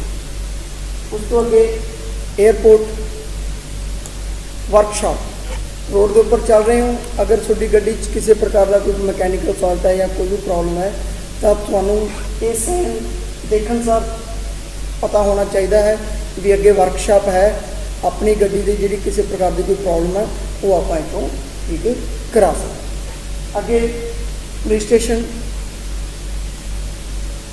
Railway station, bus stand, taxi stand, auto rickshaw stand, rickshaw stand. अगे पार्किंग नूं कैटागरी विच वंडता अलग अलग हिस्सों में वंडिया गया है। पार्किंग दिस साइड सज्जे हथ पार्किंग है, पार्किंग बोथ साइड, दोनों side parking, motorcycle parking, cycle parking, car parking ते आटो रिक्शा पार्किंग। हाँ जी, जिवें कि तुसीं देख रहे हो स्क्रीन के उपर तुहानूं मैं दस के हटिया पहला जिहड़े ट्रैंगल ने, तीन चुंडे साइन ने, ये वाले आपां नूं चेतावनी दिंदे ने, आपां नूं आउण वाले खतरिਆਂ बारे, स्थितियां बारे दसदे ने। ਇਹ ਸੰਕੇਤ ਡਰਾਈਵਰ ਨੂੰ ਸੜਕ ਤੇ ਪੈਂਦੇ ਖਤਰਿਆਂ, ਸਥਿਤੀਆਂ ਬਾਰੇ ਪਹਿਲਾਂ ਸਾਵਧਾਨ ਕਰਨ ਲਈ ਲੱਗਦੇ ਹਨ। ਡਰਾਈਵਰ ਨੂੰ ਆਪਣੀ ਸੁਰੱਖਿਆ ਲਈ ਇਹਨਾਂ ਦੀ ਪਾਲਣਾ ਕਰਨਾ ਬਹੁਤ ਜ਼ਰੂਰੀ ਹੈ। ਇਹ ਤ੍ਰਿਕੋਣ ਨਿਸ਼ਾਨ ਚੇਤਾਵਨੀ ਦਾ ਨਿਸ਼ਾਨ ਹੁੰਦੇ ਨੇ। ਇਹਨਾਂ ਤ੍ਰਿਕੋਣ ਵਿੱਚ ਜੋ ਵੀ ਤਸਵੀਰ ਬਣੀ ਹੈ ਉਹ ਚੀਜ਼ ਜਾਂ ਤਾਂ ਅੱਗੇ ਸੜਕ ਉੱਪਰ ਆ ਸਕਦੀ ਹੈ ਜਾਂ ਸੜਕ ਦੇ ਉੱਪਰ ਅੱਗੇ ਹੈ। ਇਹਨਾਂ ਚਿੰਨ੍ਹਾਂ ਦੀ ਪਾਲਣਾ ਕਰਕੇ ਸੜਕ ਉੱਪਰ ਹੋਣ ਵਾਲੇ ਸੜਕ ਹਾਦਸਿਆਂ ਨੂੰ, ਦੁਰਘਟਨਾਵਾਂ ਨੂੰ ਜਿਹੜਾ ਹੈਗਾ ਘੱਟ ਕੀਤਾ ਜਾ ਸਕਦਾ ਹੈ।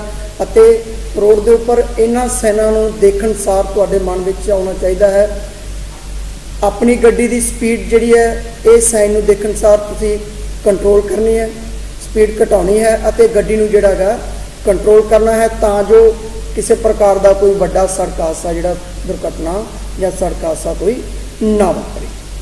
ਅੱਗੇ ਇਹਨਾਂ ਨੂੰ ਵਿਸਤਾਰਪੂਰਵਕ ਪੜ੍ਹਾਂਗੇ। ਸਭ ਤੋਂ ਪਹਿਲਾਂ ਸੱਜੇ ਹੱਥ ਮੋੜ ਹੈ, ਖੱਬੇ ਹੱਥ ਮੋੜ ਹੈ, ਯੂ ਟਰਨ ਜਾਂ ਪੈਨ ਬੈਂਡ। ਇਹ ਸਾਈਨ ਆਪਾਂ ਨੂੰ ਪਹਾੜੀ ਏਰੀਆ ਵਿੱਚ ਦੇਖਣ ਨੂੰ ਮਿਲੂਗਾ ਜ਼ਿਆਦਾਤਰ। ਇਹਦਾ ਮਤਲਬ ਹੈ ਜੀ ਅੱਗੇ ਕੂਣੀ ਮੋੜ ਹੈ ਜਾਂ ਆਪਾਂ ਕਹਿ ਸਕਦੇ ਹਾਂ ਸ਼ਾਰਪ ਮੋੜ। ਅੱਗੇ ਖੱਬੇ ਹੱਥ ਕੂਣੀ ਮੋੜ, ਤਿੱਖਾ ਮੋੜ, ਐਂਡ ਟਰਨ, ਸੀਰੀਅਲ ਬੈਂਡਿੰਗ, ਸੱਜੇ ਹੱਥ ਐਂਡ ਟਰਨ, ਸੀਰੀਅਲ ਬੈਂਡਿੰਗ, ਖੱਬੇ ਹੱਥ। ਤਿੱਖੀ ਚੜ੍ਹਾਈ ਹੈ, ਅੱਗੇ ਤਿੱਖੀ ਡਾਊਨ ਉਤਰਾਈ ਹੈ, ਅੱਗੇ ਨੈਰੋ ਪੁਲ ਤੰਗ ਹੈ, ਅੱਗੇ ਰੋਡ ਤੰਗ ਹੈ, ਅੱਗੇ ਜੈਬਰਾ ਕ੍ਰਾਸਿੰਗ। ਇਹ ਵਾਲੀ ਆਪਾਂ ਨੂੰ ਚੌਂਕ ਜਾਂ ਸਕੂਲ ਕਾਲਜ ਵਗੈਰਾ ਦੇ ਨੇੜੇ ਆਪਾਂ ਨੂੰ ਦੇਖਣ ਨੂੰ ਮਿਲੂਗਾ। ਪੈਦਲ ਯਾਤਰੀਆਂ ਨੂੰ ਰਸਤਾ ਕ੍ਰਾਸ ਕਰਾਉਣ ਲਈ ਇਹ ਵਾਲੇ ਸਾਈਨ ਤੁਹਾਨੂੰ ਦੇਖਣ ਨੂੰ ਮਿਲਣਗੇ। ਇਹਨਾਂ ਦਾ ਮਤਲਬ ਹੈ ਸਿਰਫ ਇੱਥੇ ਪੈਦਲ ਚੱਲਣ ਵਾਲੇ ਜਿਹੜੇ ਨੇ ਰਸਤਾ ਪਾਰ ਕਰ ਸਕਦੇ ਨੇ, ਅਦਰਵਾਈਜ਼ ਹੋ ਨਹੀਂ। ਅੱਗੇ ਸਕੂਲ ਹੈ, ਅੱਗੇ ਅਵਾਰਾ ਪਸ਼ੂ ਨੇ ਰੋਡ ਦੇ ਉੱਪਰ, ਅੱਗੇ ਸੜਕ ਦਾ ਕੰਮ ਚੱਲ ਰਿਹਾ ਹੈ, ਅੱਗੇ ਲੈਂਡਸਲਾਈਡ ਦੇ ਪੱਥਰ ਵਗੈਰਾ ਖਿਸਕ ਰਹੇ ਨੇ, ਅੱਗੇ ਫੈਰੀ। ਇਹ ਨਦੀ ਦੇ ਕਿਨਾਰੇ ਤੋਂ ਤੁਹਾਨੂੰ ਦੇਖਣ ਨੂੰ ਮਿਲੂਗਾ ਇਹ ਸਾਈਨ। ਜਿਨ੍ਹਾਂ ਨਦੀਆਂ ਦੇ ਉੱਪਰ ਪੁਲ ਨਹੀਂ ਹੈ ਉਹਨਾਂ ਨਦੀਆਂ ਦੇ ਉੱਪਰ ਇਹ ਵਾਲਾ ਸਾਈਨ ਦੇਖਣ ਨੂੰ ਮਿਲਣਗੇ। ਮਤਲਬ ਆਪਾਂ ਆਪਣਾ ਸਾਧਨ ਨਹੀਂ ਅੱਗੇ ਜਾ ਸਕਦੇ, ਸਿਰਫ ਆਪਾਂ ਬੋਟ ਜਾਂ ਟੈਕਸੀ ਦੇ ਥਰੂ ਹੀ ਅੱਗੇ ਆਪਾਂ ਰਸਤਾ ਜਿਹੜਾ ਹੈਗਾ ਕ੍ਰਾਸ ਕਰ ਸਕਦੇ ਜਾਂ ਨਦੀ ਨੂੰ ਕ੍ਰਾਸ ਕਰ ਸਕਦੇ ਹਾਂ। ਅੱਗੇ ਚੌਂਕ ਚੌਰਸਤਾ, ਅੱਗੇ ਸੱਜੇ ਹੱਥ ਰੋਡ ਹੈ, ਅੱਗੇ ਖੱਬੇ ਹੱਥ ਰੋਡ ਰਸਤਾ ਹੈ। ਅੱਗੇ ਈ ਪੁਆਇੰਟ, ਇੱਥੇ ਲਿੰਕ ਰੋਡ ਵੱਡੇ ਰੋਡ ਨੂੰ ਜਿਹੜਾ ਹੈਗਾ ਕ੍ਰਾਸ ਕਰ ਰਿਹਾ ਹੈ। ਅੱਗੇ ਲਿੰਕ ਰੋਡ ਵੱਡੇ ਰੋਡ ਨਾਲ ਮੇਜਰ ਰੋਡ ਨਾਲ ਜਾ ਕੇ ਅੱਗੇ ਮਿਲ ਰਿਹਾ। ਅਗਲਾ ਨਿਸ਼ਾਨ ਹੈ ਗੋਲ ਚੌਂਕ ਰਾਉਂਡ ਅਬਾਊਟ। ਜਦੋਂ ਵੀ ਆਪਾਂ ਗੋਲ ਚੌਂਕ ਵਿੱਚ ਐਂਟਰ ਕਰਨਾ ਹੈ ਤਾਂ ਆਪਾਂ ਨੂੰ ਇਹ ਧਿਆਨ ਰੱਖਣਾ ਚਾਹੀਦਾ ਹੈ, ਹਮੇਸ਼ਾ ਆਪਾਂ ਸੱਜੇ ਹੱਥ ਸੱਜੇ ਪਾਸੋਂ ਆ ਰਹੇ ਵਹੀਕਲ ਨੂੰ ਜਿਹੜੀ ਆਪਾਂ ਪਹਿਲ ਦੇਣੀ ਹੈ। ਗੋਲ ਚੌਂਕ 'ਚ ਐਂਟਰ ਕਰਦੇ ਸਮੇਂ ਆਪਾਂ ਨੂੰ ਇਹ ਚੀਜ਼ ਦਾ ਧਿਆਨ ਰੱਖਣਾ ਚਾਹੀਦਾ ਹੈ, ਹਮੇਸ਼ਾ ਆਪਾਂ ਸੱਜੇ ਹੱਥ ਤੋਂ ਆ ਰਹੇ ਵਹੀਕਲ ਨੂੰ ਹੀ ਪਹਿਲ ਦੇਣੀ। ਅੱਗੇ ਸੜਕ ਦੇ ਖੱਡੇ ਨੇ। ਅਗਲਾ ਨਿਸ਼ਾਨ double speed breaker, single speed breaker, ਬੱਤੀਆਂ, ਲਾਈਟਾਂ, signal. Runway, Y section, white tap road, ਖੱਬੇ ਹੱਥ ਰੋਡ ਸਲਿਪ ਕਰ ਰਿਹਾ ਹੈ, ਇੱਥੇ ਸੱਜੇ ਹੱਥ ਰੋਡ ਸਲਿਪ ਕਰ ਰਿਹਾ ਹੈ। ਵਾਈਟ ਟੈਪ ਰੋਡ ਸੱਜੇ ਹੱਥ। ਅੱਗੇ ਰੋਡ ਚੌੜਾ ਹੈ, ਸੜਕ ਚੌੜੀ ਹੋ ਗਈ ਹੈ। ਅੱਗੇ ਗੈਪਿੰਗ ਮੀਡੀਅਮ, ਸੜਕ ਤੇ ਘੱਟ। ਡਿਵਾਈਡਰ ਵਗੈਰਾ ਦੇ ਉੱਪਰ ਤੁਹਾਨੂੰ ਇਸ ਤਰ੍ਹਾਂ ਦੇ ਸਾਈਨ ਦੇਖਣ ਨੂੰ ਮਿਲਣਗੇ। ਅੱਗੇ ਸਲਿਪਰੀ ਰੋਡ ਹੈ, ਤੁਹਾਡੀ ਗੱਡੀ ਸਲਿਪ ਕਰ ਸਕਦੀ ਹੈ, ਤਿਲਕ ਸਕਦੀ ਹੈ, ਫਿਸਲਣ ਭਰਿਆ ਰਸਤਾ ਹੈ। ਅੱਗੇ ਓਪਨ ਸਟੋਨ, ਪੱਥਰ ਵਗੈਰਾ, ਪਥਰੀਲਾ ਰੋਡ ਹੈ, ਪੱਥਰ ਵਗੈਰਾ ਪਾਏ ਨੇ, ਪੱਥਰ ਸਲਿਪ ਕਰਕੇ ਆਪਣੇ ਲੱਗ ਸਕਦਾ ਹੈ। ਇਹ ਸਾਈਨ ਲਾਉਣ ਦਾ ਮਕਸਦ ਹੈ, ਅਗਰ ਇਸ ਤਰ੍ਹਾਂ ਦਾ ਸਾਈਨ ਲੱਗਿਆ ਹੈ ਤਾਂ ਆਪਾਂ ਆਪਣੀ ਗੱਡੀ ਦੀ ਜਿਹੜੀ ਸਪੀਡ ਹੈ ਉਹ ਘੱਟ ਕਰ ਲੈਣੀ ਹੈ, ਗੱਡੀ ਨੂੰ ਕੰਟਰੋਲ ਦੇ ਵਿੱਚ ਕਰਨਾ। ਅੱਗੇ ਸਾਈਕਲ ਕ੍ਰਾਸਿੰਗ, ਸਿਰਫ ਸਾਈਕਲ ਵਗੈਰਾ ਕ੍ਰਾਸ ਕਰ ਸਕਦੇ ਨੇ, ਅਦਰਵਾਈਜ਼ ਪਲੇਟਫਾਰਮ ਕ੍ਰਾਸ ਨਹੀਂ ਕਰੂਗਾ। ਅੱਗੇ ਅਗਲਾ ਨਿਸ਼ਾਨ ਤੁਸੀਂ ਦੇਖ ਰਹੇ ਹੋ ਟੋਲ ਟੈਕਸ, ਬੈਰੀਅਰ ਜਾਂ check point. Zig zag mode, astern, two way road, ਦੋਨੋਂ ਪਾਸੋਂ ਵਹੀਕਲ ਆ ਜਾ ਰਹੇ ਨੇ, ਆਪਾਂ ਅਲਰਟ ਰਹਿਣਾ ਗਾ। ਆਪਾਂ ਨੂੰ ਪਤਾ ਦੋਨੋਂ ਪਾਸੋਂ ਅੱਗੇ ਤੋਂ ਵੀ ਵਹੀਕਲ ਆ ਰਿਹਾ, ਦੋਨੋਂ ਸਾਈਡ ਤੋਂ ਵਹੀਕਲ ਆ ਰਹੇ ਨੇ। ਅੱਗੇ ਰੋਡ ਖਤਮ ਹੈ, ਤੁਹਾਡੀ ਗੱਡੀ ਪਾਣੀ ਵਿੱਚ ਗਿਰ ਸਕਦੀ ਹੈ, ਸਮੁੰਦਰ ਏਰੀਆ 'ਚ ਜਾਂ ਨਹਿਰ ਕੰਢੇ, ਇਸ ਤਰ੍ਹਾਂ ਦੇ ਸਾਈਨ ਆਪਾਂ ਨੂੰ ਦੇਖਣ ਨੂੰ ਮਿਲ ਸਕਦੇ ਨੇ। ਅੱਗੇ ਵਾਈਟ ਟੈਪ ਰੋਡ ਦੋ ਹਿੱਸਿਆਂ ਵਿੱਚ ਵੰਡਿਆ ਗਿਆ। ਅੱਗੇ ਹਾਈ ਵੋਲਟੇਜ ਬਿਜਲੀ ਦੀਆਂ ਤਾਰਾਂ ਨੇ। ਅੱਗੇ ਡਿਵਾਈਡਰ ਖਤਮ ਹੈ, ਰੋਡ ਸਿੰਗਲ। ਅੱਗੇ ਡਿਵਾਈਡਰ ਸ਼ੁਰੂ ਹੈ, ਰੋਡ ਡਬਲ ਹੈ। ਅਗਲਾ ਨਿਸ਼ਾਨ ਤੁਸੀਂ ਦੇਖ ਰਹੇ ਹੋ, ਰੋਡ ਜਾ ਰਿਹਾ ਹੈ, ਰੋਡ ਤੋਂ ਥੋੜ੍ਹੀ ਥੋੜ੍ਹੀ ਦੂਰੀ 'ਤੇ ਖੱਬੇ ਅਤੇ ਸੱਜੇ ਦੋਨੋਂ ਪਾਸੇ ਸੜਕ ਹੈ। ਅੱਗੇ ਰੋਡ ਜਾ ਰਿਹਾ ਹੈ, ਦੇਖ ਰਹੇ ਹੋ, ਰੋਡ ਤੋਂ ਥੋੜ੍ਹੀ ਦੂਰੀ 'ਤੇ ਸੱਜੇ ਅਤੇ ਖੱਬੇ ਪਾਸੇ ਨੂੰ ਜਿਹੜਾ ਰੋਡ ਨਿਕਲ ਰਿਹਾ। ਰੇਲਵੇ ਕ੍ਰਾਸਿੰਗ, ਰੇਲਵੇ ਫਾਟਕ। ਰੇਲਵੇ ਕ੍ਰਾਸਿੰਗ ਮਤਲਬ ਕੋਨਾ ਫਾਟਕ, ਰੋਡਾ ਫਾਟਕ ਆਪਾਂ ਮਾਨਵਰਿਆ ਕਹਿ ਦਈਏ, ਅਨਗਾਰਡ, ਇਹਦੇ ਉੱਪਰ ਕਿਸੇ ਪ੍ਰਕਾਰ ਦਾ ਕੋਈ ਗਾਰਡ ਨਹੀਂ। ਆਪਾਂ ਜਦੋਂ ਇਹਨੂੰ ਕ੍ਰਾਸ ਕਰਨਾ ਤਾਂ ਦੋਨੋਂ ਪਾਸੋਂ ਆਪਾਂ ਦੇਖ ਕੇ ਜਿਹੜਾ ਹੈਗਾ ਇਹਨਾਂ ਨੂੰ ਪਾਸ ਕਰਨਾ ਗਾ, ਕ੍ਰਾਸ ਕਰਨਾ ਹੈ। ਜਿਹੜਾ ਵਾਲਾ ਤੁਸੀਂ ਦੇਖ ਰਹੇ ਹੋ ਇਹਨੂੰ ਬੋਲਦੇ ਆ ਰੇਲਵੇ ਫਾਟਕ। ਇਹਦੇ ਚਾਰ ਦੀਵਾਰੀ ਹੈ, ਗਾਰਡ ਵੀ ਬਣਿਆ ਹੋਇਆ, ਗਾਰਡ ਵੀ ਹੈ। ਅੱਗੇ ਡਿਵਰਜ਼ਨ ਦਾ ਸਾਈਨ ਹੈ, ਰੋਡ ਦੇ ਉੱਪਰ ਜਿੱਥੇ ਕੋਈ ਕੰਸਟਰਕਸ਼ਨ ਦਾ ਕੰਮ ਚੱਲਦਾ ਹੈ, ਸੜਕ ਦਾ ਕੰਮ ਚੱਲ ਰਿਹਾ ਹੈ, ਉੱਥੇ ਵਾਲਾ ਸਾਈਨ ਆਪਾਂ ਨੂੰ ਦੇਖਣ ਨੂੰ ਮਿਲੂਗਾ। ਜਦੋਂ ਆਪਾਂ ਰੋਡ ਦੇ ਉੱਪਰ ਲਾਈਨ ਚੇਂਜ ਕਰਾਂਗੇ ਤਾਂ ਉੱਥੇ ਆਪਾਂ ਨੂੰ ਇਸ ਤਰ੍ਹਾਂ ਦਾ ਸਾਈਨ ਦੇਖਣ ਨੂੰ ਮਿਲੂ। ਅੱਗੇ ਜੰਗਲੀ ਜਾਨਵਰ ਨੇ, ਆਪਾਂ ਸੇਫ ਆਪਣੇ ਆਪ ਨੂੰ ਸੇਫ ਰੱਖਦੇ ਹੋਏ ਗੱਡੀ ਜਿਹੜੀ ਹੈ ਧਿਆਨ ਨਾਲ ਚਲਾਉਣੀ ਹੈ। ਮਤਲਬ ਆਪਾਂ ਨੂੰ ਪਤਾ ਹੋਣਾ ਚਾਹੀਦਾ ਅੱਗੇ ਜੰਗਲੀ ਜਾਨਵਰ ਨੇ ਤੇ ਆਪਾਂ ਕਿਸੇ ਪ੍ਰਕਾਰ ਦੀ ਕੋਈ ਦਿੱਕਤ ਨਾ।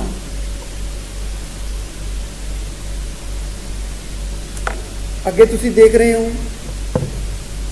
ਇਹ ਸਾਈਨ ਆਦੇਸ਼ਮਿਕ ਸਾਈਨ ਨੇ, ਇਹ ਲਾਜ਼ਮੀ ਚਿੰਨ੍ਹ ਨੇ ਆਪਾਂ ਨੂੰ ਸੜਕ ਦੇ ਉੱਪਰ ਇਹ ਆਪਾਂ ਨੂੰ ਦੇਖਣ ਨੂੰ ਮਿਲਣਗੇ। ਇਹਨਾਂ ਦੀ ਪਾਲਣਾ ਕਰਨੀ ਬਹੁਤ ਜ਼ਰੂਰੀ ਹੈ। ਇਸ ਸੜਕ ਦੇ ਉੱਪਰ ਇਹ ਵਾਲੇ ਸੰਕੇਤ ਟ੍ਰੈਫਿਕ ਤੇ ਲਾਜ਼ਮੀ ਚਿੰਨ੍ਹ ਹੁੰਦੇ ਹਨ ਜੋ ਸੜਕ ਦੇ ਖਾਸ ਖੇਤਰ ਦੀ ਵਰਤੋਂ ਕਰਦੇ ਹਨ। ਇਹਨਾਂ ਸੰਕੇਤਾਂ ਦੀ ਪਾਲਣਾ ਨਾ ਕਰਨ ਤੇ ਡਰਾਈਵਰ ਨੂੰ ਸਜ਼ਾ ਅਤੇ ਜੁਰਮਾਨਾ ਦੋਵੇਂ ਹੋ ਸਕਦੇ ਹਨ। ਸਭ ਤੋਂ ਵੱਡੀ ਗੱਲ ਇਹ ਹੈ ਵੀ ਇਹਨਾਂ ਦੀ ਉਲੰਘਣਾ ਕਰਨ ਨਾਲ ਵੱਡੇ ਹਾਦਸੇ ਵੀ ਜਿਹੜੇ ਆ ਹੋ ਸਕਦੇ ਹਨ। ਸਭ ਤੋਂ ਪਹਿਲਾਂ ਸਟਾਪ ਮਤਲਬ ਰੁਕੋ। ਆਪਾਂ ਨੂੰ ਲਿੰਕ ਰੋਡ ਤੋਂ ਵੱਡੇ ਰੋਡ ਤੇ ਚੜ੍ਹਦੇ ਸਮੇਂ ਇਸ ਤਰ੍ਹਾਂ ਦੇ ਸਾਈਨ ਆਪਾਂ ਨੂੰ ਦੇਖਣ ਨੂੰ ਮਿਲਣਗੇ। ਸਟਾਪ ਆਪਾਂ ਨੂੰ ਪਤਾ ਹੋਣਾ ਚਾਹੀਦਾ, ਜਿੰਨਾ ਟਾਈਮ ਆਪਾਂ ਨੂੰ ਰਸਤਾ ਕਲੀਅਰ ਨਹੀਂ ਹੁੰਦਾ ਉਨਾ ਟਾਈਮ ਆਪਾਂ ਜਿਹੜਾ ਗਾ ਨਹੀਂ ਚੱਲਣਾ। ਅੱਗੇ ਰੁਕੋ, ਦੇਖੋ ਅਤੇ ਫਿਰ ਚੱਲੋ। ਸਟਾਪ। ਅੱਗੇ ਗਿਵ ਵੇ, ਰਸਤਾ ਦਿਓ। ਨੋ ਐਂਟਰੀ, ਨੋ ਐਂਟਰੀ ਨੂੰ ਕੈਟਾਗਰੀ ਵਿੱਚ ਵੰਡਤਾ, ਹਿੱਸਿਆਂ ਵਿੱਚ ਵੰਡਤਾ। ਜਿਹੜੇ ਵਾਹਨ ਇਹ ਗੋਲ ਚਿੰਨ੍ਹ ਦੇ ਵਿੱਚ ਬਣੇ ਹੋਏ ਨੇ ਉਹਨਾਂ ਵਾਹਨਾਂ ਦੀ ਨੋ ਐਂਟਰੀ ਹੈ, ਉਹ ਵਾਹਨ ਅੱਗੇ ਨਹੀਂ ਜਾ ਸਕਦੇ। ਜਿਵੇਂ ਤੁਸੀਂ ਦੇਖ ਰਹੇ ਹੋ ਟਰੈਕਟਰ ਤੇ ਛੋਟੇ ਟਰੱਕ ਦੀ ਨੋ ਐਂਟਰੀ ਹੈ। ਅੱਗੇ ਵੱਡੇ ਟਰੱਕ ਦੀ ਨੋ ਐਂਟਰੀ, ਰਿਕਸ਼ੇ ਦੀ ਨੋ ਐਂਟਰੀ, ਸਾਈਕਲ ਦੀ ਨੋ ਐਂਟਰੀ, ਪੈਦਲ ਨੋ ਐਂਟਰੀ। ਸਪੀਡ ਲਿਮਿਟ 35, 40 ਤੇ 45। ਟ੍ਰੈਫਿਕ ਨੂੰ ਰੋਡ ਦੇ ਉੱਪਰ ਸੜਕ ਦੇ ਉੱਪਰ ਸੁਚੱਜੇ ਢੰਗ ਨਾਲ ਚਲਾਉਣ ਲਈ ਇਹ ਸਾਈਨ ਲਾਏ ਜਾਂਦੇ ਹਨ ਤਾਂ ਜੋ ਇਨਸਾਨ ਇਹਨਾਂ ਦੀ ਪਾਲਣਾ ਕਰਦਾ ਹੋਇਆ ਗੱਡੀ ਨੂੰ ਘੱਟ ਰਫ਼ਤਾਰ ਤੇ ਚਲਾਏ ਅਤੇ ਕਿਸੇ ਪ੍ਰਕਾਰ ਦੀ ਕੋਈ ਘਟਨਾ ਜਿਹੜੀ ਹੈ ਉਹ ਨਾ ਵਾਪਰੇ। 10 ਮੀਟਰ ਲੰਬਾਈ, ਕਿੰਨੇ ਲੰਮੇ ਜਿਹੜੇ ਵਹੀਕਲ ਹੈ 10 ਮੀਟਰ ਲੰਬਾਈ ਵਾਲੇ ਲੰਮੇ ਹੀ ਵਹੀਕਲ ਜਿਹੜੇ ਅੰਦਰ ਐਂਟਰ ਹੋ ਸਕਦੇ ਨੇ। ਅੱਗੇ ਵਨ ਵੇ ਸਾਈਡ ਰਸਤਾ ਸਿਰਫ ਜਾਣ ਲਈ ਰਸਤਾ ਹੈ, ਆਉਣ ਲਈ ਰਸਤਾ ਹੈ। ਅੱਗੇ ਜਿਹੜੇ ਦੋਨੇ ਰਸਤੇ ਜਿਹੜੇ ਆ ਉਹ ਬੰਦ ਨੇ। ਸੱਜੇ ਹੱਥ ਰਸਤਾ ਜਿਹੜਾ ਬੰਦ ਹੈ, ਖੱਬੇ ਹੱਥ ਰਸਤਾ ਜਿਹੜਾ ਬੰਦ ਹੈ। ਸਿੱਧਾ ਜਾਣਾ ਮਨਾ, ਯੂ ਟਰਨ ਵਾਪਸ ਮੁੜਨਾ ਮਨਾ, ਓਵਰਟੇਕ ਕਰਨਾ ਮਨਾ, ਪ੍ਰੈਸ਼ਰ ਹਾਰਨ ਵਜਾਉਣਾ ਮਨਾ। 5 ਟਨ ਉਹ ਰੋਡ ਦੀ ਕਪੈਸਿਟੀ ਜਾਂ ਪੁਲ ਦੀ ਕਪੈਸਿਟੀ।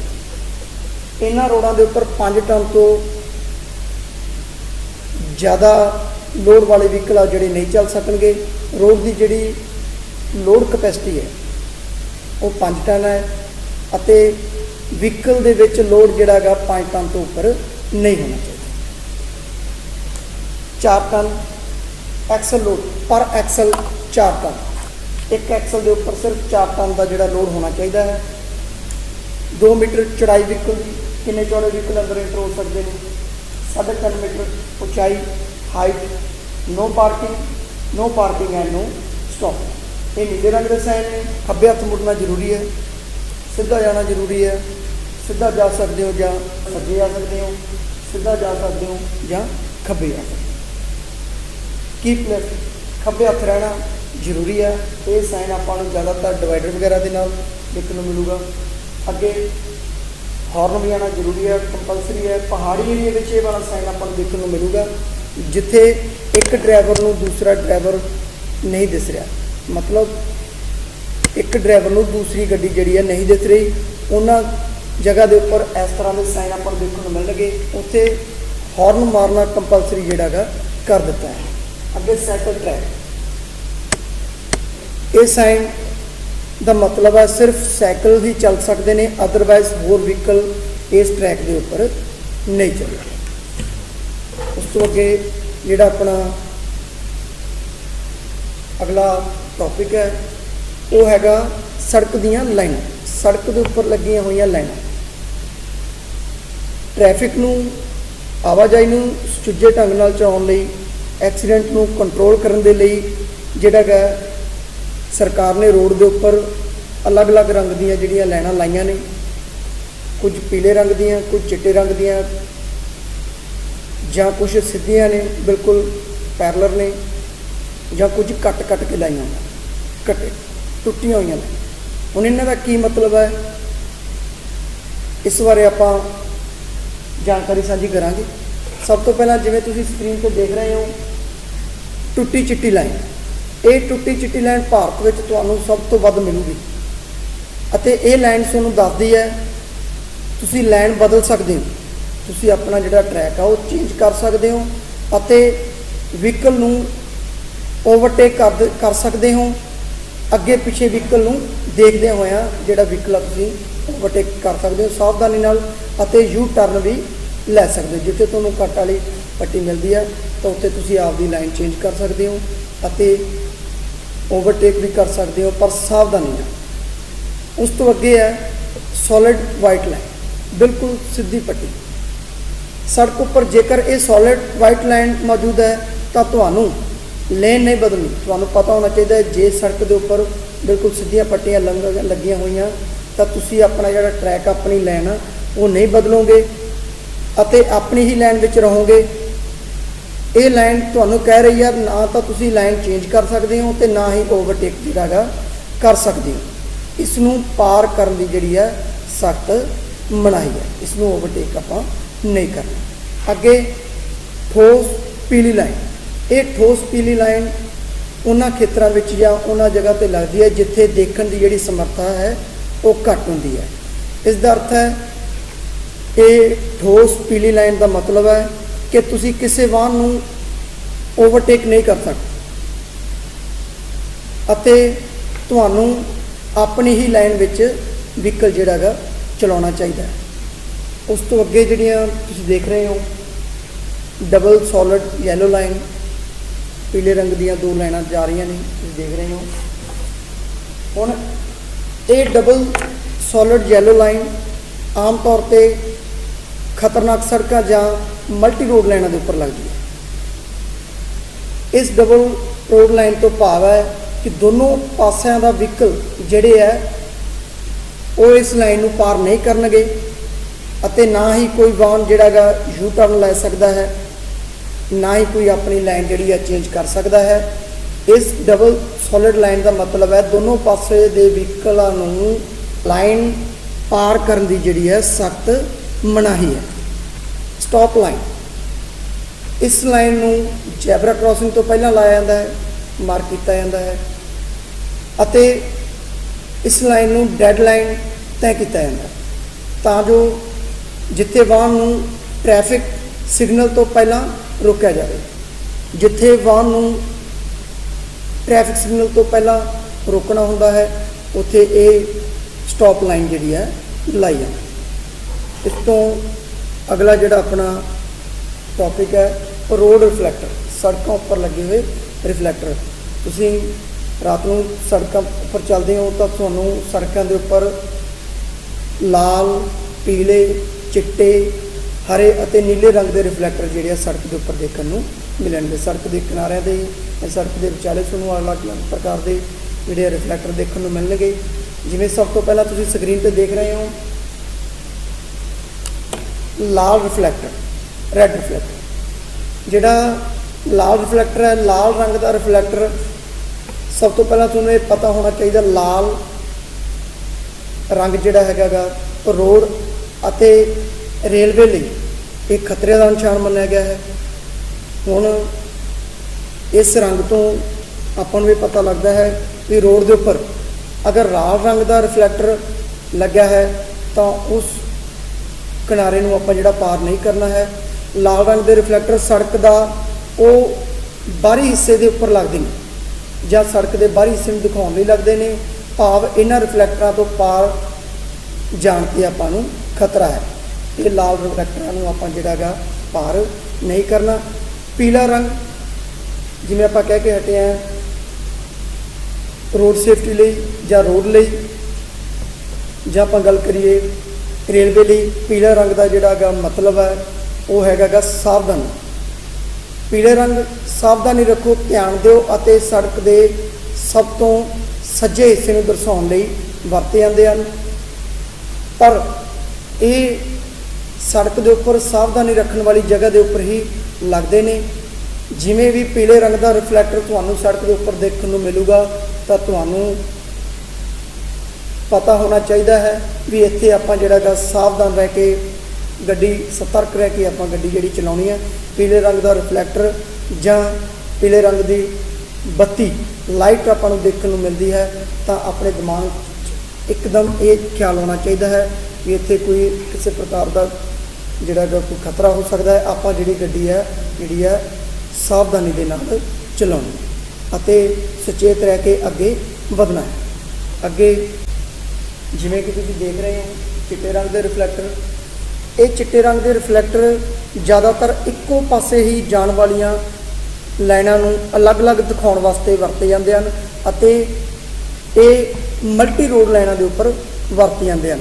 ਇਹ ਚਿੱਟੇ ਰੰਗ ਦੇ ਰਿਫਲੈਕਟਰ ਤੁਹਾਨੂੰ ਓਵਰਟੇਕ ਜਾਂ ਰੋਡ ਬਦਲ ਦੀ ਜਿਹੜੀ ਹੈਗੀ ਆ ਇਜਾਜ਼ਤ ਦਿੰਦੇ ਹਨ। ਉਸ ਤੋਂ ਅੱਗੇ ਤੁਸੀਂ ਦੇਖ ਰਹੇ ਹੋ ਹਰੇ ਰੰਗ ਦੇ ਰਿਫਲੈਕਟਰ। ਇਹ ਹਰੇ ਰੰਗ ਦੇ ਰਿਫਲੈਕਟਰ ਕਿਸੇ ਸੜਕ ਵਿੱਚ ਸਰਵਿਸ ਰੋਡ ਜਾਂ ਕੋਈ ਲਿੰਕ ਰੋਡ ਨਿਕਲਦੀ ਹੈ ਜਾਂ ਆ ਕੇ ਮਿਲਦੀ ਹੈ, ਉਸ ਦੇ ਸਿਰੇ ਦੇ ਉੱਪਰ ਹਰੇ ਰੰਗ ਦੇ ਰਿਫਲੈਕਟਰ ਲਾਏ ਜਾਂਦੇ ਹਨ। ਇਹ ਰਿਫਲੈਕਟਰ ਸੜਕ ਦੇ ਸਿਰੇ ਤੇ ਲੱਗਦੇ ਨੇ ਤਾਂ ਕਿ ਡਰਾਈਵਰ ਨੂੰ ਪਤਾ ਲੱਗ ਸਕੇ ਕਿ ਇਹ ਕਿਸ ਪਾਸੇ ਤੋਂ ਕੋਈ ਰੋਡ ਨਿਕਲ ਰਿਹਾ ਹੈ ਜਾਂ ਕੋਈ ਰੋਡ ਜਿਹੜਾ ਗਾ ਆ ਕੇ ਮਿਲ ਰਿਹਾ ਹੈ। ਅੱਗੇ ਨੀਲੇ ਰੰਗ ਦੇ ਰਿਫਲੈਕਟਰ ਨੇ। ਇਹ ਨੀਲੇ ਰੰਗ ਦੇ ਰਿਫਲੈਕਟਰ ਅੱਗ ਬੁਝਾਉਣ ਵਾਲੇ ਫਾਇਰ ਹਾਰਨਸ ਦੇ ਬਾਹਰ ਲੱਗਦੇ ਨੇ। ਜਿੱਥੇ ਨੀਲੇ ਰੰਗ ਦੇ ਰਿਫਲੈਕਟਰ ਲੱਗੇ ਨੇ ਤਾਂ ਆਪਾਂ ਨੂੰ ਪਤਾ ਲੱਗ ਜਾਣਾ ਚਾਹੀਦਾ ਹੈ, ਜਾਂ ਰੋਡ ਦੇ ਉੱਪਰ ਚੱਲਦੇ ਸਮੇਂ ਆਪਾਂ ਨੂੰ ਅਗਰ ਨੀਲੇ ਰੰਗ ਦੇ ਰਿਫਲੈਕਟਰ ਮਿਲਦੇ ਨੇ ਤਾਂ ਆਪਾਂ ਨੂੰ ਪਤਾ ਹੋਣਾ ਚਾਹੀਦਾ ਹੈ ਅੱਗੇ ਕਿਸੇ ਪ੍ਰਕਾਰ ਦੀ ਕੋਈ ਅੱਗ ਲੱਗਣ ਦੀ ਕੋਈ ਸੰਭਾਵਨਾ ਹੈ ਜਾਂ ਅੱਗ ਲੱਗ ਚੁੱਕੀ ਹੈ। ਨੀਲੇ ਰੰਗ ਦੇ ਰਿਫਲੈਕਟਰ ਉੱਥੇ ਲਾਏ ਜਾਂਦੇ ਹਨ ਜਿੱਥੇ ਅੱਗ ਬੁਝਾਉਣ ਲਈ ਪਾਣੀ ਦਾ ਇੰਤਜ਼ਾਮ ਹੋਵੇ।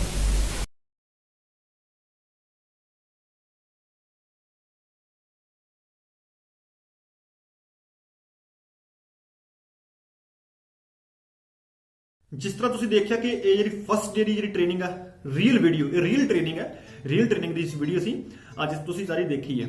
ਐਂਡ ਜਿਹੜੀ ਨੈਕਸਟ ਟ੍ਰੇਨਿੰਗ ਲੱਗਦੀ, ਕਿਉਂਕਿ 2 ਟ੍ਰੇਨਿੰਗਸ ਲੱਗਦੀਆਂ ਨੇ, 2 ਕਲਾਸਿਸ ਲੱਗਦੀਆਂ ਨੇ, ਇੱਕ ਫਸਟ ਡੇ ਇੱਕ ਸੈਕੰਡ ਡੇ। ਸੈਕੰਡ ਡੇ ਦੀ ਜਿਹੜੀ ਕਲਾਸ ਲੱਗਦੀ ਹੈ ਉਹ ਵੀ ਟਰਾਈ ਕਰਾਂਗੇ ਰਿਕਾਰਡ ਕਰਕੇ ਅਪਲੋਡ ਕੀਤੀ ਜਾਵੇ। ਜੇ ਹੁਣ ਵੀ ਕਿਸੇ ਵੀਰ ਦਾ ਕੋਈ ਵੀ ਕੁਐਸਚਨ ਹੋਵੇ ਟ੍ਰੇਨਿੰਗ ਨੂੰ ਲੈ ਕੇ ਵੀ ਕਿਵੇਂ ਲੱਗਦੀ ਹੈ, ਤੁਸੀਂ ਮੈਨੂੰ ਇੰਸਟਾਗ੍ਰਾਮ ਤੇ ਪੁੱਛ ਸਕਦੇ ਹੋ ਜਾਂ ਵੀਡੀਓ ਦੇ ਕਮੈਂਟ ਬਾਕਸ ਵਿੱਚ ਤੁਸੀਂ ਪੁੱਛ ਸਕਦੇ ਹੋ। ਮੈਂ ਐਜ਼ ਸੂਨ ਐਜ਼ ਪੋਸੀਬਲ ਟਰਾਈ ਕਰਦਾ ਕਿ ਤੁਹਾਨੂੰ ਉਹਦਾ ਰਿਪਲਾਈ ਦੇਵਾਂ।